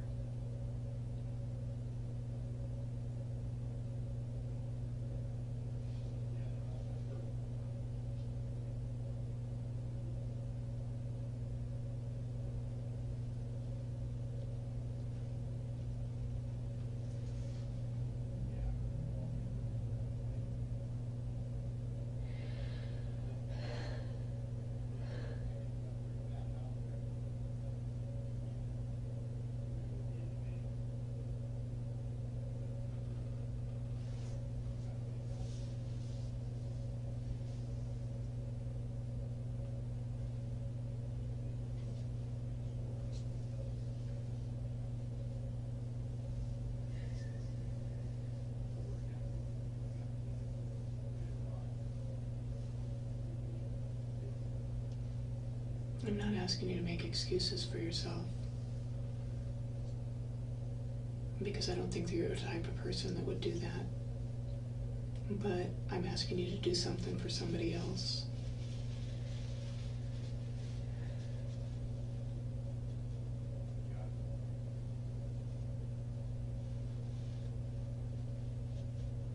Somebody that deserves to know.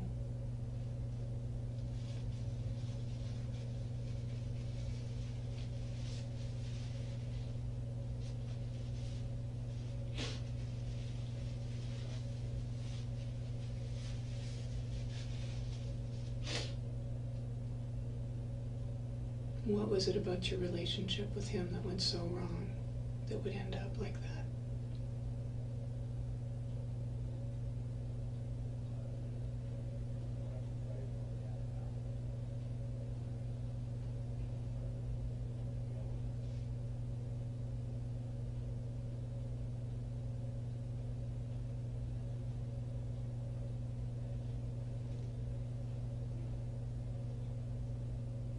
And if that wasn't your intention, then what was?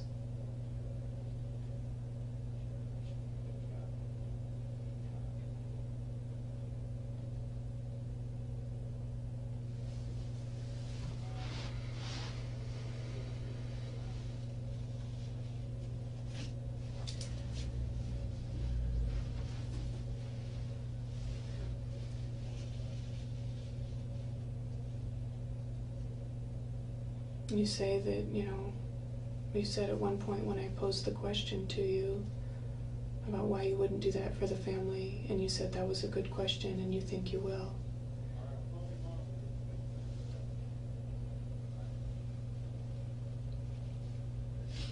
Pretty sure I will. Well, now's your time. This is the opportunity that I'm trying to give you. I understand and I appreciate that. Then what's keeping you from doing it? I think I just need to sort through things still, because I'm just not sure. They deserve the right answers. They deserve to know what happened. You have those answers. You may not know the why within yourself, but you have those answers. You know what happened.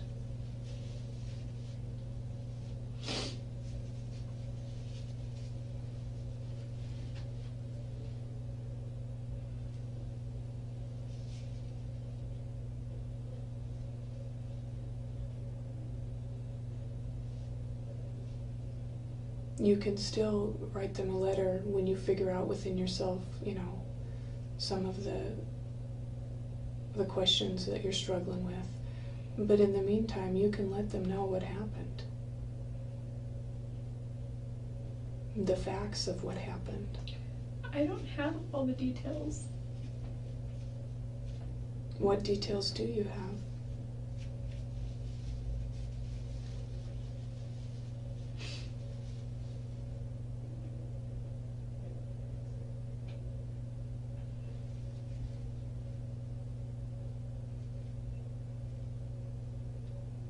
Was he happy to see you when you got there that day?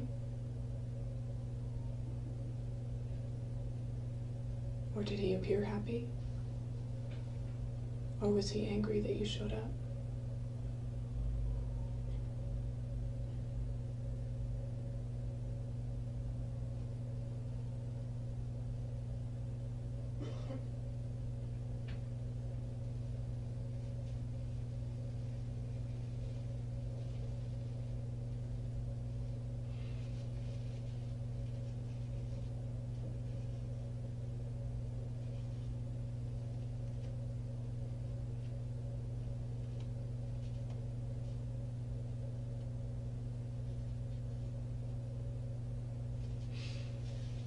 That whole week seems like I'm sure it does.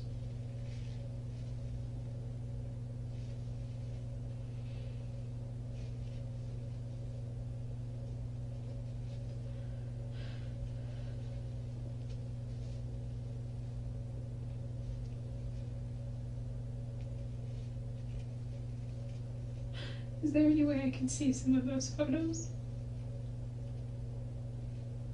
What would you do with him if you could see him? Just look at them. And do you think it would help you? I don't know if it would help me or I don't know, maybe it would. I don't know. I just think that, I don't know. Well, I know you can't tell me that you're not struggling in your mind, and thinking about what happened over and over and over again, at least what you can remember.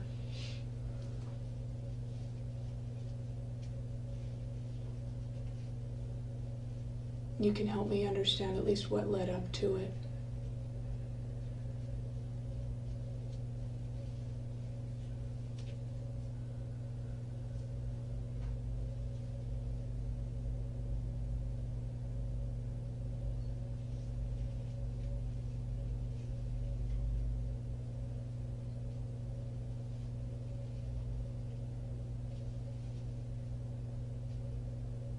I don't think that you're a bad person. I think things got out of control, and you don't understand why. And I don't think that you're going to feel good about yourself until you unburden yourself and give the family some closure. Because at this point, what else do you have? What else do they have?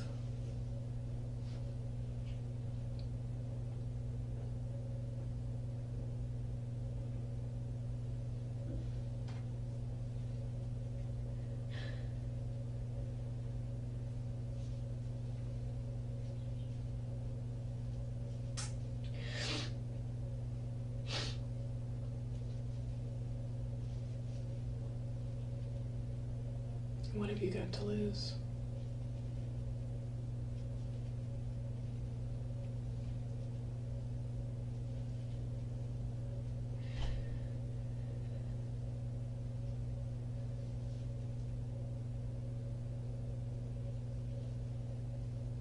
I've already lost everything.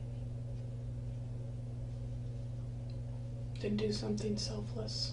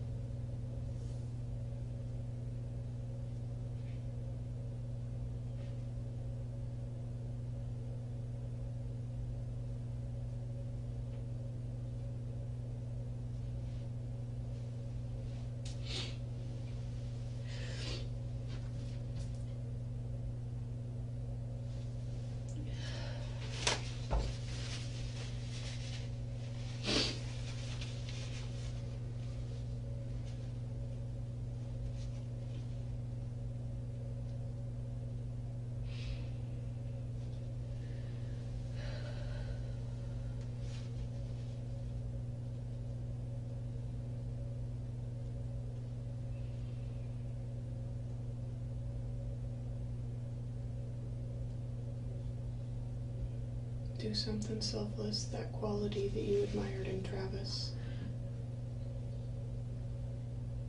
Show his family that at least you have that within you.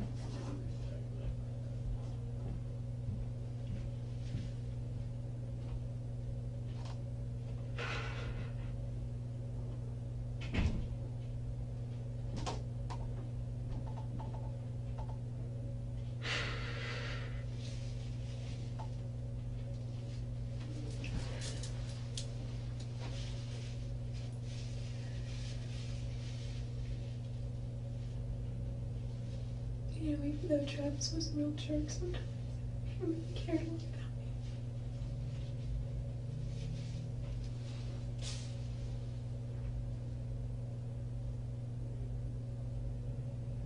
I don't know why.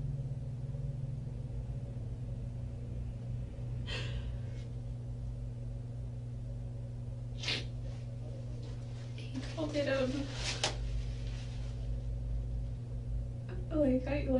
like if I had a reserve account, so to speak, he tried to paint a picture one where I had so many good things that we had done and shared and that I had done for him, that even if I did something bad, you know, it's like making a withdrawal, but you still have a positive balance.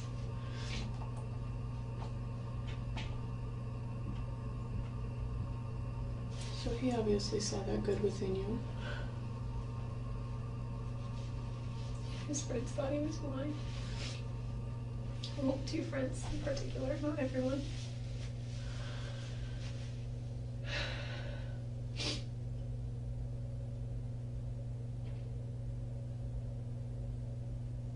Was he? Go ahead. He wasn't blind though, he was just, you know, we were just friends. Sorry, what were you gonna say? I was just going to ask you if he was happy to see you that week, that day.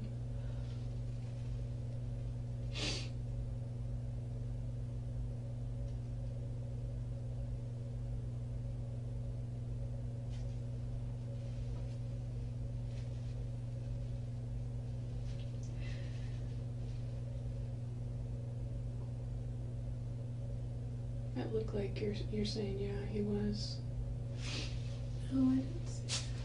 Okay. He was always happy to see me though. I'm trying to think. Were you happy to see him?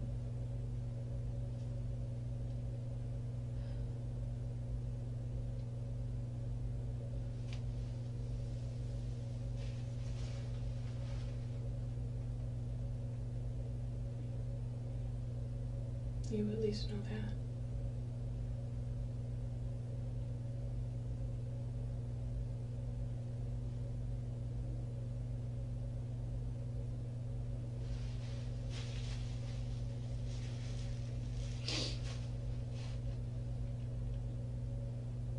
I don't believe that you went there with the intention to hurt him.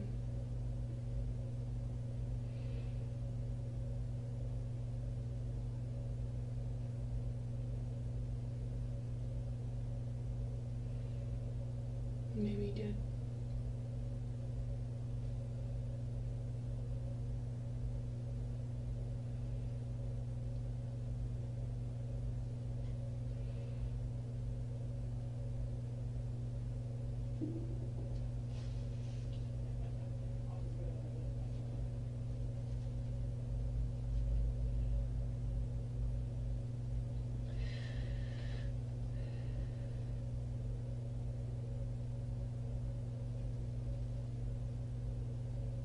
How is seeing those pictures again going to help you?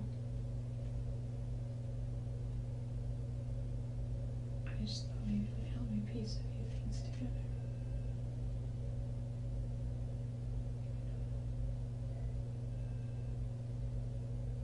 What is it that you're trying to piece together?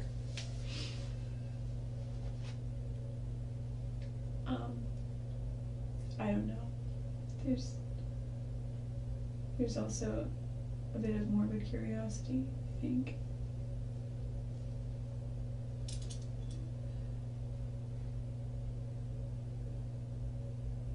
I just want to see pictures of Travis. He showed me Was it the one with him in the shower? Yeah, he had water all over his face. You took a nice picture of him.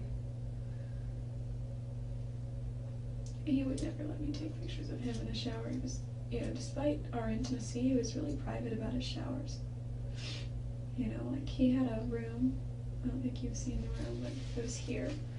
There was double doors here leading into the room, walk-in closet here, and a hallway, sort of short hall here that went this way. And there was a bathtub here, a shower here, and the bathroom here, little enclosure. And so if he was taking a shower, you couldn't see if you were in the bedroom unless you walked down the hall. And I never went in the bathroom when he would shower because he was just private about it. It's not like we were a married couple ever. We had a time when we did something, and then after that it was, we weren't a couple, so. Are you saying that those pictures were taken without his consent? I'm just saying that whoever took those pictures must have, it's hard to imagine because I got pictures of him once shaving, and that he was already weird about that. Well, Jodi, when you say things like that, it's obvious to me that you don't want to do the right thing for the family. You don't want to unburden yourself. You don't want to give them closure. And you're jerking my chain. Because there's no doubt, and I've already told you, there's no doubt in my mind or anybody else's mind that you were responsible for his death. And I don't appreciate my chain being jerked. I don't appreciate you thinking that I'm some sort of fool. Well, the detective said he has pictures of me. I've seen those pictures. They were taken the same day. Well, certainly not the same time. Within the same time frame.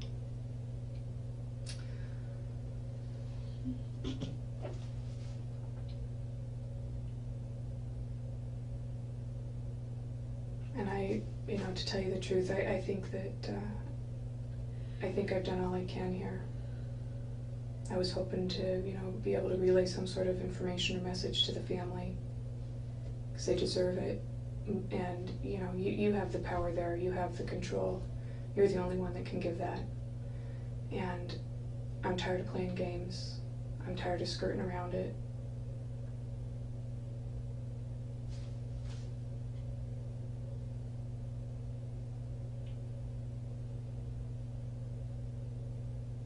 And I guess I just leave here today and leave them with the image that they have of you.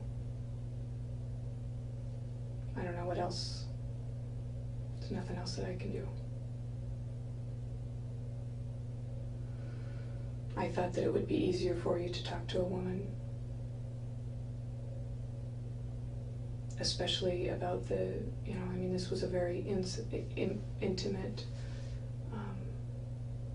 incident, and it would be easier to say what you need to say to a woman. Sometimes it is. It's not as threatening.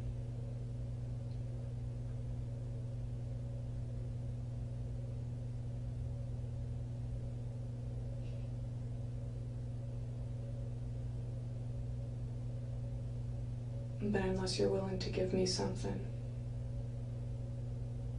to help you with, and I can help you, walk down that path and remember those details, then I can't do anything for you.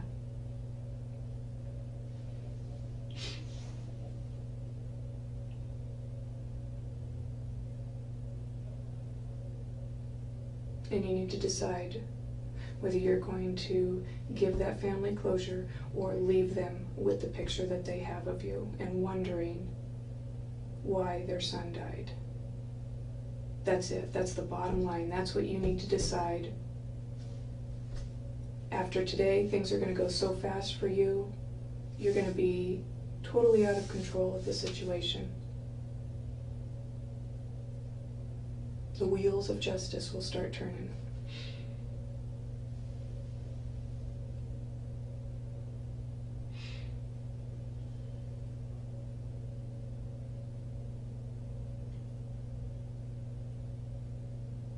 And I can see that you want to do that. That's clear.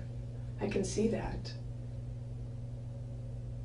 I understand that you're afraid and that you're horrified about that person within you that could do something like that. But it happened, and it's a done deal, and you did. At least you can do is tell the family how it happened so they can understand why.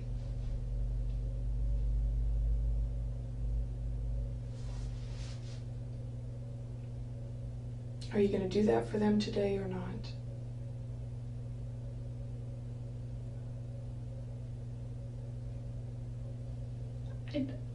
I'd like to, Then what's holding I'd you like back? to begin some, like, I don't know, because I don't know what to say to them. Well, let's throw a few things out. You said you were sorry. Yeah, but sorry seems so meaningless. Of course I'm sorry. Unless you back it up with something else as to why you're sorry. You're right.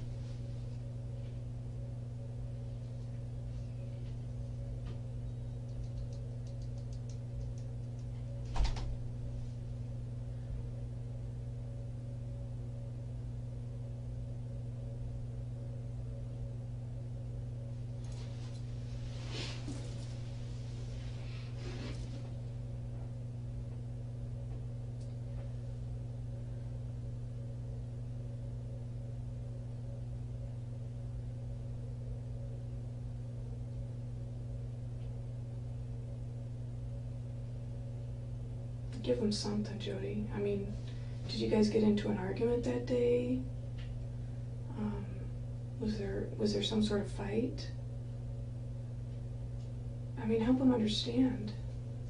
That's what I'm talking about.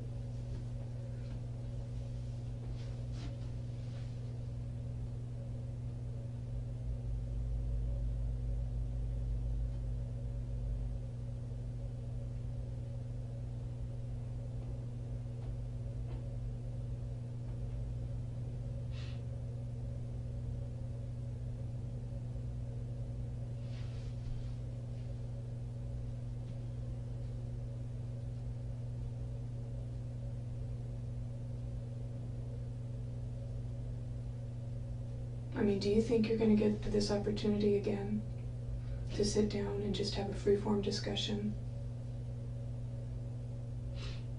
Oh, probably not, unless it's with the lawyers. But when you say freeform, you mean like in this room? Yeah, just exchanging, communicating.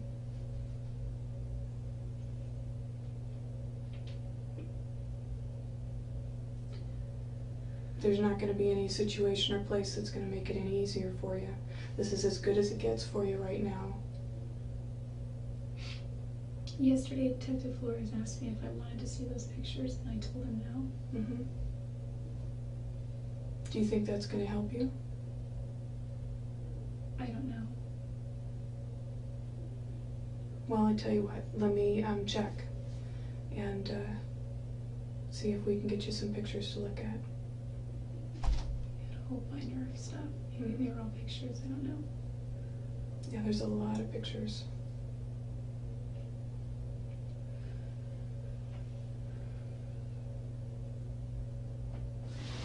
I'll be right back.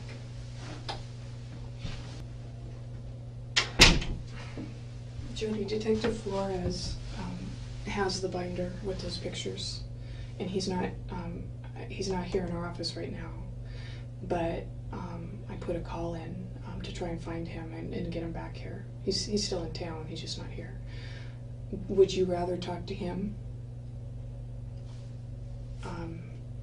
if you do, that's fine, and I'm sure that he'd be willing to talk with you again. Or would you rather continue talking with me? It's up to you. I don't really have a preference, I guess.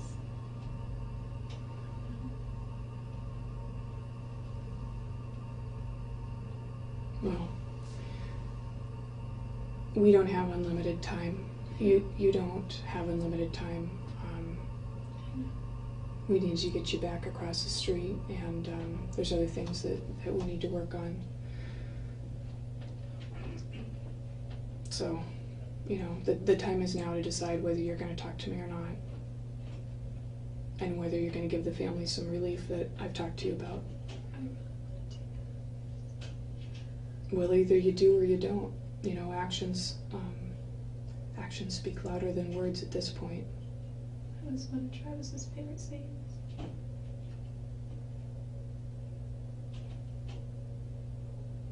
If you really want to do it, then do it.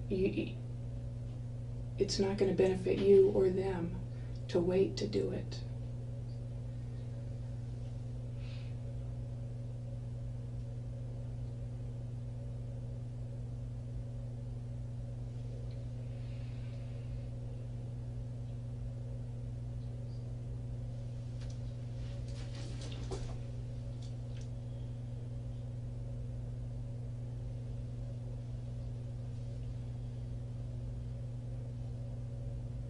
And I don't know what it is that's going on inside your head right now. I don't know whether you're weighing the odds, trying to figure out how you can save your own skin here. Not interested in saving my skin. Then what are you interested in?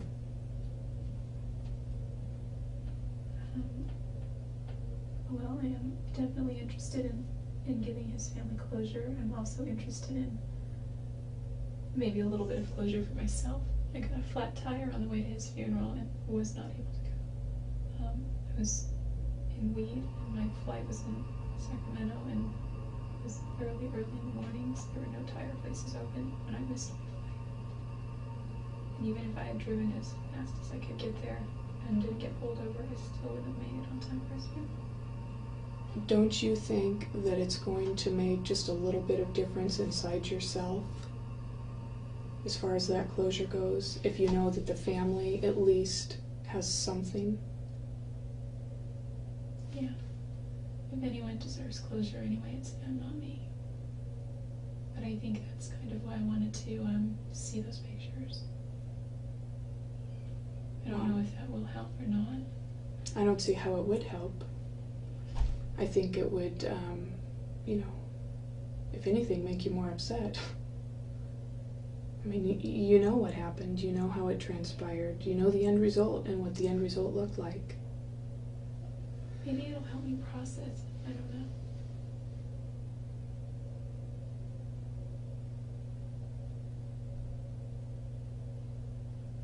You can at least, until you get to the point of, you're processing, the pictures and so forth, you can at least talk about the good things that happened that day and what your intentions were.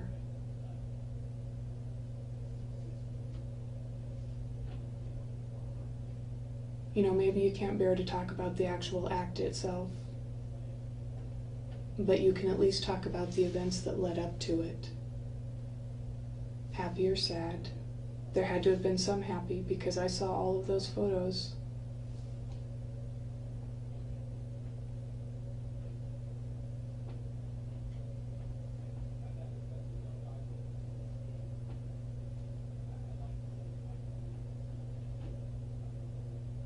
And if you're not going to do that today with me right now, I'm just going to send you back across the street. Because we've been in here for a while. And I don't have, the entire day. I guess my patience are running a little thin.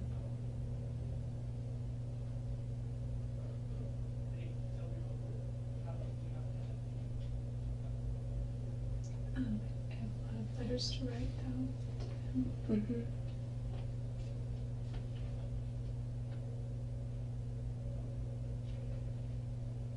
like if I can just, everything's just all blurred up and jumbled. If I could just get some things on paper.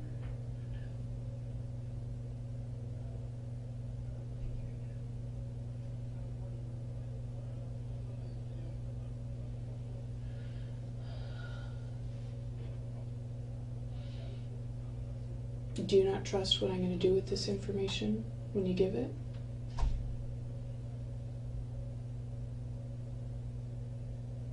Well, I don't know. I mean, it's not that I distrust you.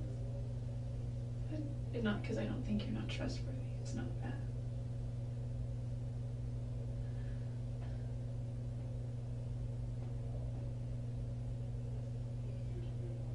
If you give me a specific message to give to them, I promise you that I will relay it in the way that, in the context of which you put it.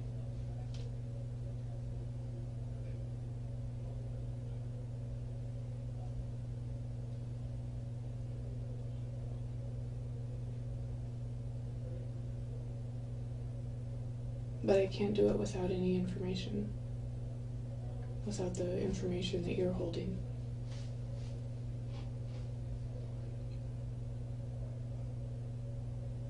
So therefore, you know, if that's how we leave it, I'm not going to say anything to them. And they'll be left with, you know, whatever thoughts they have right now.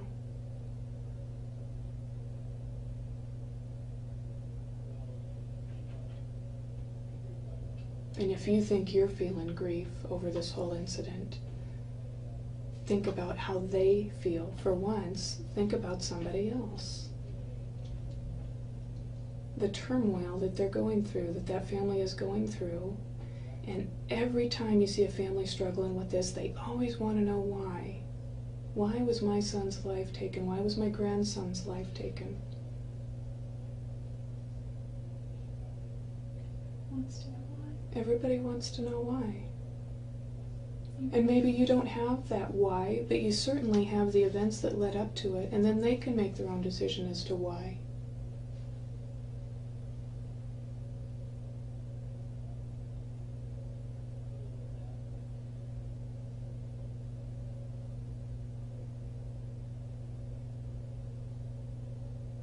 But the time is now.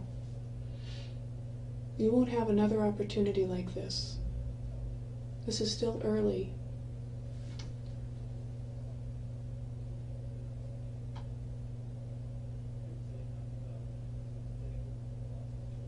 And if you want to talk to Detective Flores as opposed to me, you know, you can do that. Like I said, I thought it would be easier for you to talk to a woman who could relate to some of those feelings.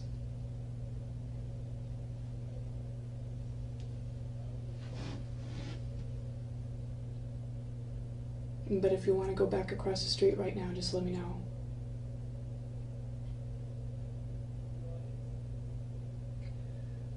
I kind of do want to talk to him because he has been in contact with with Travis's family a lot. I Okay. don't know if that would make any difference, but I know that he already talks to them on a regular basis. Yeah, and I'm sure that, you know, he has somewhat of a relationship with them.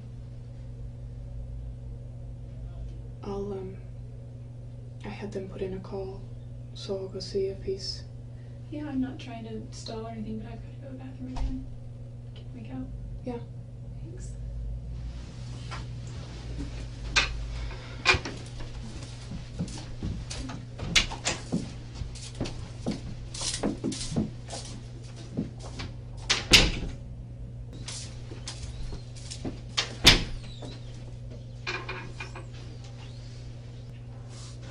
Oh.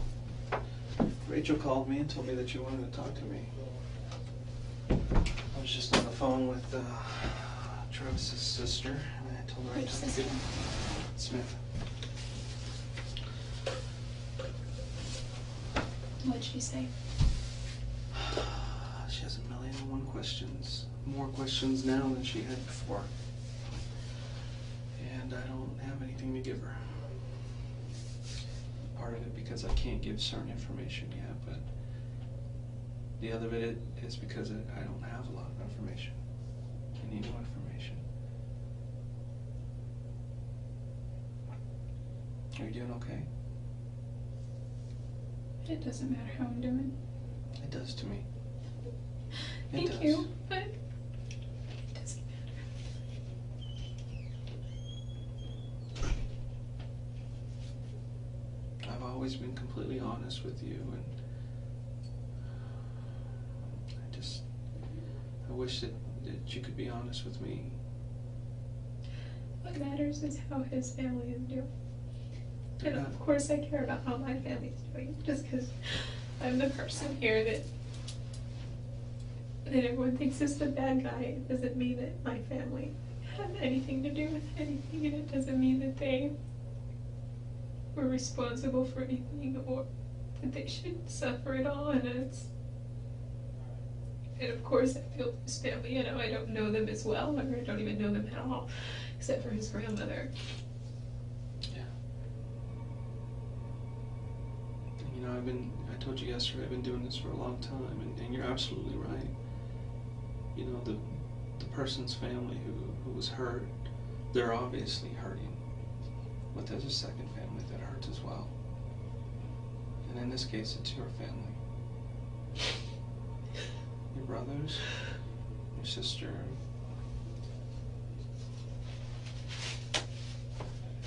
your mom and your dad.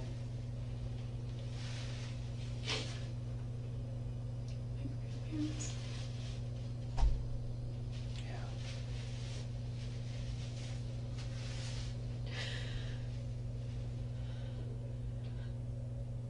I just wish they wouldn't hurt, because it would be so much easier for me. Not that I deserve to have it easy, but I don't think you're ever going to be able to take that away from them. I think they're always going to hurt. Now, the only thing that can solve that is time. you're right about that.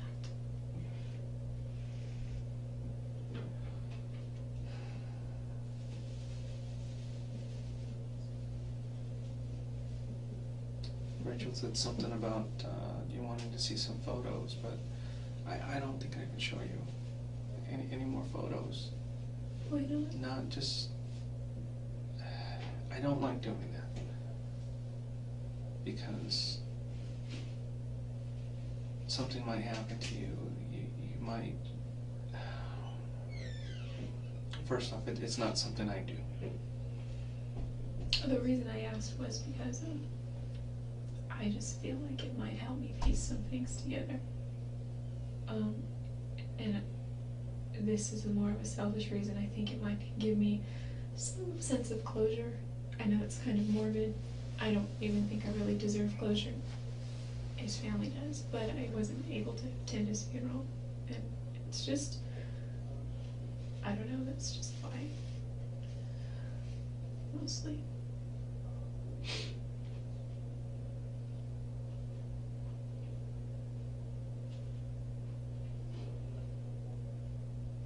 What is it you want to know about the photos?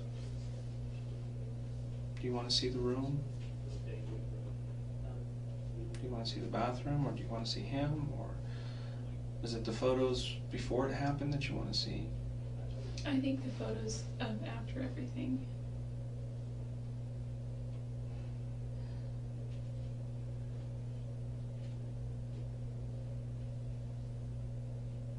I won't show you those. I won't, and not in good conscience. I can't do that. Is there any that you can? No. I can't do that.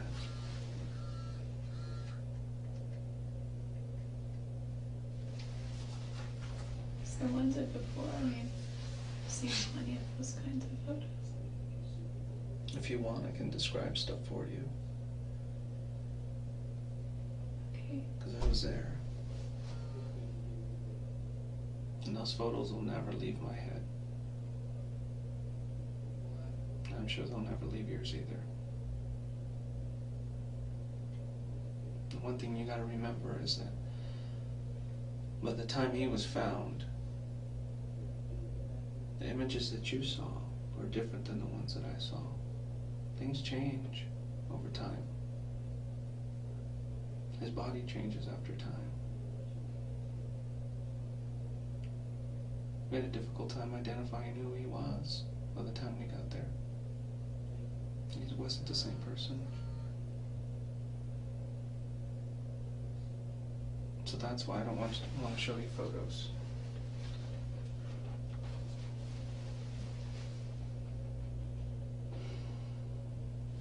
What about photos of just the room with him not in it? I don't know. Maybe it's just... I don't have them with me here, but as soon as I get a hold of them, another detective has them right now.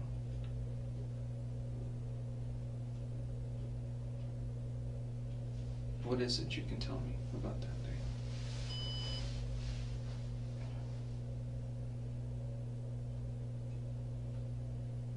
Really not much. Something's kind of blurry. Was he expecting you to show up that day? He wanted me to come. But you didn't want to? I told him I was going to Utah. Why did you decide to go then?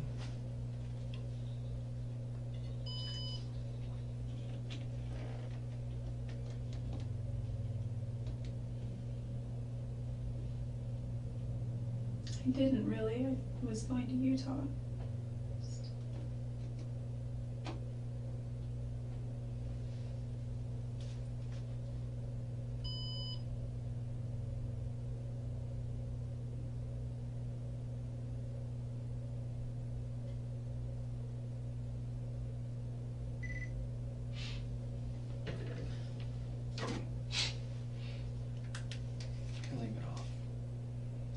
Alright.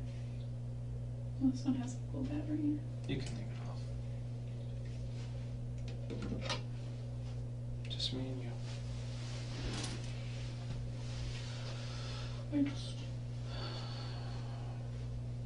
I know that you talk to his family and... Every day. They can't believe it. I called him yesterday and told him. They just can't believe it. Who did you talk to? Talked to both actually talked to his brother Stephen first. And Samantha, I left her a message. She was off on vacation. And his other two brothers, one's at Gary, and I didn't talk to the other brother, Gary, I talked to. Mike, that's his uncle. Yeah, he was going to call his other brother and his other sister. And I was planning on calling his aunt. She lives back in the Midwest today. Which aunt? I can't remember her name. Renee? No. It's another aunt. Did you talk to his grandmother? No. Stephen said he was going to take care of that. And if she had any questions, that she could give me a call. And she's been so upset that she hasn't been able to call me yet.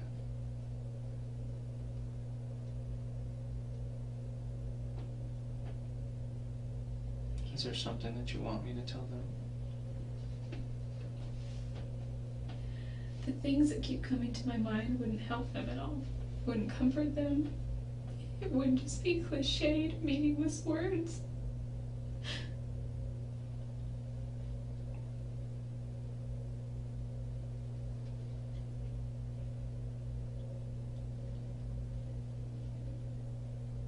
I'll let you decide what to say. And I'll relay it exactly how you want me to. I have an unrelated question real quick. Sure. And it's not, Detective Blaney said that she doesn't like me asking them because it makes me look like I'm concerned about trivial things, but I'm only asking because it concerns other people that I care about. And It's understandable. if I could just know so I could tell them if I ever talk to them again or relay a message or call them. On last Friday I had a wedding, and Just the camera? yeah, and the only place that those photos are on my external drive and on the camera card. And It'll be a while before we get those back. okay, but if they can just get to the right person, because that's the only thing they have for their wedding I'll day. be absolutely positive to give those to the right people. I was going to edit them be and assured. make them look really nice, but You know, they can probably take them and edit the pictures, but who are those two people those pictures belong to? Brian Neiman Okay, is his name. all right.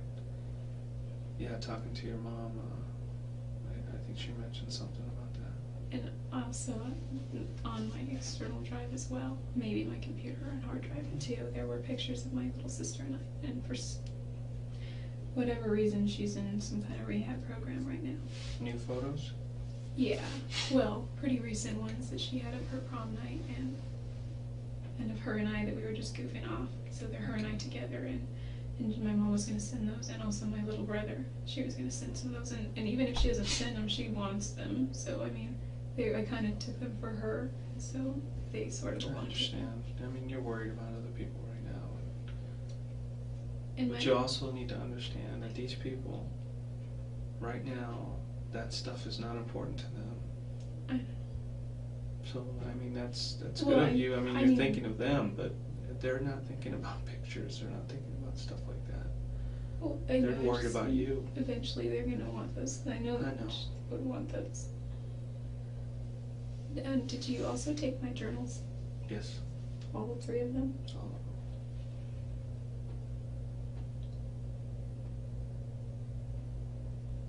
Are you going to keep that forever? No.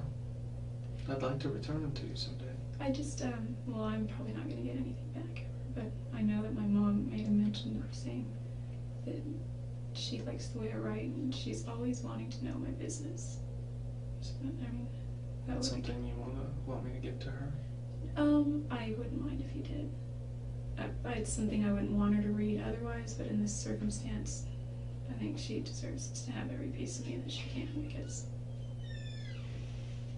she's not getting any more.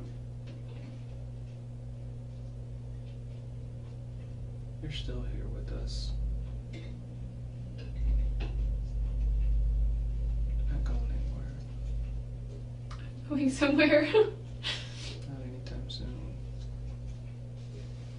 I'll still be able to talk to your family. They can talk to you, and they'll be able to visit you.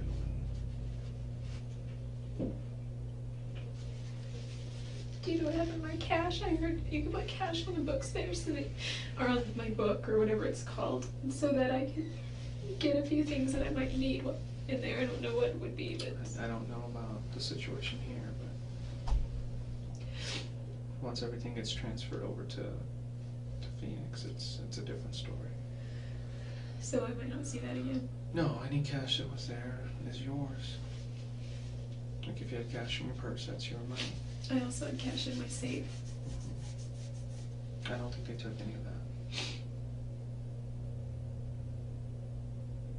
I know there was mention that there was some cash that they saw and they just documented it and left it.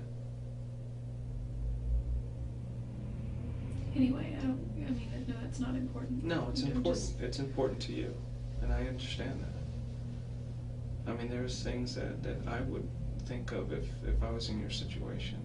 I'd want to take care of the people who love me and that I love, and want to make sure that everything was set. Because certain things you're not going to be able to do anymore. Like hug my family. No, you'll be able to. When they come visit, it's like behind a glass, you know? No, it's not. It isn't Mhm. here. No, in Arizona. They're not gonna come to Arizona. I guarantee you they'll come to Arizona and see you. When I moved away, they never came to see me. I was gone for 10 years. From my understanding, some of that was because of you. I had a house with a free bedroom and a bed and a pool and everything you could want, and they never came to visit me once. It's my first home. I'm sorry, this is all stupid and it's irrelevant. I'm just saying they're not going to come to Arizona, and they shouldn't have to come to Arizona. And I don't think I'd want them to, anyway. So yeah, when you say there are certain things that I won't do anymore, I know that's really sinking in quite a bit. You don't think your sister or your brothers will come visit you? Yeah, I'm sure they would. Of course they will. You don't think your mom will come visit you? She will. Who do you think is worrying about you more right now? I think your mom and dad are worried more than anything. I know Dad went to the hospital yesterday because he was having a panic attack. Yeah.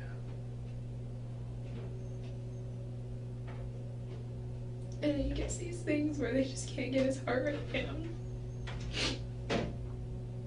And it's not, I mean, I haven't really been the cause of any of that prior. It's just happened. But yesterday I had everything to do with it. It doesn't even matter. I mean, he's had a long life. Every breath he takes right now is because of modern technology. So it's bought him a lot of time, but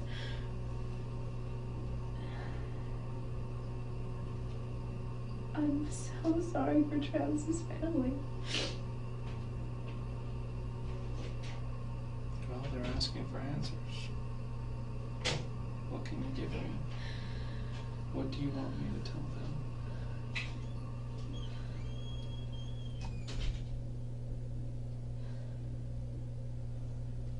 I will tell them anything that you want me to.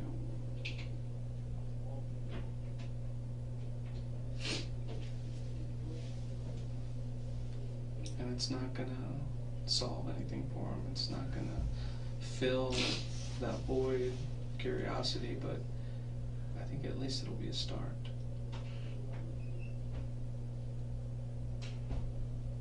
What is it you want to say? I will call her as soon as I'm done talking to you.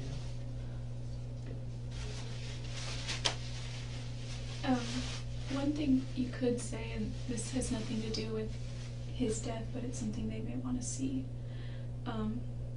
2 nights ago, it took me 5.5 hours, but I posted a 45-minute video on YouTube of him doing a training in San Bernardino. Where did you post that? On YouTube. If you go to YouTube, it takes some time, a couple hours to actually get it up, and once it's they have to go through some processing thing. But if you type in Travis Alexander space systems training, so systems '(S) training, it should come up. What is it? Travis Alexander, and then a dash. It's like a space and a dash. Space and just a dash? Yeah, and then a systems training. Apostrophe on an S. I don't know if that makes a difference, but that's exactly what I titled it. And then his friend Chris Hughes gives about a 6.5-minute introduction to him, and then Travis gets up there and does a 30-minute training. And he talks a lot about what's in the introduction to his book. He talks about his grandfather, Vic. He loves his grandparents. Yeah. He still loves his grandparents. Yeah. He loves his parents and his family, and you and I have similar beliefs, and we know he's okay now. I know, and I know that he's okay, and I know he's in a good place, and I know that that doesn't make it any better here for anybody. But there's always that but. I think he's waiting for you to give relief to other people who are still here with us. And you know you have to. You can't leave it unfinished. It's the last piece of this puzzle.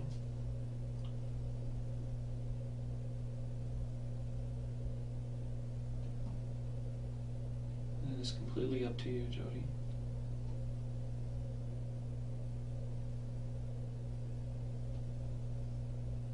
Like I told you yesterday, I have details on how things happen. There's ways to figure out. But the biggest question that everybody always asks is why. It's the biggest question of our life. It is. Why are we here? Why do we suffer? Why do we go through the things that we do? Why do we hurt each other? And the biggest reason I've ever found is for us to have happiness. We're here to have I think you're happiness. right. in whatever situation that we have, no matter where we're at, who we are, and what our situation is, we can at least try to be happy.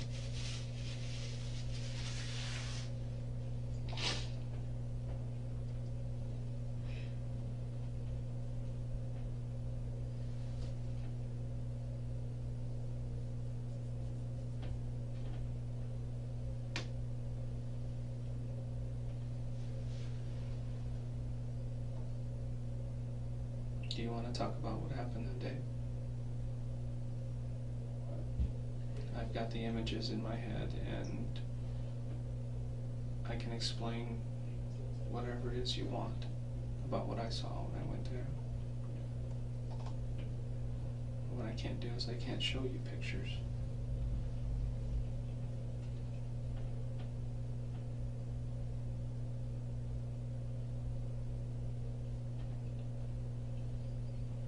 What time did you get there that day?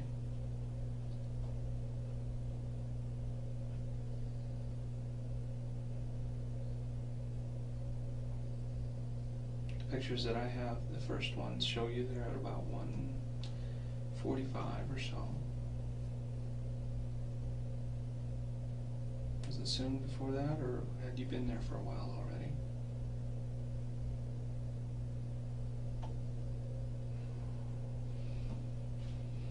I know his roommates are off at work during that time and don't come home till about 6:30, 7 o'clock.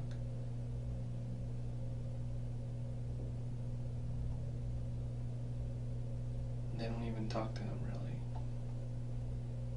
Just seems like they just kind of rent rooms and they don't really socialize. And they kind of stick to themselves, especially his new roommate. Who was that? Did you know his new roommate? I knew Zach was there. Zach and Enrique was the other one. I think I saw Enrique at his funeral services, or I mean his memorial services, but I didn't meet him, or I didn't know him. It's a Mexican guy. He's Kind of short. quiet, kind of reserved. His other roommates, I knew Dustin, who was, I think, in the room that shared Travis's wall, yeah, and John Hepworth was in another corner room. But there was only Zach and Enrique there. Yeah, he had moved out. And those guys, we have all of their things as well, so I mean they're asking too. Zach is going through so much right now. He's like, how could we have not known that he was there for days? He racks his brain. He calls me 2-3 times a week. You know, just goes over and over in his mind. He has no idea. And he was the one who first went into the room and found him. He's the one. I've heard so many rumors about how that happened. Yeah. Other friends came over looking for him, and they went into the room. There's a few of them. They came out, and you know what? They'll never be the same. You know, when you see something like that, it's difficult, especially when it's somebody you know, somebody you love.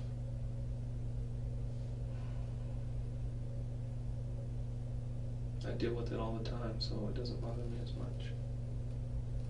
You must have to remain detached quite a bit. Mm-hmm. You know who I usually get attached to? Is the people I'm talking to. To you. You're the one I'm going to remember. I'll remember him, but I didn't know him. I will remember you.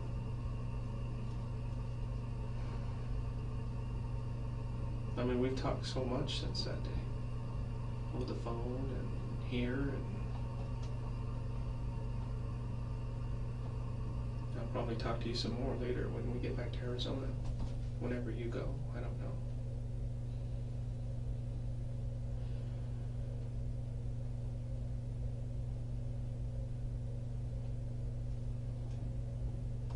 Just don't want to hurt anybody. I know.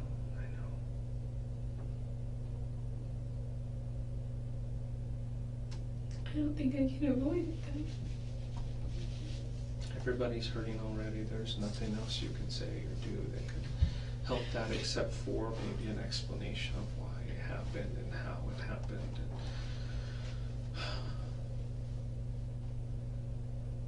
It's not my job to have an opinion of you and your personality and your character. It's my job to sit here and talk to you and get the facts of the incident and present those to the court and whoever else needs to know.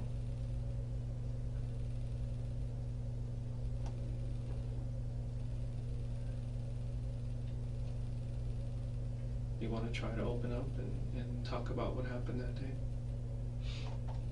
Because I'm ready. I do, but I don't think I'm ready. I mean, there's not much to say.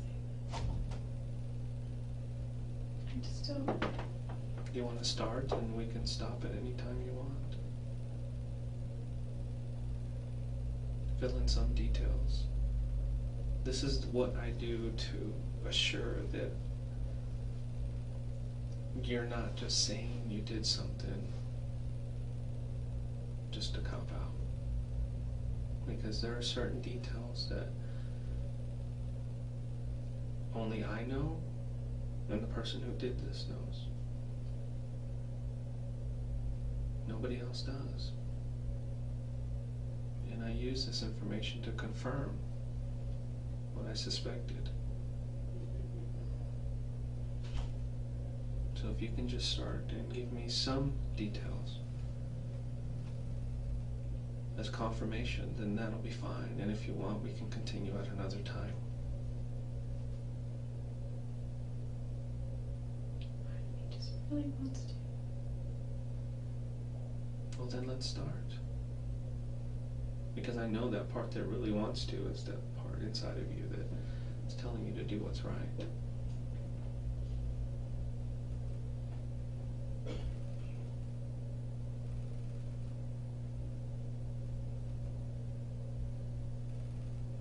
We don't have to go over details, all the details.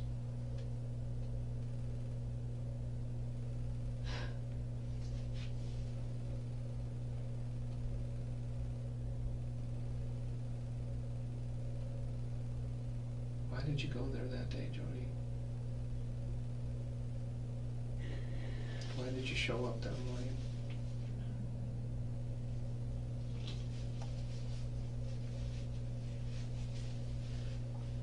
I have questions too.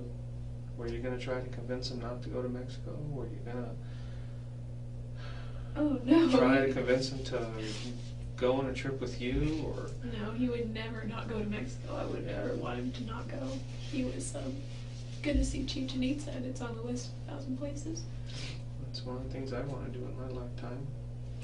Yeah, it's an important part of our history, both in the church and I guess our heritage too. That's where my people come from. Yeah. So why were you there that day? Please tell me. Did you just miss him? Did he call you? Did he miss you? What was it?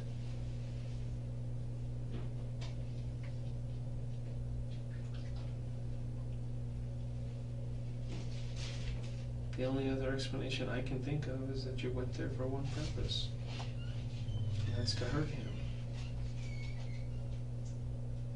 And if that's the case, if that's the truth, then that's what you need to say.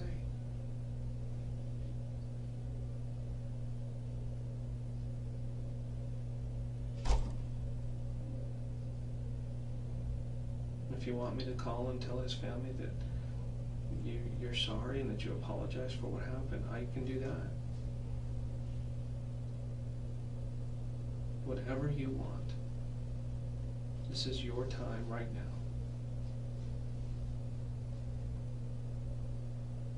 I flew up here for a lot of different reasons, and one of them, the main reason, was to sit down with you here and talk to you about what happened. I did it yesterday. And now I'm here today. But the time is limited.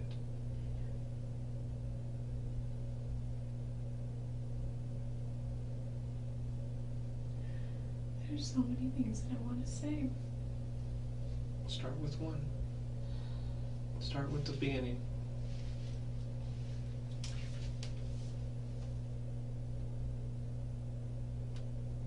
Was it a last minute change from your trip to come down, down to Arizona? I bet you were going through your head. Should I just go, or should I just keep going to Utah?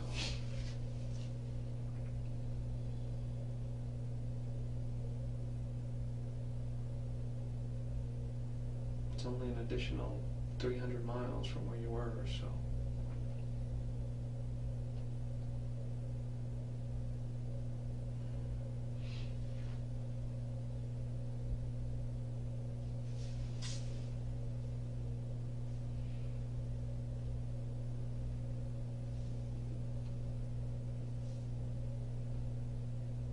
Jodi, your time's running out. I'm not going to be able to talk to you anymore. And I want to.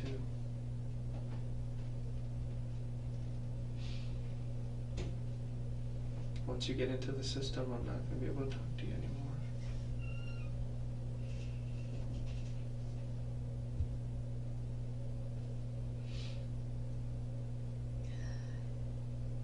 You leave so many questions unanswered for me, and for his family, and for your family.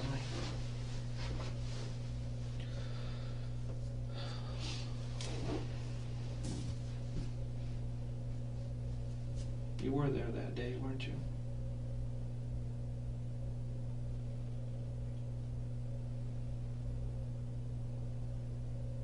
Were you guys alone?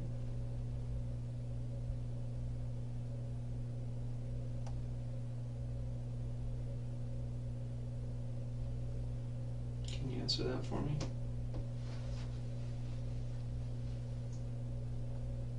Were you guys alone?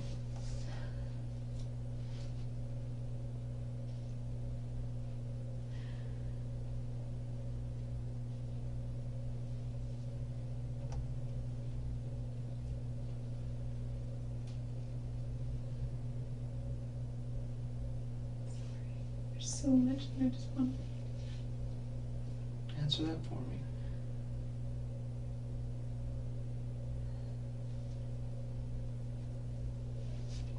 Should I be looking for somebody else?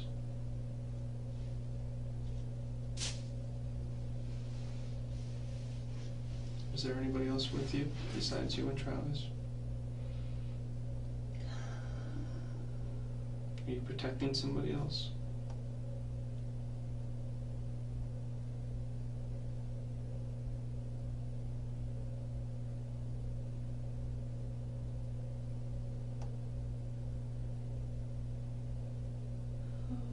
Jodi. I'm sorry, I just don't know what to do. I'm trying to just figure it I'm right here. I'm right in front of you. This is what you need to focus on right now. out.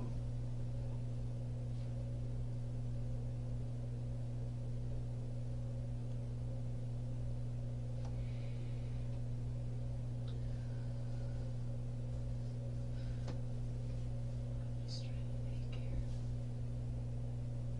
You had Rachel call me for a reason. And that's why I came back here. I had her call you about those photos. But I also thought that because you communicate with his family more regularly, I don't think she's talked to me. I just don't know what to say. They deserve to have some kind of peace. Well, you want me to ask you a question that they've been asking me? Maybe you can answer it? Same question I've been asking you. Was there somebody else with you? That's the number one question that his whole family has been asking. What do I tell them?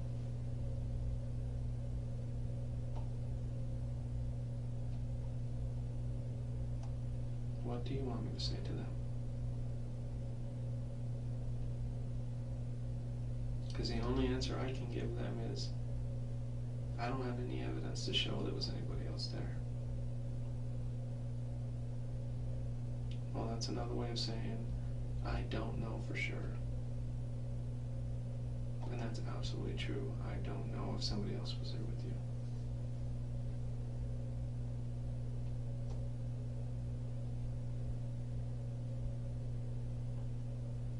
Please give me that at least. For them.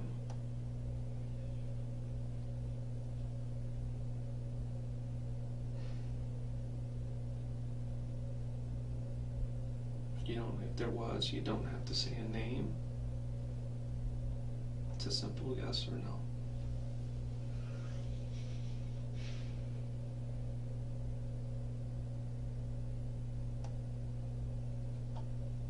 Yes or no, Jodi?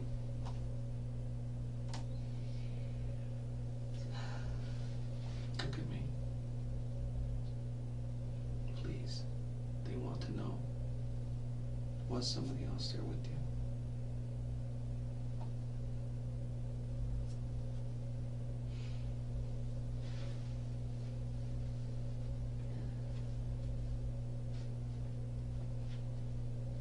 I'm just trying to think. You keep fighting it.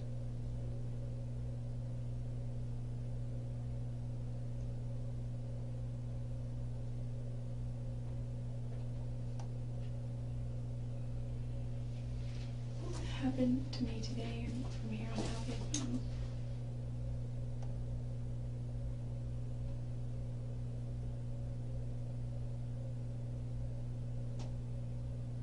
if I just told you every single detail that I know and I gave you a confession? Nothing else changes. It just speeds up the process. In what way? Like, do I go to Arizona faster? The process in Arizona speeds up. So if I maintain my innocence, then I stay here longer, just in the system? No, or you do I don't go really home? stay here longer. That speeds up the process in Arizona. Like the trial and all that jazz? Do you want to put your family through a trial? That's another question you have to ask yourself. No. Can I do it all without a trial, or does there have to be a trial? It's something that you can discuss with the prosecutor. Oh. And I'm on the phone with him pretty much every day, giving him updates. What's his name? His name is Juan Martinez. And he's the #1 prosecutor in Phoenix.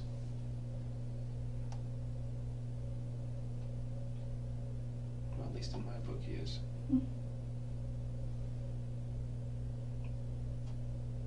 Is Phoenix part of Marco?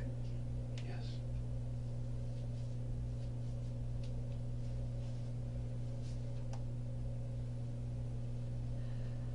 I wonder if I should just get a lawyer first.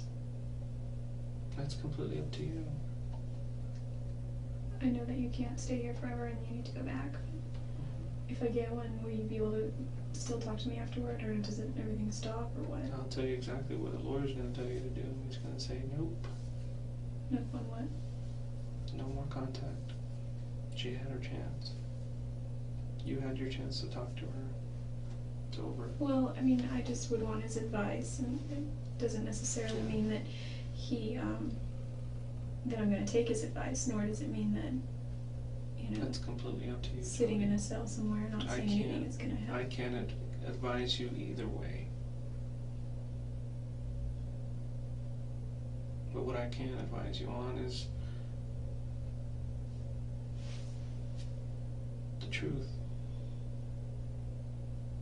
The details of the case that you have in your head that you can give me will allow me to verify the information that I have to make sure that I'm looking at the right person, and to verify my theory that nobody else was there with you.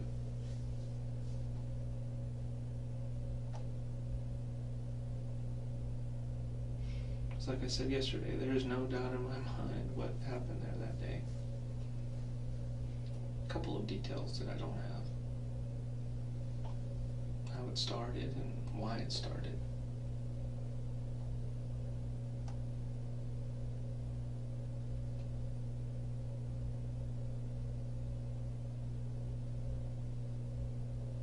And like I said before, if you can provide me just a few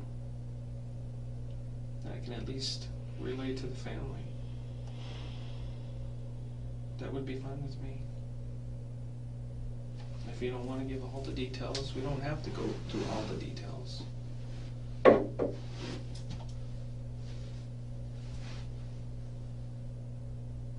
let's at least start.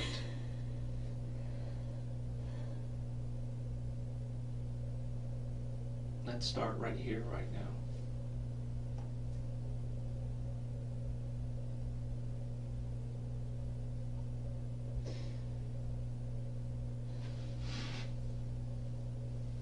If there's a question that I ask you that you feel like you don't want to answer, you can say, no, I don't want to answer that right now. Okay, just hold on a second.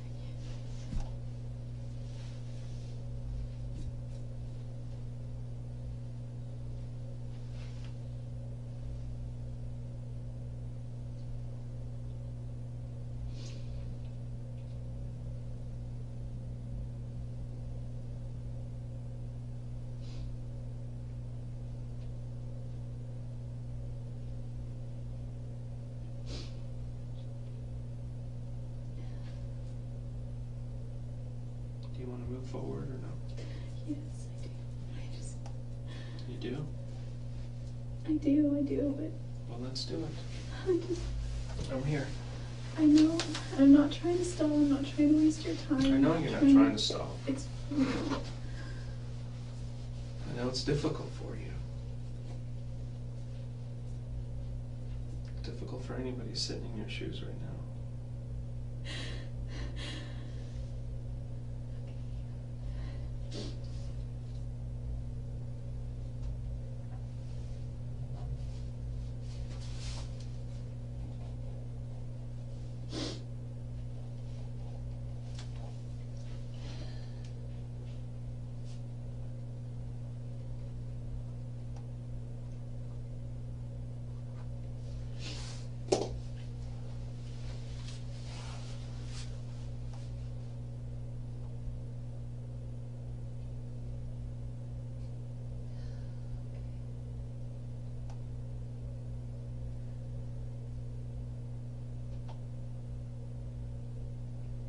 You decide.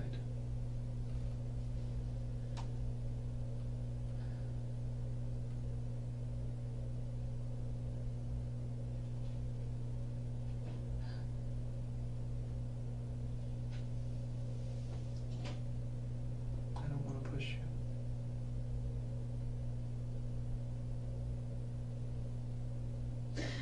It's your own free will. That's one thing that we have, is our own free will.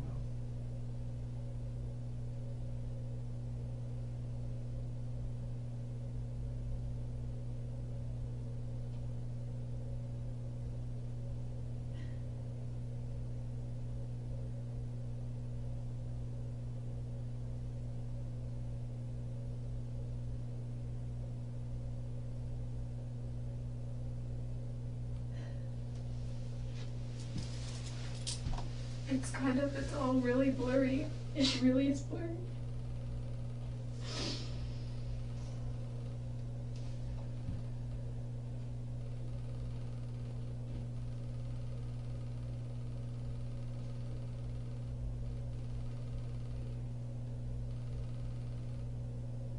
What went through your mind after it happened?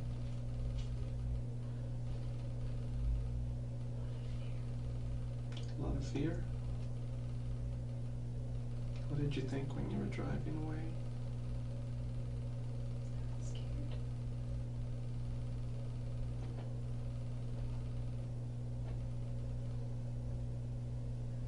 Finally.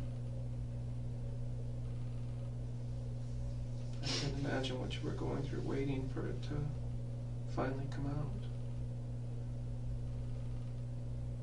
Waiting for what to come out? The news that he was no longer with us. He must have been going through hell.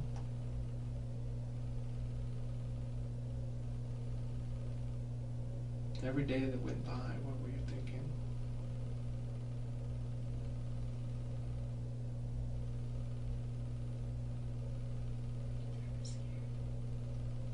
What was that? I was scared. I'm sorry. It's okay. And you just went on with your day like nothing had happened. I had to. You had to.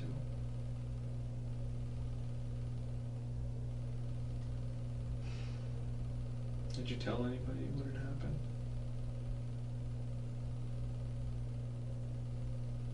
It must have been hard.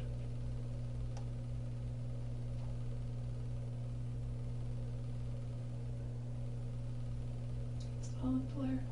Can I please see those photos? As soon as I get back, the detectives went to Reading to go pick up the rental car that you had that day. And they took the photos. There's probably something in the rental car. Like what? Maybe blood. In the trunk? In the back seat? That's what we're gonna look for, so. I was just thinking maybe the handles, lock, steering wheel, something like that. Things that get touched. Is that what was going through your head when you left? What did I leave behind? What did I touch? No. What was going through your head when you left his neighborhood there? Just had to run.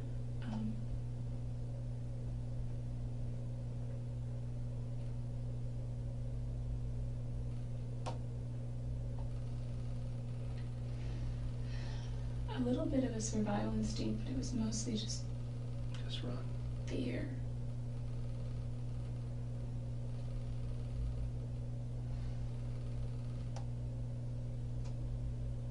Were you worried that his roommates were gonna get home soon? I was Did you even think about that?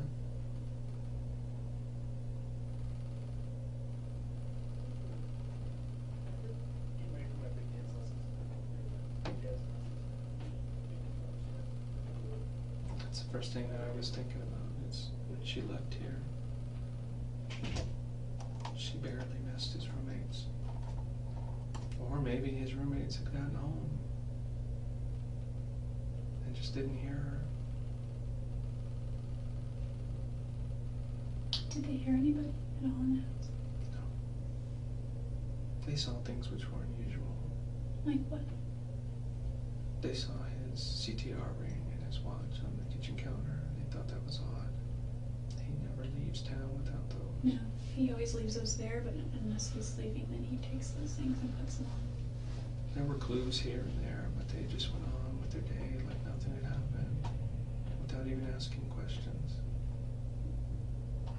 They knew that he was going on a trip, but they didn't know what day. That's He what was took supposed to leave on Tuesday. on Tuesday, that following week. That's right. And they found him on Monday.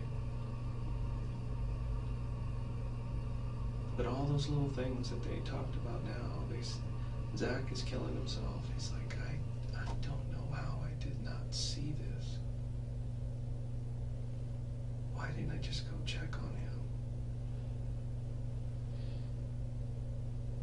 Why didn't I just follow my instinct and go look?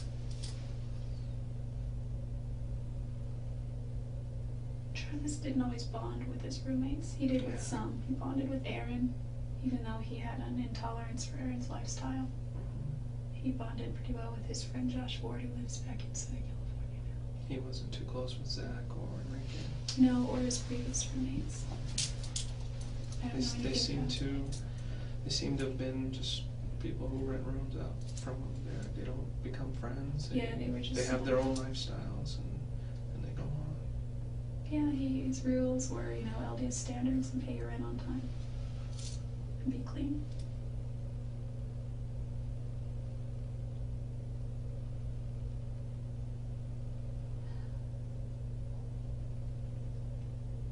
What time did you leave there that day?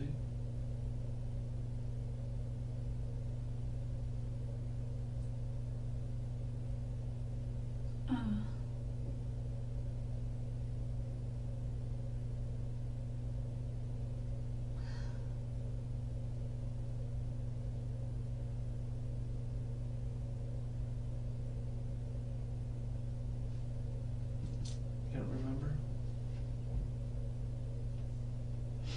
Just trying to drive and get as much distance as you could.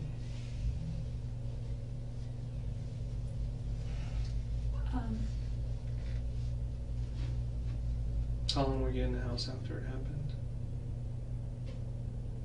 I know you tried to clean yourself up and clean up what you could. Wasn't. It didn't take too long, but you did.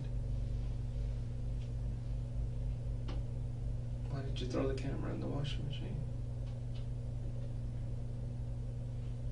We found blood in the downstairs bathroom where somebody had tried to wash their hands. There's blood on the outside of the washing machine. There's little things that give us clues to what you were doing afterwards.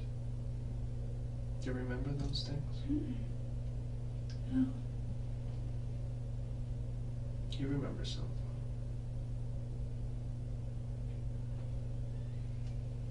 What was your intention in going there that day?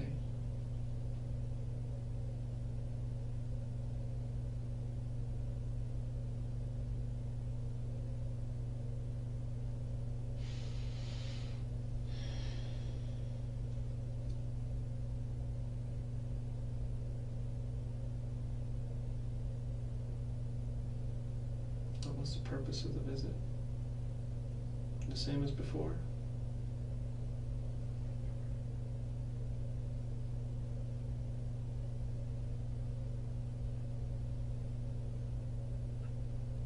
I'm just starting to remember. I'm just trying to remember that week. That whole week. And the week prior had a lot to do with it.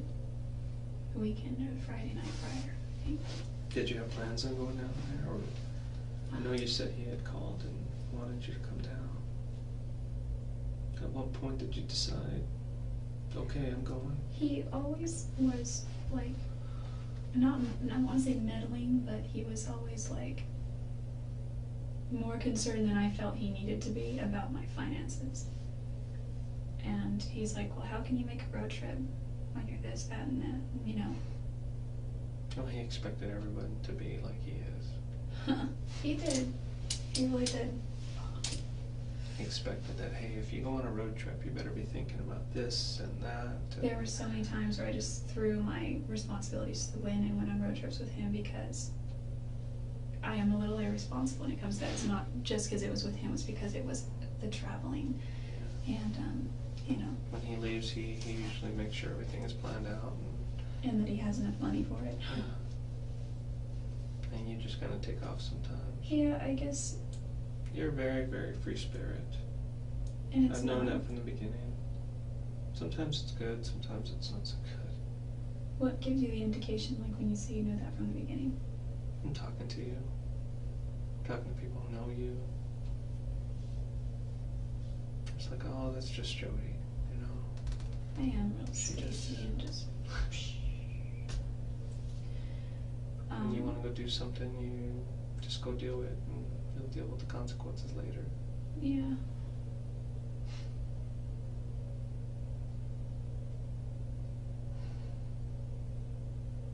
When did you decide to go visit him? At what point? Were you already on the road, or was it from here? Did you already know you were going to go visit him when you left here?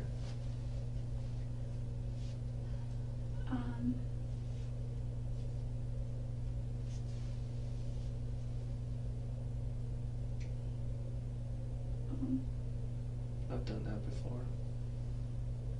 Sometimes I just leave and, oh, you know what? I'm going to go visit this person while I'm on the way.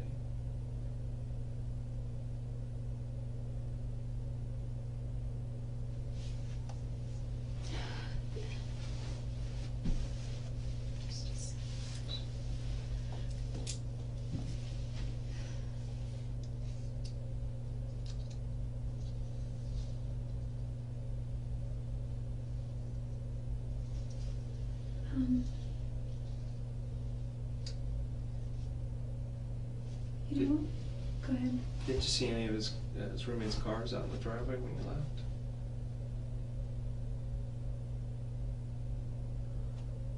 That part just bothers me because it was so close at the time when one of the roommates came home. And I'm thinking maybe you were still in the house when he was there. No, no, I was in the driveway. You were in the driveway. They would have seen the car then, right? Yeah. My space was always right behind Travis's car, and he parked in it's a 3-car garage, and he took the middle space. And one of his the roommates Prius? Yeah, the Prius, or his BMW before that. And then there was like a smaller little space, but it was enough for a car, but it was always jammed with junk from his roommates. He was very much he didn't save stuff, you know. Yeah. He had so much storage space. He was so generous. When I moved there, he let me store all my stuff there because I went from a house to a room, and so I had artwork. Because I paint and art supplies, photos, books and books and books and books. So many books. Some aren't even mine. They belong to my friend Matt. I was renting that car yesterday because I was taking a trip to Monterey. And, Oh, is it Matt? Yeah, I was gonna drop off some books to him that I'd had for years. We dated like 8 years ago. We're still friends. So, all of his books that somehow I ended up keeping, and some were mine, some more like esoteric and spiritual kind of books that I'm probably never gonna read now because they're just so out there. I'm sure they'll get those back to him. And then some photos also too. Daryl, who was another guy I dated after Matt that we bought a house together. And kitchen supplies. Daryl paid for so much when he was there. He footed the bill with Costco, so I had they said that they took knives out of my car.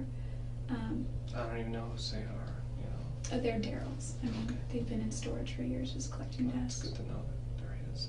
Yeah, no, they were all just, one might have been mine, but like, I think they were Daryl's.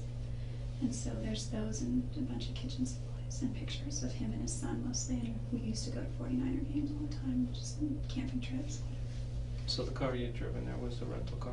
Yeah. The Ford Focus? Oh. That's the car I they're going to thought go pick up, a Ford Focus. Oh, yeah. I know they were going to rent you another car, but then something happened with that first car. Either you didn't like it or I don't know if they had Oh, it was problems. red, and I thought, because I always hear that you don't drive a red car, and I would never buy a red car. And it was fine, it was a Ford Focus too. And you got the other car instead. I was The like, do you white have one with a more neutral color? Because red is like, you always get pulled over and you get tickets. No, I don't know if that's true, it's just It's something I've not been true. told since. It's just there's a lot of people who have red cars who like to go fast. It's a personality thing. It's not because of the car color. I just, for me, it's a psychological thing, 'cause it's more noticeable, and it's like, you know, a red flag with a bull kind of thing. I know Travis doesn't lock his doors when he's home. Was the door open when you got there? Or did you have to go through the garage? Or how did you get inside? Did you knock?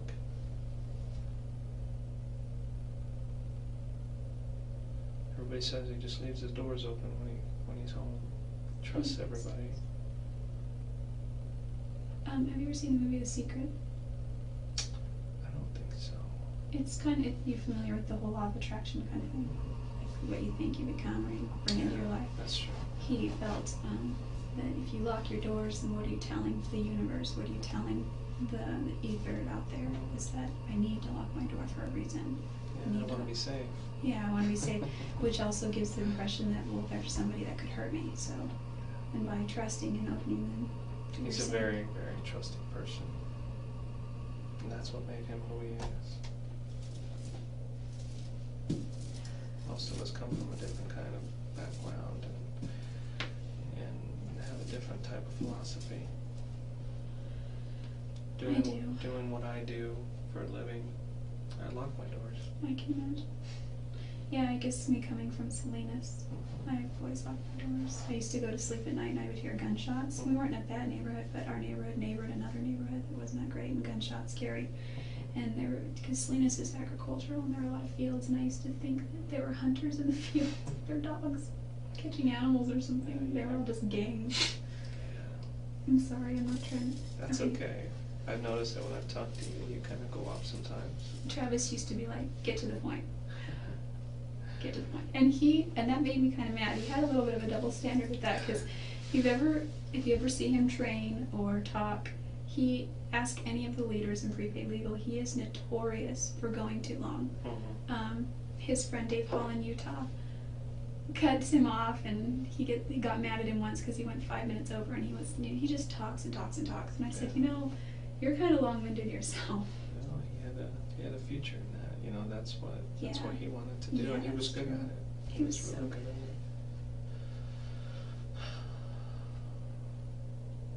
He talks about things of more substance, though, and I just ramble.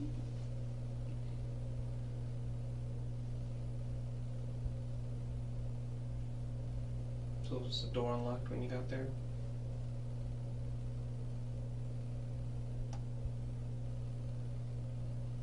Or did you went through the door of the garage? I know a lot of his friends have the key code for the garage too. He doesn't keep that a secret either. I got that from several different friends. Yeah, 0817.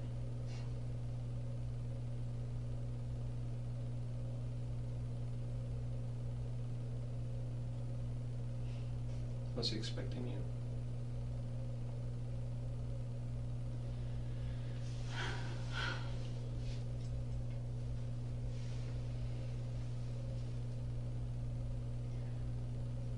Yes. Did you surprise him? I know he was always happy to see you.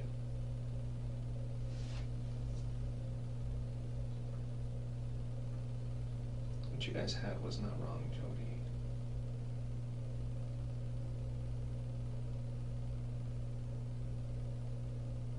Going over all his stuff, he was always happy to see you.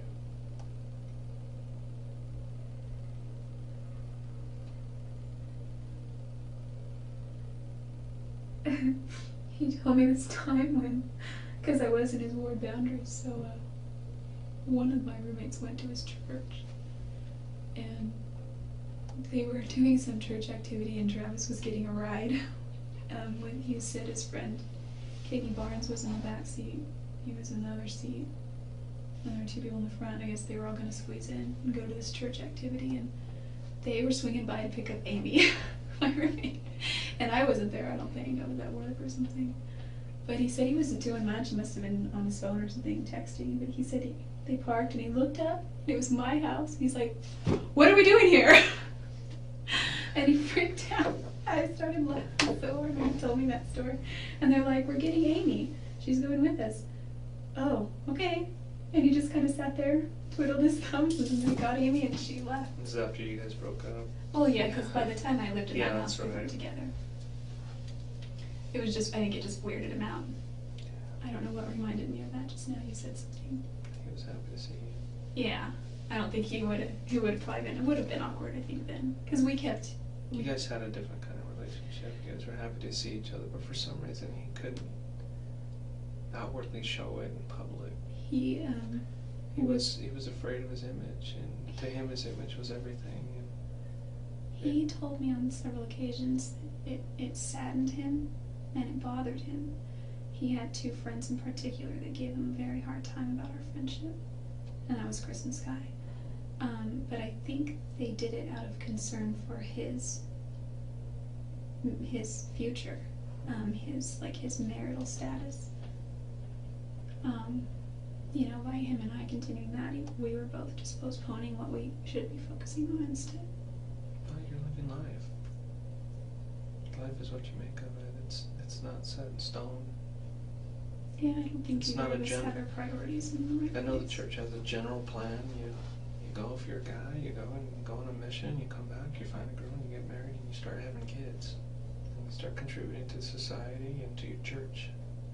Yeah, that's really not a bad life. And you came into something, I don't know whether you came in with both feet or you still had one foot out, but it's a whole different society in that church. It's an all It or is. nothing. It is, and I think that's just because the church actually And that's what people lives struggle their with. standards. They have the utmost standards, and you look around, and there's not one person in that church, in those pews, who doesn't need to be there. If they were perfect, they wouldn't have to go. And sometimes I think it's a facade. I know. And Travis kept trying to live up to those standards, but he's a human being, and both of you are mortal, and you have free will, and that's that.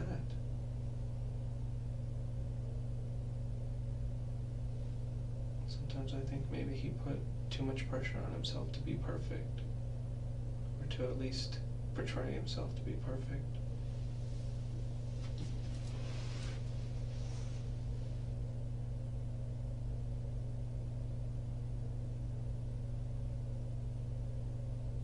And that's maybe why something like this happens. Things get way out of hand. I'm not an evil person. I know you're not. But I've always have. And I'm not a promiscuous person.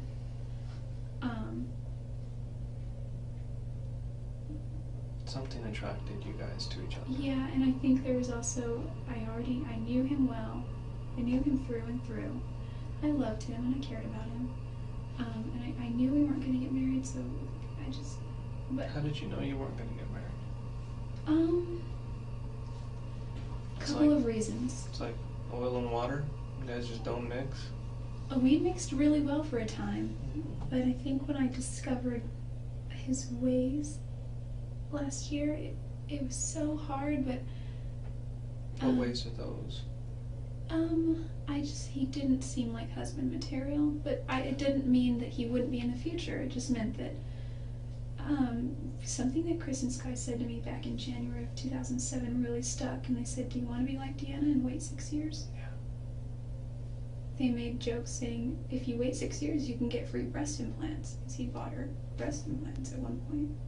And they're like, and then he'll really do it, just all these things, and I was like, what? Why would they say these? Anyway, that one part stuck though, and I felt that, women have, not all women, not Mimi and not certain other women, but most women just fall all over themselves for Travis, because he's nice and he seems like the whole package. I think Mimi kind of saw through everything. There's some people out there that can see through stuff.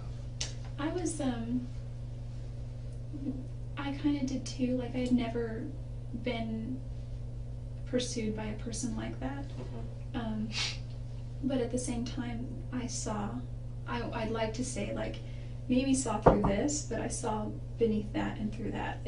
Like he wrote that thing on his blog, The Gold from Within.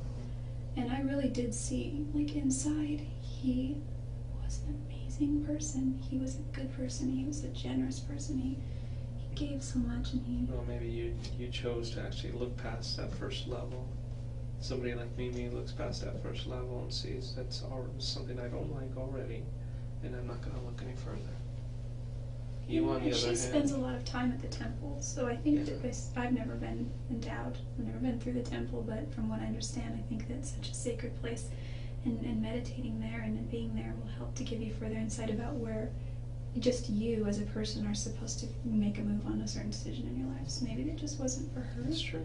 I also was thinking, after the fact, I didn't get every chance to discuss this with him. I didn't know she was going to Cancun, but and I didn't know she didn't. She flat out told him no, but I thought. So that's completely out of the theory that you went there to convince him to not go. No, not at all.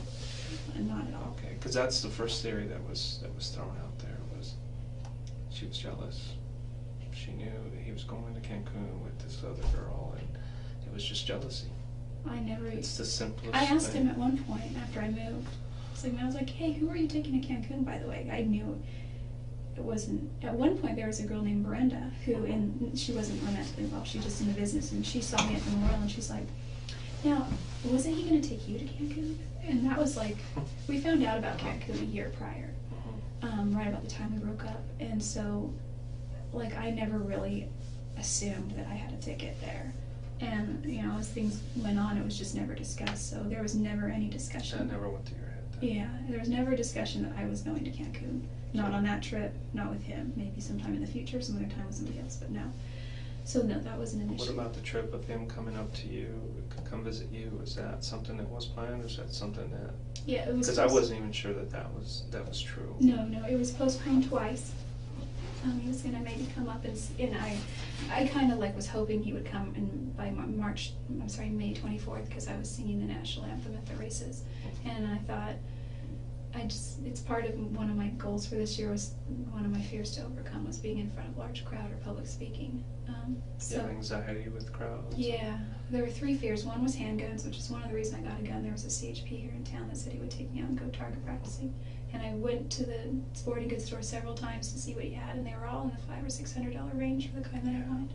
So they were too expensive, but then there was this one, it was cheap, it was like $100 and something, and I said, all right, let's do it. So I put my money down and got my little 10-day background check and all that, and then I got it and I was happy, you know. And the third one was skydiving, so I was going to do that sometime this year. But he wasn't able to make it up for he was scared to tell me that too. He's like, I know you get really upset. Was he scared? Not scared, I'm hesitant. He didn't want you to be upset. He didn't want to hurt my feelings. He told me that. He was on the phone in early May, because I had known about that I was going to sing 8 weeks prior, about 8 weeks prior. Yeah, because I had approached the guy at the state down by the Purple Plum, which is this one of the middle exits there. He works at the gas station area. I ate there this morning. Oh, really? It's pretty good food. You used to work there, didn't you? Yeah. They're good people. They It's took weird, me 'cause up I went to go eat there, and I couldn't get it out of my mind. Jodi used to work here. Constantly thinking about you, because of this. It was a good place to be. I worked there twice actually when I was 18. My dad closed his restaurant when I was 16 or 17, and that's when I was a server there. And being a server in a restaurant is probably one of the best positions, because you tend to make a little more money than the other positions. Some tips. It's all contingent, but generally it works out in your favor. You've got that kind of personality that people want to tip you. Yes. So Yeah. when he didn't come up, was there an issue with that? Did you guys talk about that? Well, he said he put it so delicately that I couldn't be mad. I was sad, but I wasn't mad or anything. And he said, he's like, I'm just not sure. He said, there's a lot of stress going on. There's a lot of things right now, with this, and just I have stuff going on. And he's like, I've been hesitating to tell you, but it looks like I might not be able to make it up there to watch you sing. And I've been scared to tell you that. And I was like, oh, he says it, and he taught me this technique. He says it in a way to disarm you first, to where you're just like, well, oh, no, reverse psychology sort of. So he said that, and I could tell that he really was concerned that he would hurt my feelings. Is that when you decided to, or he decided to invite you up? No, not at all. Because he didn't invite me up till he found out I was going on a road trip. But then he's like, he's all definitely the first week of June. He's all probably before I go to Cancun. And so, as that week got closer, he was like, look, we had a big fight somewhere around then. Mm-hmm.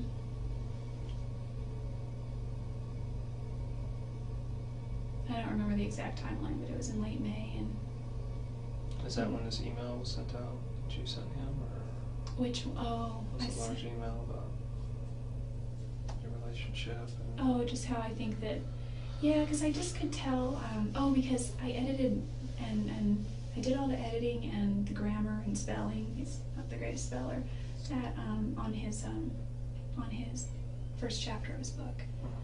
And he wanted to post it on his blog, and I noticed when he posted the introduction that he's like, special thanks to Katie Barnes, and I have no jealousy toward her. She's just a great girl, and there's nothing there to worry about. In fact, when I was worried about Lisa Andrews and Elena Gomez, her best friend, they were all spending a lot of time together, and so I wasn't sure that she would post flirtatious things on his MySpace, and he's like, don't worry about that. And he's like, he said at one point, he's like, if you have anything to worry about, it's Katie Barnes.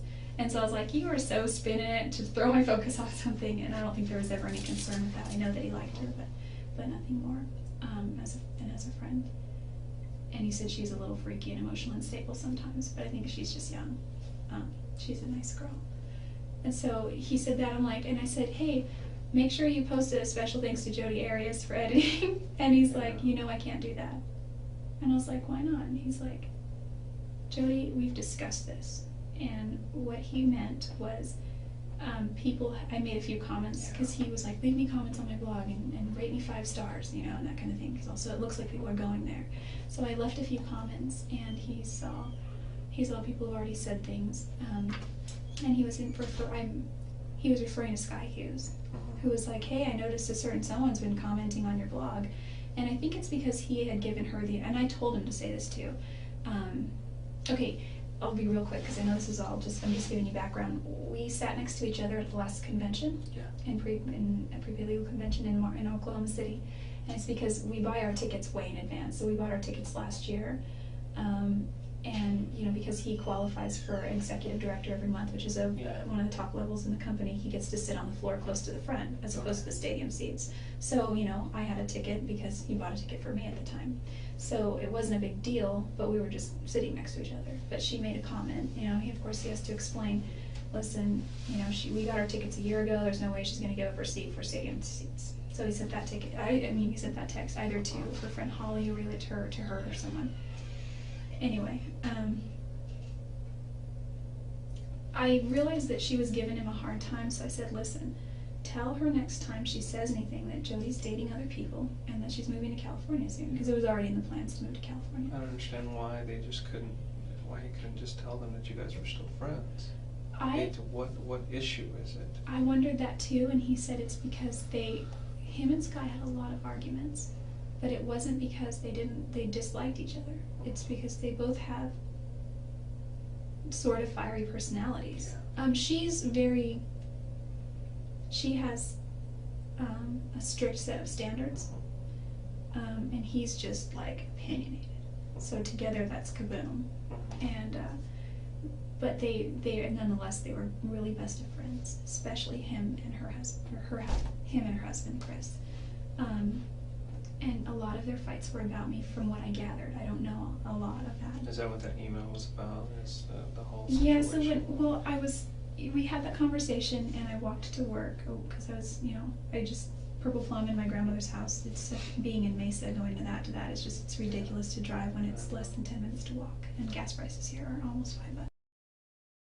A motivational speaker in Scottsdale, and we spent the day there. And when we were done, we drove to his house, but Deanna was there waiting for him for some reason to visit or something, and he was so scared that she would see him in my car that I practically had to keep the car rolling and kick him as I drove by his house. So he's like, don't even put it in park, just roll up real quick. And he jumped out and shut the door, and he's like, no, go.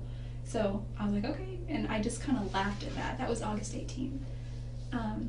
So I see the type of relationship. I mean, it's exactly what I thought it was. Well, his thing with Deanna was, and I don't think that he had anything physical going on with her. I don't know. I don't think so. I know that for a time there was, and then she's pretty strong in that category, I think, as far as her values and standards go. So why this trip this time? I know you said he couldn't. He canceled on you even coming up here in the first part of June, right? Why did you end up going there then? Is it because he couldn't go and you guys still wanted to see each other? Well, when his trip the second time got postponed, it was probably last week of May that you know, it was kind of obvious that he wasn't going to come then. But he said, "Listen, after Cancun, I have like 2 weeks that I have nothing going on before I go to DC." And he's like, "I think that's the best time." He's like, "I'm going to see if it works out for my friends up north," which would have been Chad Perkins, his friend, and now his wife. "And we can do it all then." And I said, "All right," but at that time I was like, whatever. We'll see. I might just not see you till I go back to Utah when everyone convenes it. And which everyone's going to do at the end of the month. So did he know you were coming the first part of June? I wasn't even, like, I had been talking with Ryan at this point. And obviously there's a distance there, and that was difficult. And he really wanted to spend time with me, and I really wanted to spend time with him. And it just seemed like he had made a few comments, when am I going to come out there? And, you know, I was like, as soon as you want, you know, but I didn't think he was serious. And is this Ryan you're talking about? Ryan Burns. Yeah. So finally, things began to work out at Casa Ramos with my schedule, which is the Mexican restaurant, and I have a 3-day weekend there. So I thought I'll take this opportunity and go see Ryan, and that was my intention. What happened when you left? Why did you go the other way?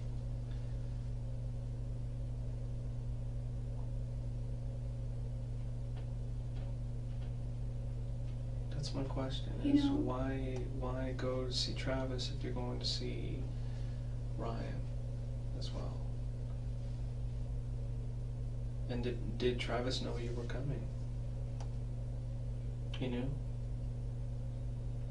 I saw you kind of shake your head a little bit at him. This is hard. It's okay. Did he know you were coming? Did you guys talk on the phone?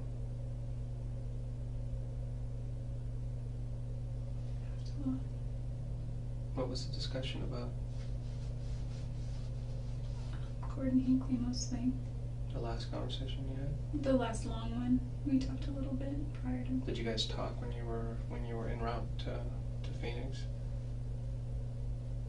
Yeah. Just briefly. Told him my phone was dying, which was true.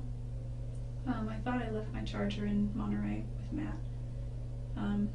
I really honestly thought that I left my charger there, and I had been talking all day between just on the phone. I take lots of pictures of myself, and I know it's... I noticed. Because I'm kind of picky about it, and I guess I take them and I'm like, delete. I will take like 20, I'll be like, delete. Keep one? Yeah, keep 2 or 3 or 1 or none, depending. And so I talked a little bit with John Dixon, who I was maybe going to go to San Diego. There's another place on the list there too. That was in the same trip? Yeah, it's a little ambitious, but I thought... Gosh, that's like 2,800 miles. It doesn't bother me, except I think I put like 2,400 miles in the car. I can't stand driving 45 minutes somewhere. Yeah, where are you flying out of? Oregon. Medford? Yeah, that's just about an hour. Anyway, it's a pretty drive.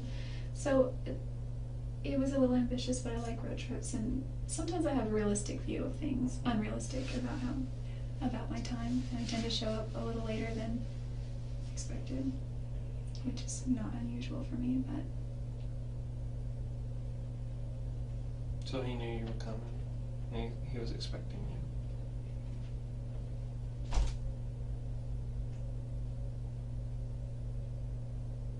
Now, obviously, you guys had, a little encounter, and is that when those pictures were taken?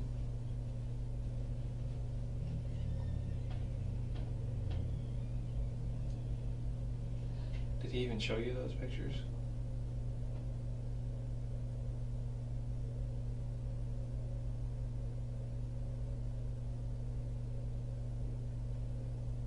It's gonna be hard, Jodi.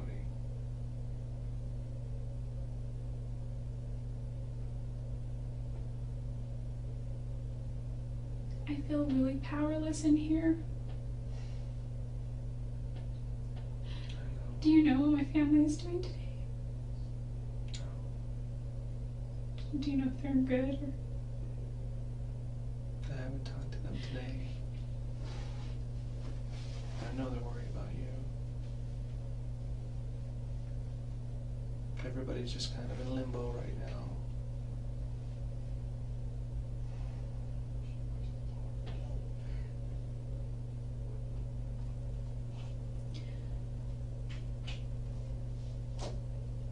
Is there any... So obviously there was nobody else at the house when you got there. His roommates were gone. Well, there was Napoleon, but... He's a person too. Yeah, I got to meet Napoleon. He's so awesome. But nobody else was there. I think his roommates were there. You think his roommates were there? Were there cars there? You would have had to have seen their cars. You parked in the driveway, right? Yeah. One roommate parks it in the garage and the other one parks outside. Well, I know Zach would park on the street a lot when I lived there before. And he pulled his car into the garage whenever he would work on it. What makes you think his roommates were there? I asked him. What did he say? Who was home? He said they were there. But I don't know who. The reason I asked, because it's kind of an indication of how quiet we have to be. What time was that? Do you remember what time you rolled in?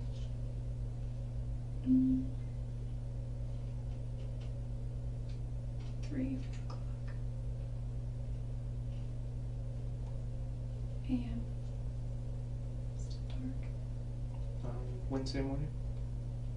I think. Yeah, that makes sense.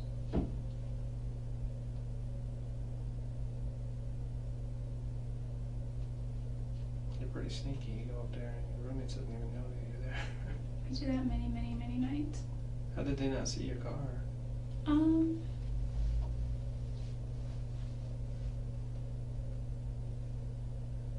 I don't know.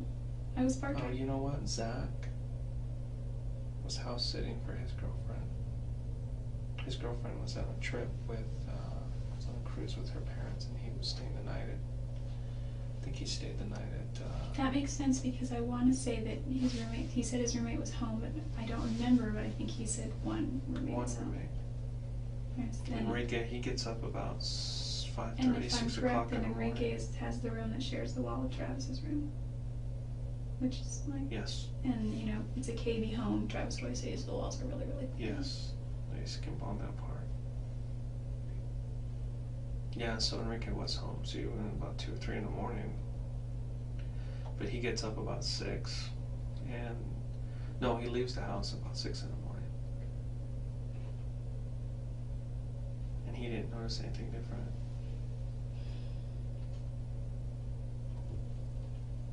Did you guys spend the whole day together then? That following day? Did you guys go anywhere? Just stayed in the house? Slept. Well, after a long trip, I'd sleep too. Travis stayed up all night waiting. He was watching something on YouTube. Some stupid video. He's like, you gotta see this. And I'm watching it, I'm like, this is so boring. I was like, what? I was like, what's the point of that? And he's like, just stupid, pointless stuff. I'm like, okay. I guess everyone's gotta have their time to binge out. Being so driven and deep as he is, portrays himself to be, it's just funny that he watches stuff like that. It wasn't anything profane or bad or vulgar. It's just like people like dancing, but they had like boxes of foil on their head, and it was just like weird, like robotic kind of music. The pictures that I showed you of you laying on a bed and stuff, is that when those were taken that day? Yeah, we also made a video, we deleted it. Video on that, On his camera. on that camera. Did you get it? Videos are hard to get once they're erased. They take up so much room. Yeah. And whereas pictures are a little different.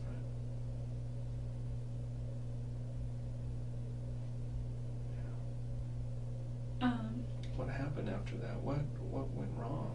I know that the last photos of him were taken about 5:20, 5:30.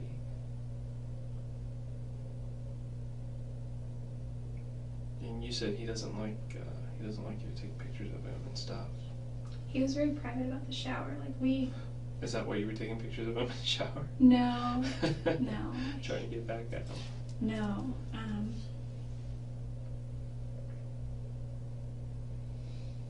I'm surprised he allowed you to take pictures of him in the shower. The first few looked like he wasn't too comfortable, but obviously whatever you were saying to him made him a little more comfortable. I remember all that pretty clearly. You remember that?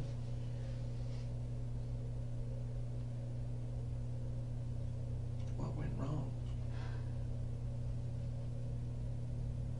Did he say something to you? Were you angry about something? Were you frustrated? What was it?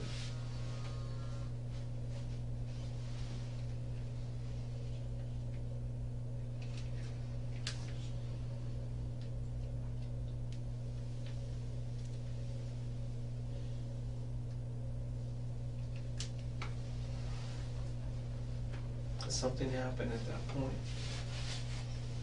and I don't know what it was. What are they going to do with the rental car? Are they going to bring it here?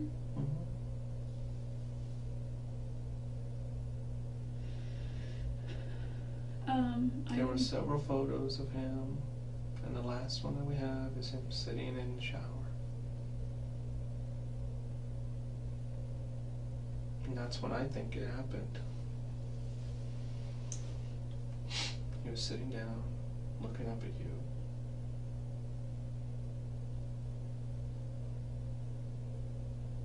What did you do?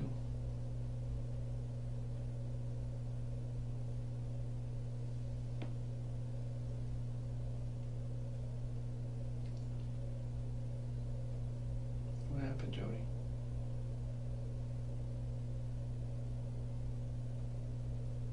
You've gone this far.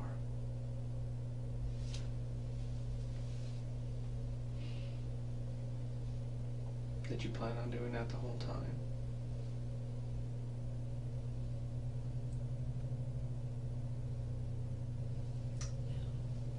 Then why? Tell me.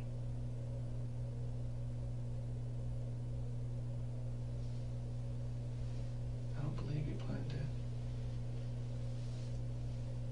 But then I don't understand why. Why you took a gun with you? Oh, I didn't. Where does that come from then? Where did you get it? Everybody says he didn't have one.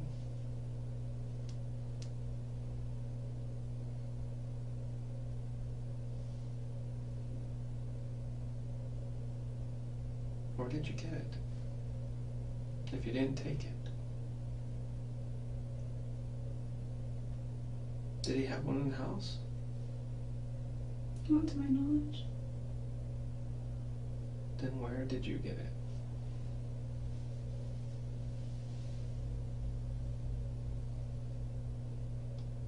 Did you bring it with you?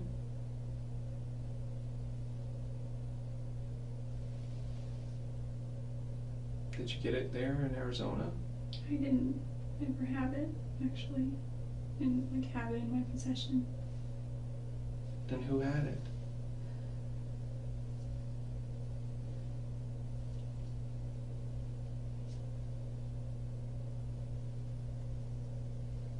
If you had it and Travis didn't have it, then who had it?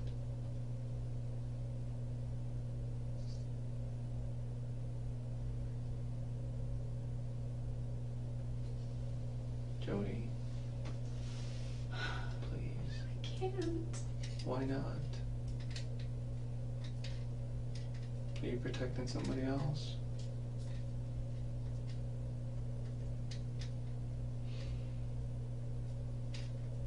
Why would somebody else do this?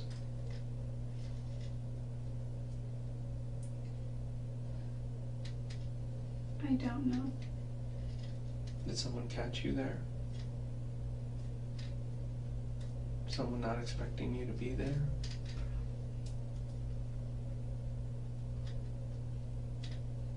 They would have seen my car. Then who was it?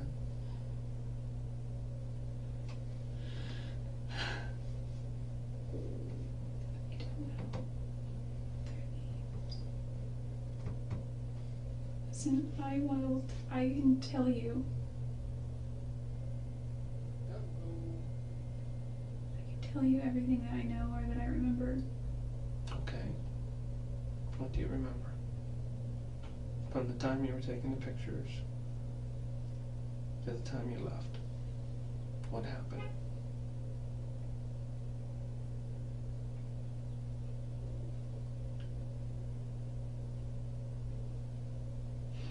What happened after that last picture was taken?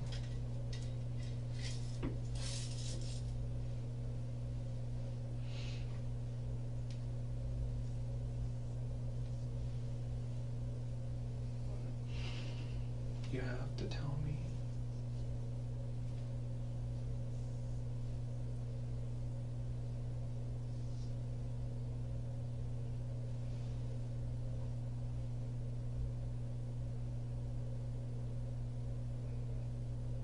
If you want me to believe that somebody else was there, you have to show me. You have to explain to me what happened. Otherwise, it was just you. And if that's the case, that's okay.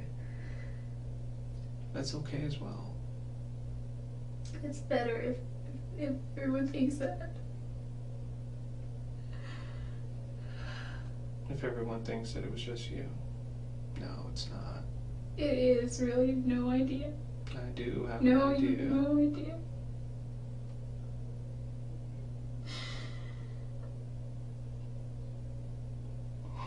You're going through your own things right now. If somebody else was there with you, we need to know that. Why would somebody do that?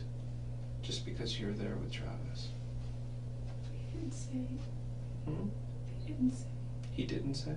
They?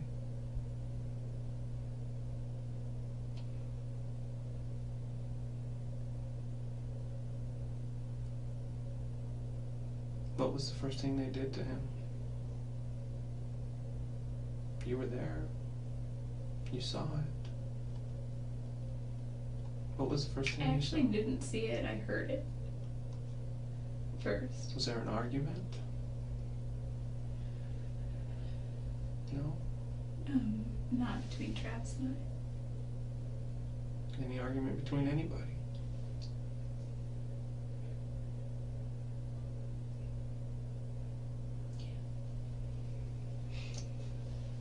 Is there any way I can see those pictures? No, not right now. Can I see them soon? I will. No. You need to start letting me know what happened. You're Okay. telling me that some other people were there.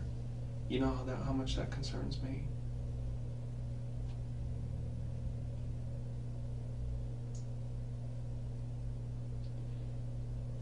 I don't know who they were. They know where I live. Mm-hmm. Or they know where my parents are, or I don't know if they know where my grandparents are, but they got my address. And they know where my family is. Mm-hmm. Sorry. So you're trying to say you're doing this to protect your family?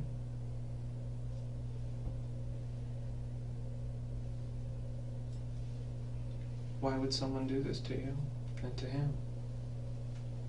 I don't think they really intended to do anything to me. You're saying somebody followed you all the way to Arizona from here? No, I don't think. I think I was an element of surprise for them. You were an element of surprise? So they didn't expect I'm you guessing. to be I don't think so. there? They didn't expect you to be there. I mean, they had to see my car. Is it someone who lives in Mesa locally? I didn't recognize any of them. Well, you have to give me a motive. Why would they do this? Were they going after Travis?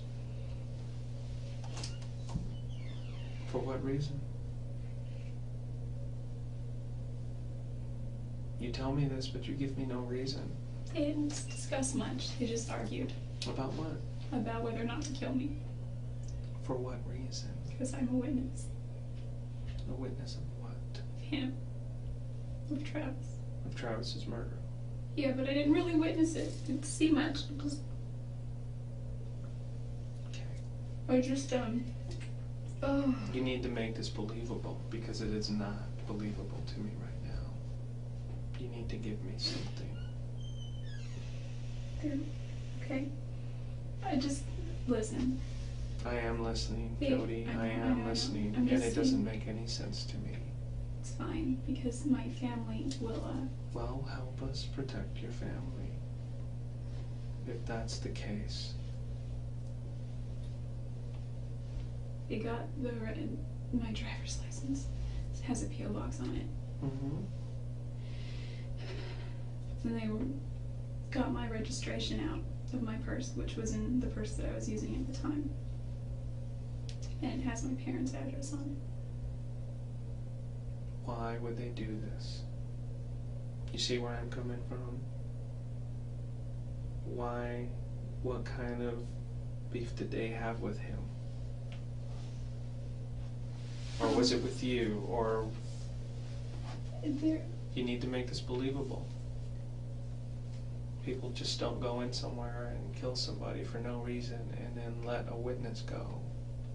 That doesn't happen. They've already killed one person, why not just take care of the other? Well, yeah. You know who they are if you're telling me the truth. I don't know them. Then I don't believe you either. And I can't. You can't expect me to.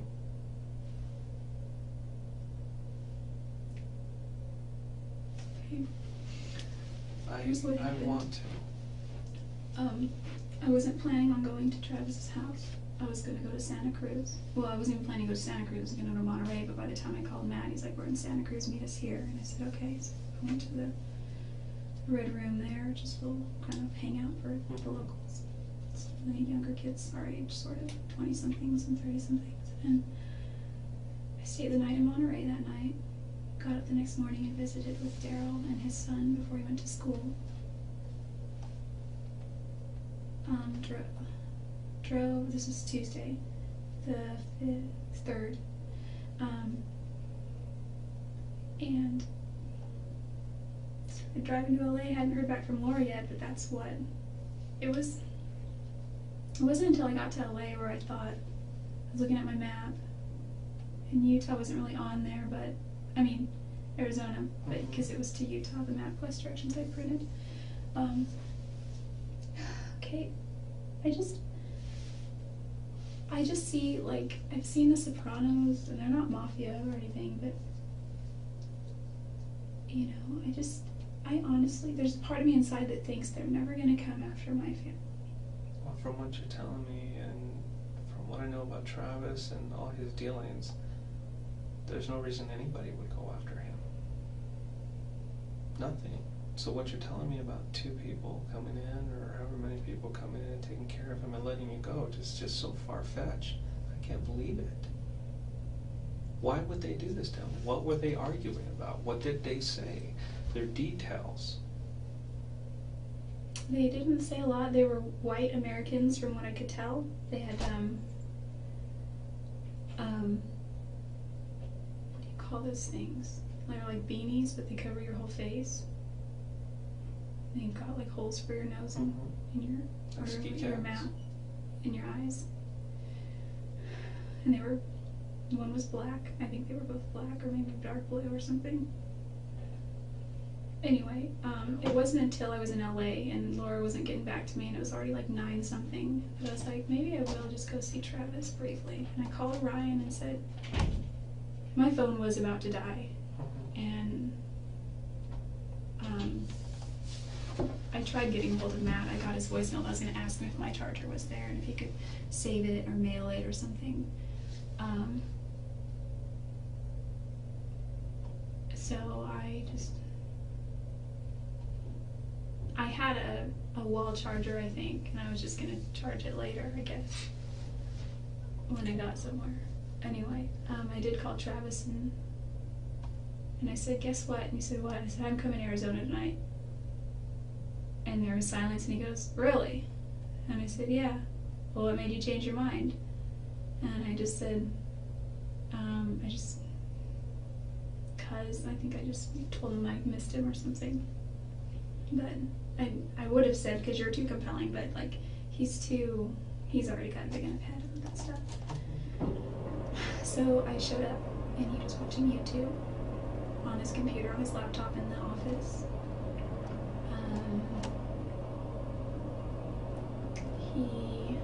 We watched that for a little while, and he was very happy to see me. Napoleon barked, but he always barks when somebody walks in, and then Napoleon was really happy to see me. He gets so excited, his whole body jiggles. Yeah. And I just do this thing to his butt where you just kind of push him on the side, and he goes around in circles over and over and over until he realizes, hey, stop putting me in circles. So it was a good reunion. And And we went, I mean, I told him I was tired, I think, because I don't know what his intentions were, or what he thought my intentions were at the time, like if we were going to do anything, but I was very exhausted from the trip, and I just said, look, I think I'm just going to sleep for a little while, and he said, that's fine. So I had slept pretty well the day before, but I was tired from driving all night, so I slept, and he slept, and we must have slept till about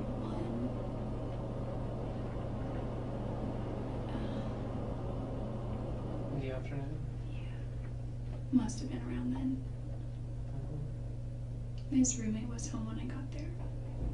I did never see his roommate though, so I think I was asleep by the time he thought I'd been left.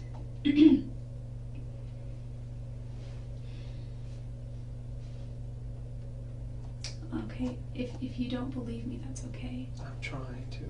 I'm just saying really that, hard. you know, it sounds to me like I'm already in the system, pretty far in. Yeah. I'm not getting out anytime soon, and as long as the rap falls on me, I think that It's not good. Don't do this. No, I'm just saying. I think that as long as that is, there's less of a chance that my little brother is going to be hurt, or my mom, or my dad, or my sister that live there. Okay, we'll continue with the story. Anyway. About 1 o'clock.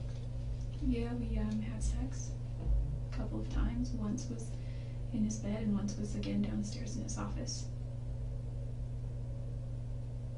And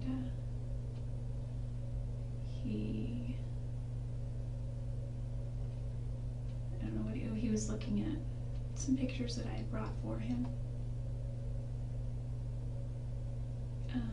But he has a virus on his computer, so when you click the start menu on Windows XP or newer, 2000 or whatever, you have like my music, my pictures, my computer. Yeah. You can usually click on my computer and then go to the disk drive and open that. You'd click the Windows and it would come up, but none of those this music, computers, picture, or whatever, none of that would come up. So he had some kind of virus that he was dealing with. And then his screensaver was a bunch of little bugs eating up his screen. It was just weird. And he said that was from the virus too. I was like, that's a cute screensaver. He's like, yeah, it's my stupid virus. So, for some reason that was frustrating for both of us because we couldn't look at the pictures. And they were from a lot of our church history trips, which are on my other external drive, which I haven't been able to access for a long since after Christmas because it just quit. And I just haven't had the money to spend to get all that stuff back. So you guys worked with that for a while, or? Yeah, we had 3 discs, I think. Okay. Yeah, 3. And So what time is this now? You guys are messing with the computer. I don't really remember. It was after we had done A couple hours or yeah. an hour or so later? Yeah, maybe. Okay. Afternoon. I just, he had been cleaning his house.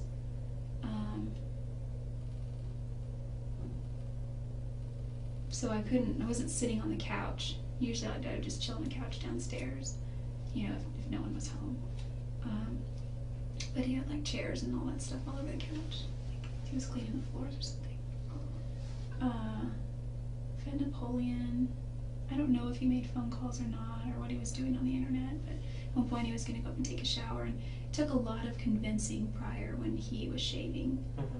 I was like, I got some ideas, and they didn't turn out good at all, not like I wanted to. But I thought that I could get some cool pictures of him shaving. It's because he does the whole old-fashioned thing with like this little, I don't know how it works. He liked it though, apparently, because he used it for his profile picture on MySpace. So those didn't turn out as good. I was going to do that again later, but I asked him if I could do pictures of him in the shower, and he's like, no. And I was like, I just have an idea. I have a couple ideas. And he's like, well, what do you mean? And I said, I have this, I saw this thing in a Calvin Klein ad once that looked really good. And so he was, you're right, he wasn't very comfortable at first. He's standing there and he's all, I feel gay. He has that look on his face though. So some I deleted and some I kept taking. And some he looked really good, I thought. The one that you showed me yesterday of him looking right at you, I think that's a great picture. He hates it. I don't know what he hates about that. I think it's a very good picture of him. So you were taking pictures and showing them? Yeah. He's all, let me see, chilling. His shower door was open, and his water pressure in that shower isn't that great, so it's not like water was going everywhere. What happened when the last picture was taken?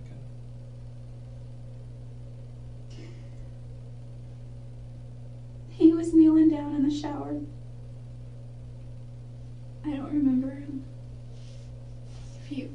If this is his shower and the sink is over here, I was like right here taking pictures. And I don't really know what happened after that exactly, except I think he was shot. Where were you? If this is his shower and he's sitting here, I was like, well, if this is his shower and he's sitting here, I was like right here on my knees, and his bathtub is right here, and I was taking him here, and I was just going through the pictures, and I heard this loud ring.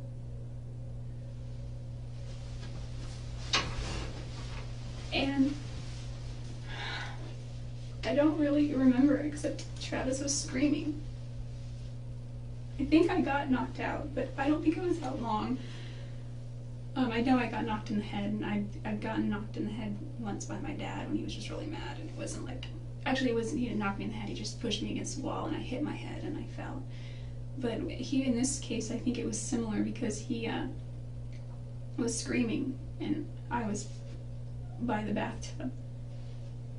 And he was holding his head, and there were two people there, and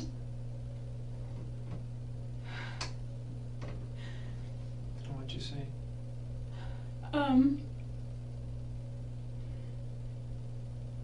I remember putting my hand on his back because he was on all four of his knees. He was like on his knees like this, doing something like this or something like, I don't know. And I was like, are you okay? What's going on? What's going on? He's like, go get help, go get help. And I said, okay. And I turned around. There were two people there. One was a guy and one was a girl. I couldn't tell that at first, but I could just see one was a girl, and I assumed the other was a guy because their build, and then their voices. I don't remember what they were wearing, like maybe jeans. What did they say? One was in all black, one was in jeans. Did they say anything? Yeah, the girl wanted to kill me too. What did she say? Like, What words did you hear? What phrases? who is that? Who is that? I thought he was by himself or alone or something, and he was like, shut up, just finish it, and Travis was screaming the whole time. He wasn't screaming like a girl, he was just like he was in pain, like he was like shocked, like, oh, you know. He wasn't really moving though, he was just staying kind of still on the floor. And what happened? Well, as soon as he said go get help, and I turned around and they were there, and Where were they? they were in the bathroom. Where at the bathroom? Not in The the hallway girl or in the was- bathroom? The girl was in the hallway, kind of. And the guy was more toward in the bedroom, but like still in the bathroom, like on the tile carpet area, right there where it starts. Okay. And he started coming in toward the bathroom too, and What'd you do?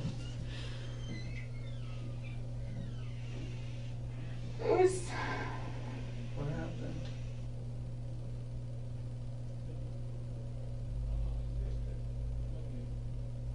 What happened, Jodi? What did you see?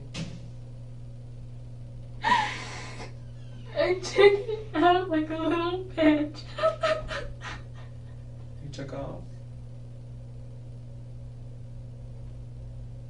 I ran, and And he stopped me, but He stopped you? and Travis, he was he was still like conscious and still alive, and But you just left him there. no, I ran into the closet because there's 2 doors and they were sort of in the hallway already, and he stopped me and he didn't touch me. He was just held the gun to my head and he was like, "You don't go anywhere," and he told the other girl to finish it. I didn't see, but he was like, I don't think he was saying a lot, but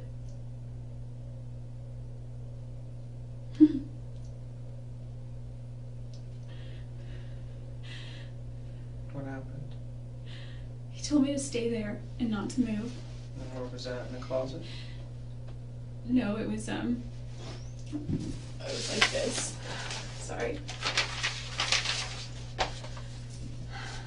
Here, let me see. This is bedroom.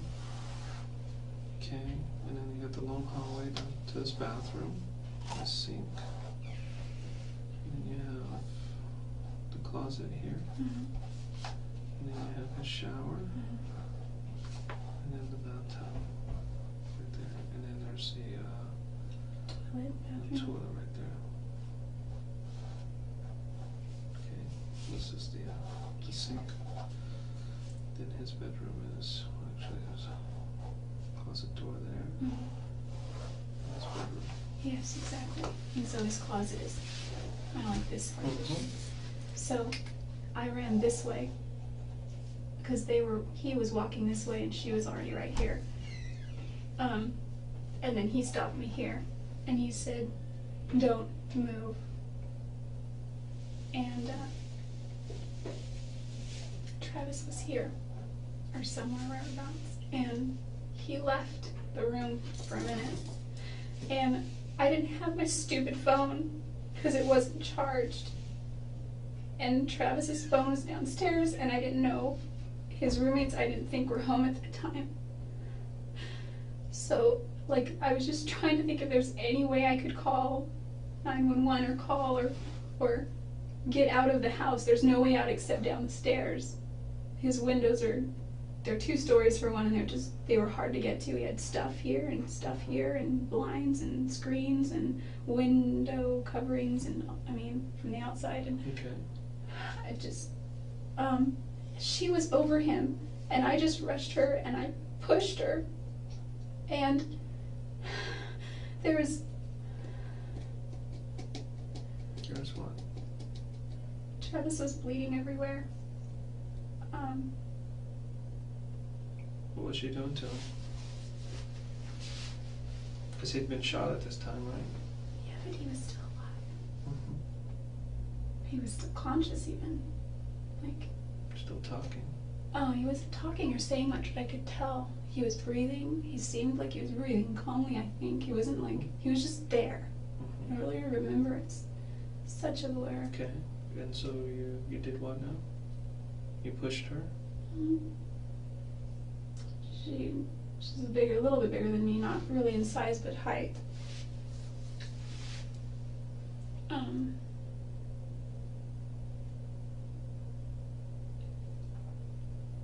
what happened? Well, it didn't really deter her. Did she have any weapons on her at all? Yeah. What'd she have? I thought she was the one with the gun, but maybe she had the gun, but he had a gun. So either there were 2 guns or one gun, I don't know. Well, she's the one who shot him, though, right? She was the one here, and he was back here at that time when you saw them. I would think so, because, I don't know, I got hit here somewhere. I don't know. Because when I woke up, he was screaming. And I saw her at this point, like right here, and walking either back. She must have been walking back this way. And I saw him sort of following. And that's when he's like, Okay. finish, and I started running this way, and he stopped me, and then he left the room for a couple of minutes. Why did he leave? Maybe just, I don't know. Okay. So He's what like, happened "Don't after? you What know?" happened after you pushed her? I got Travis, and he wasn't like standing up really. He wasn't really doing much, and I was trying to get him, and she came back. I got him kind of far, like right here. She came back, and he was starting to just get weaker and weaker. And this guy came back in, and she said that they needed to do me too, because it was there. And he's like, no, that's not why we're here. And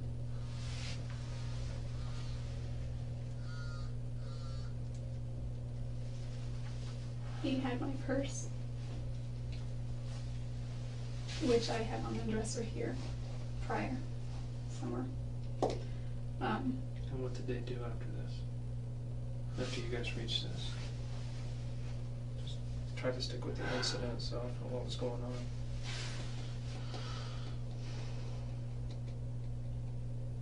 She came after me, and he stopped her.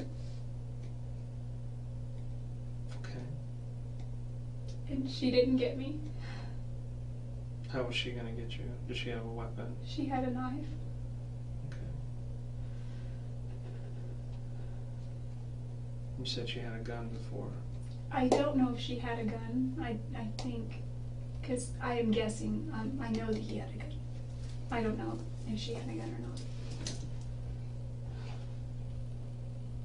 So she was basically the aggressor. Yeah, unless he took a shot too. I don't know. But it seems like from what you're telling me, she was the aggressive one and he was the more passive. Yeah, I mean, there was definitely aggression as far as, I mean, I don't know what you define aggression by, but like there was definitely a sternness, and I wasn't like just free to walk out of there. Like, hey, it's cool, you know, it wasn't anything like that. Then what happened?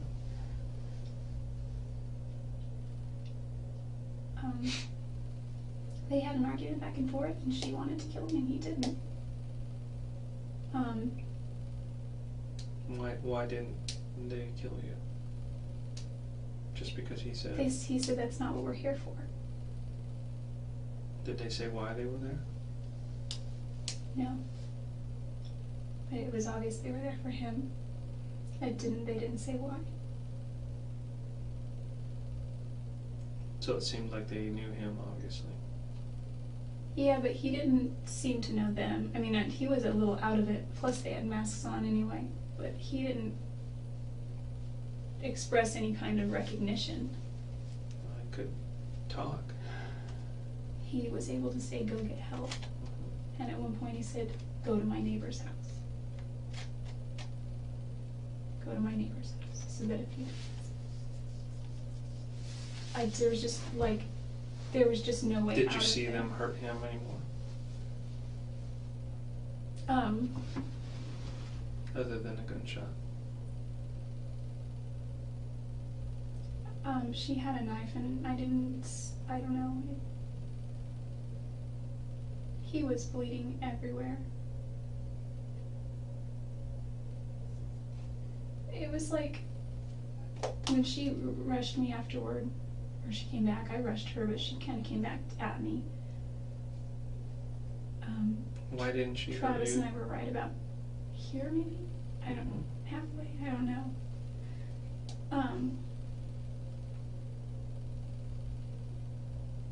And there was a little bit of a struggle with her and I.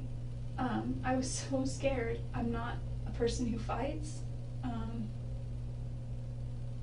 I'm not a person who knows really about self-defense. I took some classes once, but it was like 8 years ago, and I've never been consistent with it. Okay. So I wasn't sure. I just knew I had to hold on to her hands because she had a knife. What hand does she have it in? She had it in this hand, but well, her right, I guess. So Right.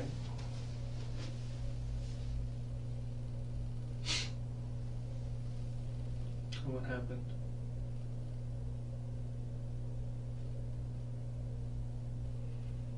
So you didn't see her hurt him anymore. He was just bleeding. Where did he end up? he when I tried getting him here, he said go get help, and when I came back this way, pushed her, and he said go to my neighbors, and I wasn't like no, but I wasn't gonna leave. If I couldn't leave without him, I was trying. I felt stupid already for trying to run this way. I was gonna go to a phone, and he was like, I just said come on. You know, he was naked, but I didn't care. Just come on. And he's like, I can't. I said, come on. He's like, I can't feel my legs.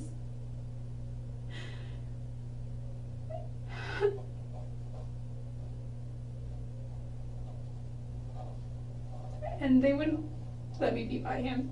Were you clothed at that time, or were you also nude? Yeah, I was clothed. Are those the pants that I showed you the other day on that camera? I don't think I have pants like that. I don't know. I've got a lot of clothes. I'm trying to remember the clothes that I took to that trip. Oh, I do have another pair of striped pants, and they're gray though with a black stripe. I don't think they were those. I don't know. Okay. So what happened after that? They had a conversation about killing you two, and then they decided not to. She Go from really, that really, point. really wanted to. What happened then? From there, I was here, like his armoire or whatever it's called with his TV was here, and I was right about here, and I had to stay here. And I was calling his name, and they were like, shut the hell up.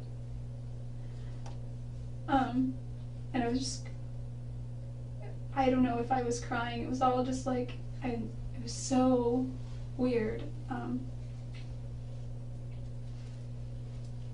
He was going through my purse, and he pulled out my wallet, and he just took some cash. I had, though, my cash stashed in the jeans I had worn, like a good chunk of it, not like $80, stashed in 420s in the back of my jeans pockets, which were in my backpack. But I had some cash in here, not all of it, though. Okay. So he took that, and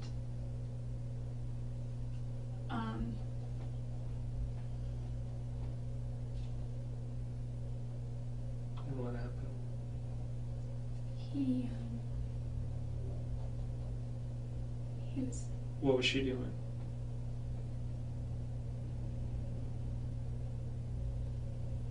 she was like right here that time. Doing what? He's over here taking stuff from your wallet, from your purse. You're here. She's down the hall. She wasn't far. It's not a far distance. There was part of me, I think, that was just, I was sitting and I was just like, I didn't know what to say. Like, would you beg for your life? Do you say, who are you guys? I'm powerless because I don't have any way to stop them. They were just more powerful. Well, continue So on. I So once he figured- took stuff from there, what did he do? She was, I don't know what she was doing, but she was arguing with him and talking with him and saying, What were they saying? she's like, it wasn't like super yelling, it was kind of like hushed but Mhm. intense, like, you need to da-da-da, shut up, it's not over here, things like that. And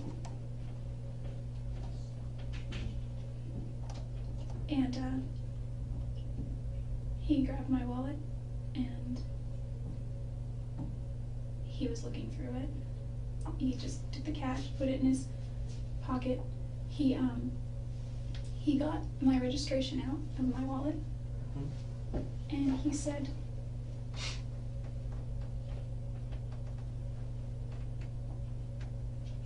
What do you say?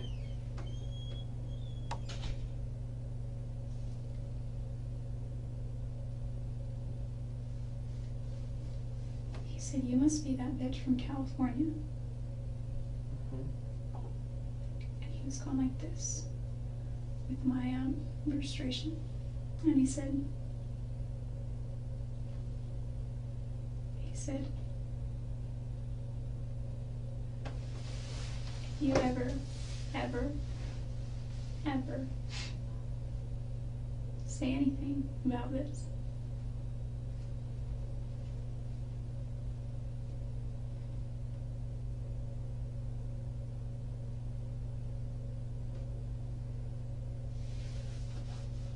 he said they'll do to my family the same way and me."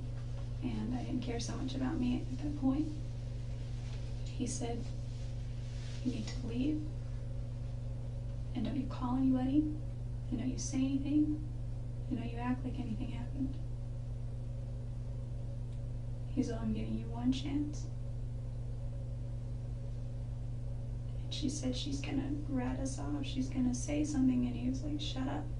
He was like, "You get one chance."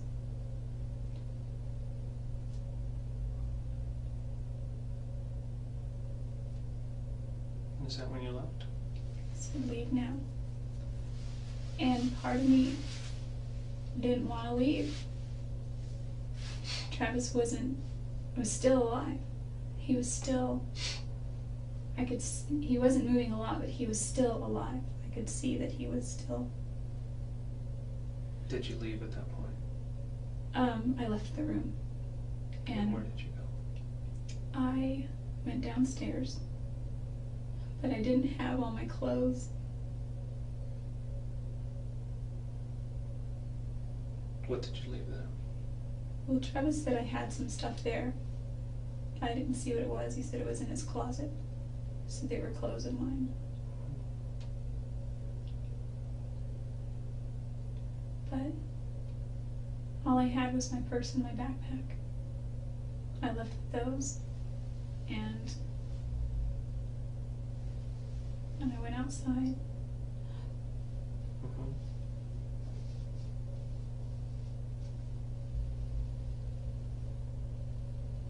And then what'd you do? I wanted to get help. I just wanted to get help. He told me that if I didn't say anything, then I would be, that I wouldn't even live to regret it, but that I would regret it. No idea why they did this to him. You have to know something about it. Trying to think what else was said. Anything that clicked in your mind. Because why would anybody do this to him? He does nothing but help people. Everybody likes him. Doesn't owe people money. Don't people like that anyway. No. He doesn't get involved in things he's not supposed to get involved in. He doesn't do drugs. Doesn't seem like a robbery. No, it doesn't. Burglary. I was wondering if they took my stuff to make it look that way, but then he told me to leave. And, Travis usually keeps his cash in his wallet. So you didn't see what happened to him then? I just saw that. Did you get hurt at all? You said you were fighting with her. Yeah. What happened to you? She cut me. Where at? My hand. Let me see. Where at? You Can you actually show can't me? see it. If you look at my finger isn't the same though. I was Let me see. Where did it get cut? It was conveniently. It was right on the crease. Right there on the crease? Can you see? Oh, it's kind of in purpler color, I guess. This one here, as right compared to there. this. Yeah, right on the crease. Oh, there's a vein on this one, maybe. I don't know. Is this one here? Yeah. So a slice there. Yeah. Just a small one? Or was it pretty deep? I don't know how deep it was, but my finger hurt for a while. Okay, so like right in that crease that you, right across both of them?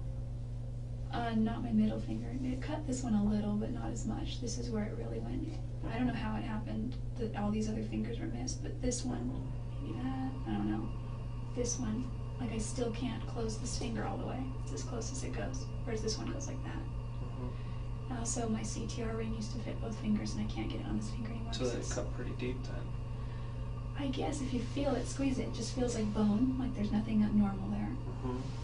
But again, like my CTR ring slides right on this finger and it used to slide right in off this finger and I just can't fit a ring on here. Okay. It's a bigger size now. What about this here? What's that from? That's my cat. Okay. I'm pretty sure. She scratches me a lot. So, when you were told to leave, you left? Did you get in your car and drive away? I always have my keys. My keys are on. I'll have a little clip on them. And I do that because I'm very, very spacey. Did you see any other cars in the driveway or on the street? Any vehicle descriptions you can give us? No. Not that I don't think his roommate's around. And you just left? You didn't run to the neighbors, you didn't try calling. You knew they were in his house. You had time to run to a neighbor, why didn't you do that? I was really scared. Okay. I was really freaked out of my mind. Okay. I don't believe you. I came in here hoping that you would tell me the truth. And this is not the truth, Jodi. This is all I know. Does not make any sense. Does not make any sense. That's all I know.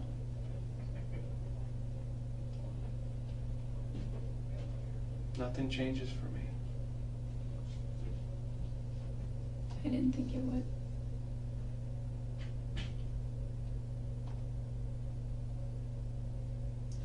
I feel responsible because I feel that I could have done more.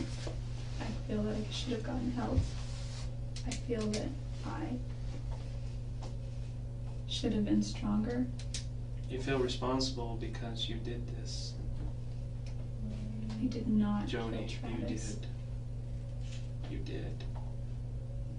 And there's nothing you can say that'll change my mind at this point. This is an elaborate story which does not make any sense. Two people come in, first two white males, and then later you change it to... No, I don't think I ever said white male. Yes, you did. When? At the beginning of the story. Oh, it was one. And then you change it, oh no, one's a female. Oh, it was female the whole time. I said I wasn't sure at first, but you could tell by their build. Okay. It doesn't make any sense to me. And there's no reason anybody would go after him. There's nothing in his past, nothing in his, at that time that he was going through that would cause somebody to do that to him. And the fact that they left you alive and let you go, that never happens. Why would anybody do that? Why would somebody risk the chance of getting caught, just letting you run out the front door when they're upstairs in this house, killing somebody? Knowing that you could just run across the street and tell somebody. It doesn't make any sense. Does it make any sense to you? It doesn't, does it? No, they argued about it. It doesn't make sense. I thought for sure I was dead.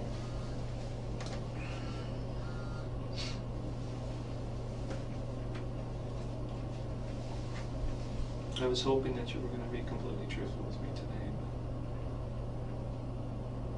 but obviously that's not the case. I know you were there. I know you had some situation go on with him that got out of control. And the cut that you're showing me there, it's pretty obvious how that happened. I've seen that before. That happens when a knife slips through someone's hand because of blood. It's slippery and it cuts. That's what that is. I've done this for a long time. And this is the most far-fetched story I've ever heard. And it's not going to help you. Is that how you want to leave this? I just don't want my family to get hurt. Your family will not get hurt. They will not get hurt. The way you're hurting your family is by not coming forward and telling me the truth. There is a reason why you did this, and you just refused to tell me why.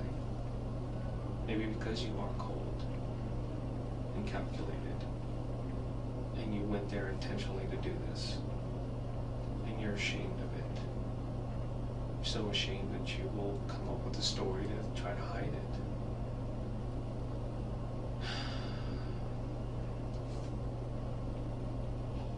I was there that day, but I didn't take Travis's life. You haven't convinced me. I hope you can convince the jury, but I doubt it very seriously. Because there's no evidence of anybody else being there. Nobody.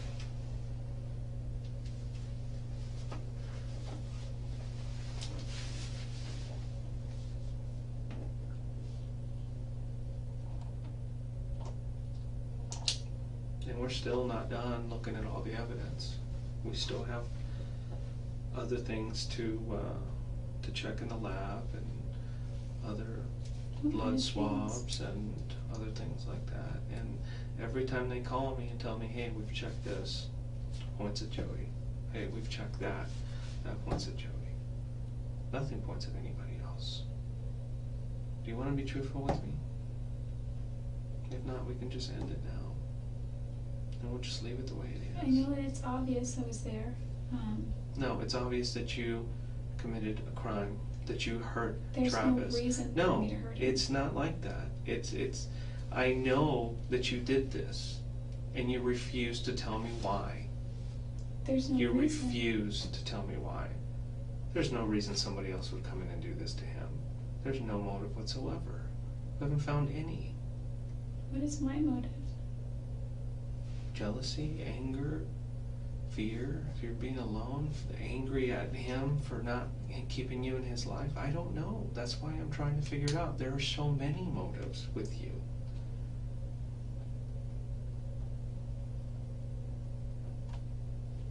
Too many.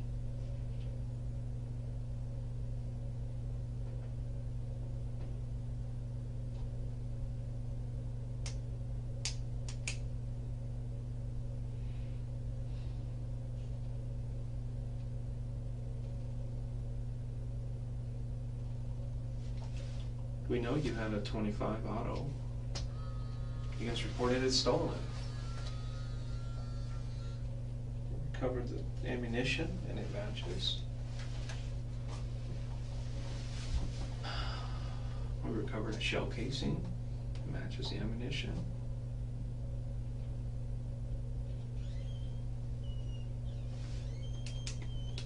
Prints, your blood, your hair, the motive.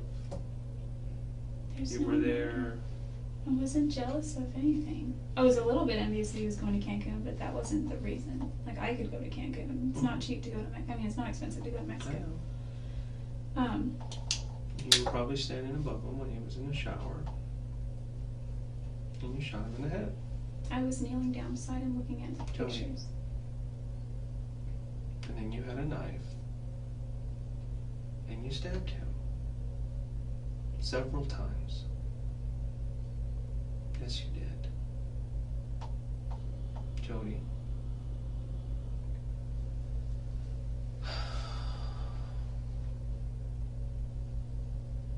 Tell me the truth. Please. Or if you want, we can stop here. It doesn't matter. You've given me so much already. Why stop? Do you want to? Do you want to continue? Do you want to tell me the truth?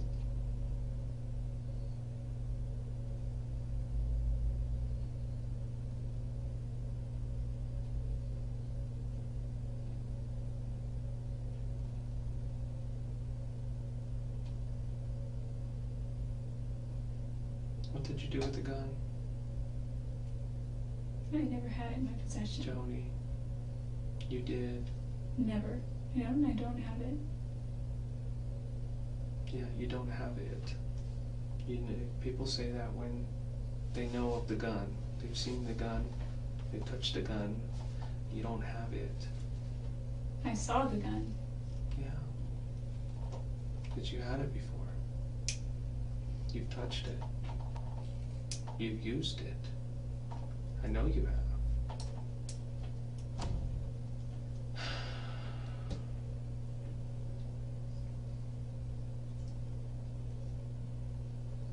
I don't think I've ever even fired a gun. I've done bows and arrows, but not guns and water guns, yes, but not a real gun. And the gun that I got on Friday was never used. So you're going to continue to tell me that you didn't do this to him? Did not kill Travis. I believe you did. I truly believe you did. And there's nothing showing that anybody else did this. Nothing. I've been in so many scenes and so many investigations, and there's always some type of evidence left behind, no matter how careful somebody is. And in this case, there was evidence. Not pointing at anybody else, just you. And that's what I have to go by. And that's what my report's going to say. Okay. I'm just, if I had planned to hurt him in any way, I'm not the brightest person, but I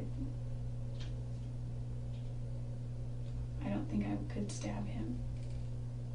I think I would have to shoot him continuously until he was dead, if that were my intention. And again, I bring up the gloves again, but I would have to wear gloves, because, I'm not too worried about prints. I guess they're all over anyway, but I would never stab him. If I had it in me anywhere to kill him, the least I could have done was make it humane as possible, or quick, or something, I feel like killing is humane, so to speak. I don't mean it that way, I just mean... I know what you mean. He was still alive. Yes, he was. He was alive for a while. And I knew that he'd been shot first, and he was still alive, and possibly tried to get away, maybe even tried to fight back. I think he was in shock. I just remember waking up and... But you didn't see him fight back or anything, did you? He just kind of collapsed there and... No, he was here, outside of his shower. Yeah. And then you pulled him this way, and you tried to get away with him, but then he couldn't go any further. He said he couldn't move. Yeah. He said he couldn't feel his And that's legs. the last place you saw him. You said that he stopped and kind of collapsed right there. She was standing there, and he was over here, and it just doesn't make any sense. He was still, able to move. He was all, I guess he was all conscious up here, sort of, still. But he wasn't, on his leg, or on his knees, or on his feet. He wasn't walking. It's crawling. Yeah, I'm trying to think if I went and got him from there. He was sort of using his legs, but he wasn't standing up. Yeah. If you're going to continue on that route, I don't think I'm going to go any further.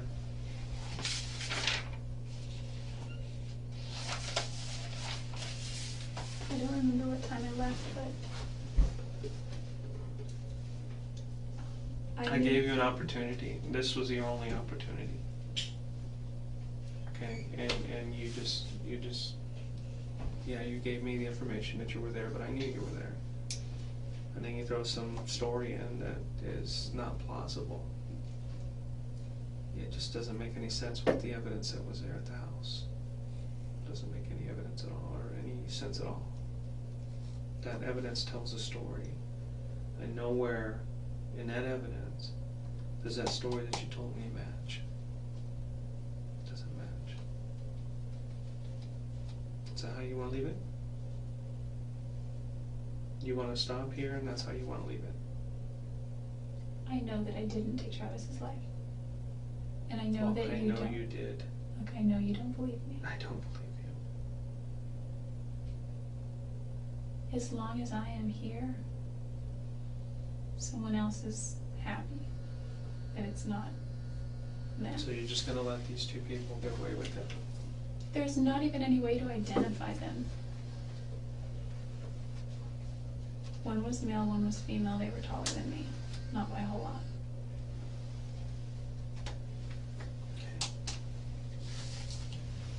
Are you ready to go back? Yeah, I guess I'd still like to say something to his family, but I don't think I have anything that could bring them comfort. Okay. Maybe I could write them a letter. Well, if you always have that opportunity to do that, so Would they receive it? I don't know. I don't know. I don't mean would they accept it, I mean if it made it to them, would they get it? Do you know? Yeah, I don't have their I'm not going to provide you their address. I know his They know grandmother's where address. you're going to be, and if they want to make contact with you, they can do that. That's fine, I know his grandmother's address, and I guess if I could mail it, but Okay. I don't know if that's something. Well, let me see if I can get someone to take it back. You're absolutely sure you want to leave it like this? I don't know what else to say.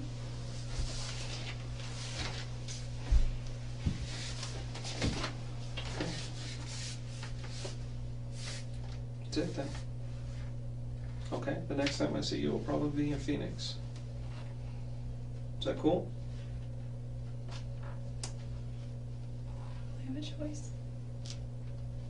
Well, you're going there regardless, so it doesn't matter. But I was hoping that we could resolve this here. And it's obvious by what you're telling me, you don't want to resolve this here. I just can't. Well, at the beginning you told me that you couldn't tell me because you couldn't tell me who they were because you didn't want your family to get hurt.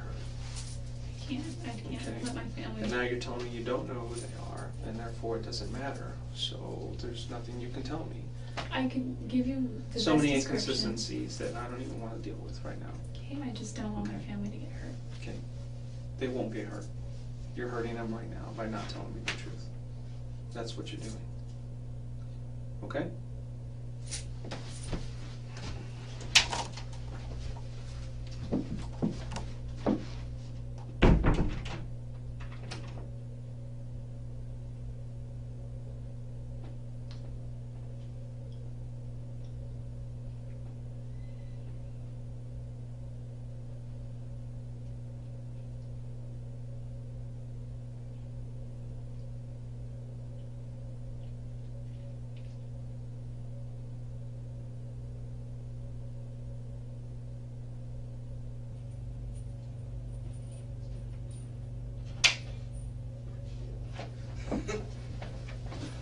You all finished up? For now, yes. What's that? For now, I guess. Can I take this or no? Well, let me just see. Make sure you're not, sneaking jail secrets out or something. Okay.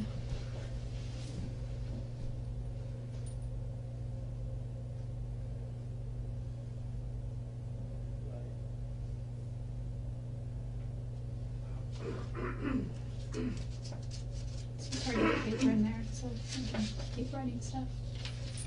Did you take some paper with you? Where'd you put it? Right here in my pants. Did you write anything on it? No, I'm gonna see it. Yeah. Hey, Chris, could you do me a favor? Just make a quick copy of that. I'll send it to you.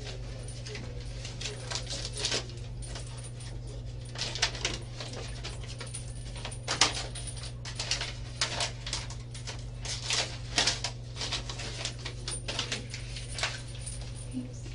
Just go ahead and stick it in your pocket if it'll stay there. You can stand up for me. Put your hands out in front of you.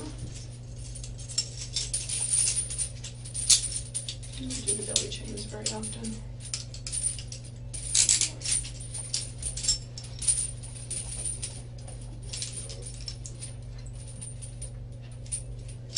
Oh, this is what's holding it.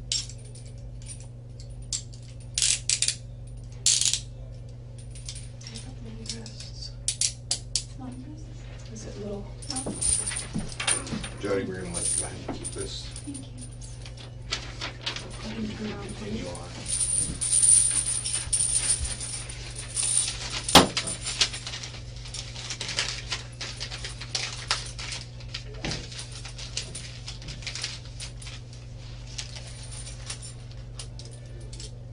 Okay. You ready to go? I think so.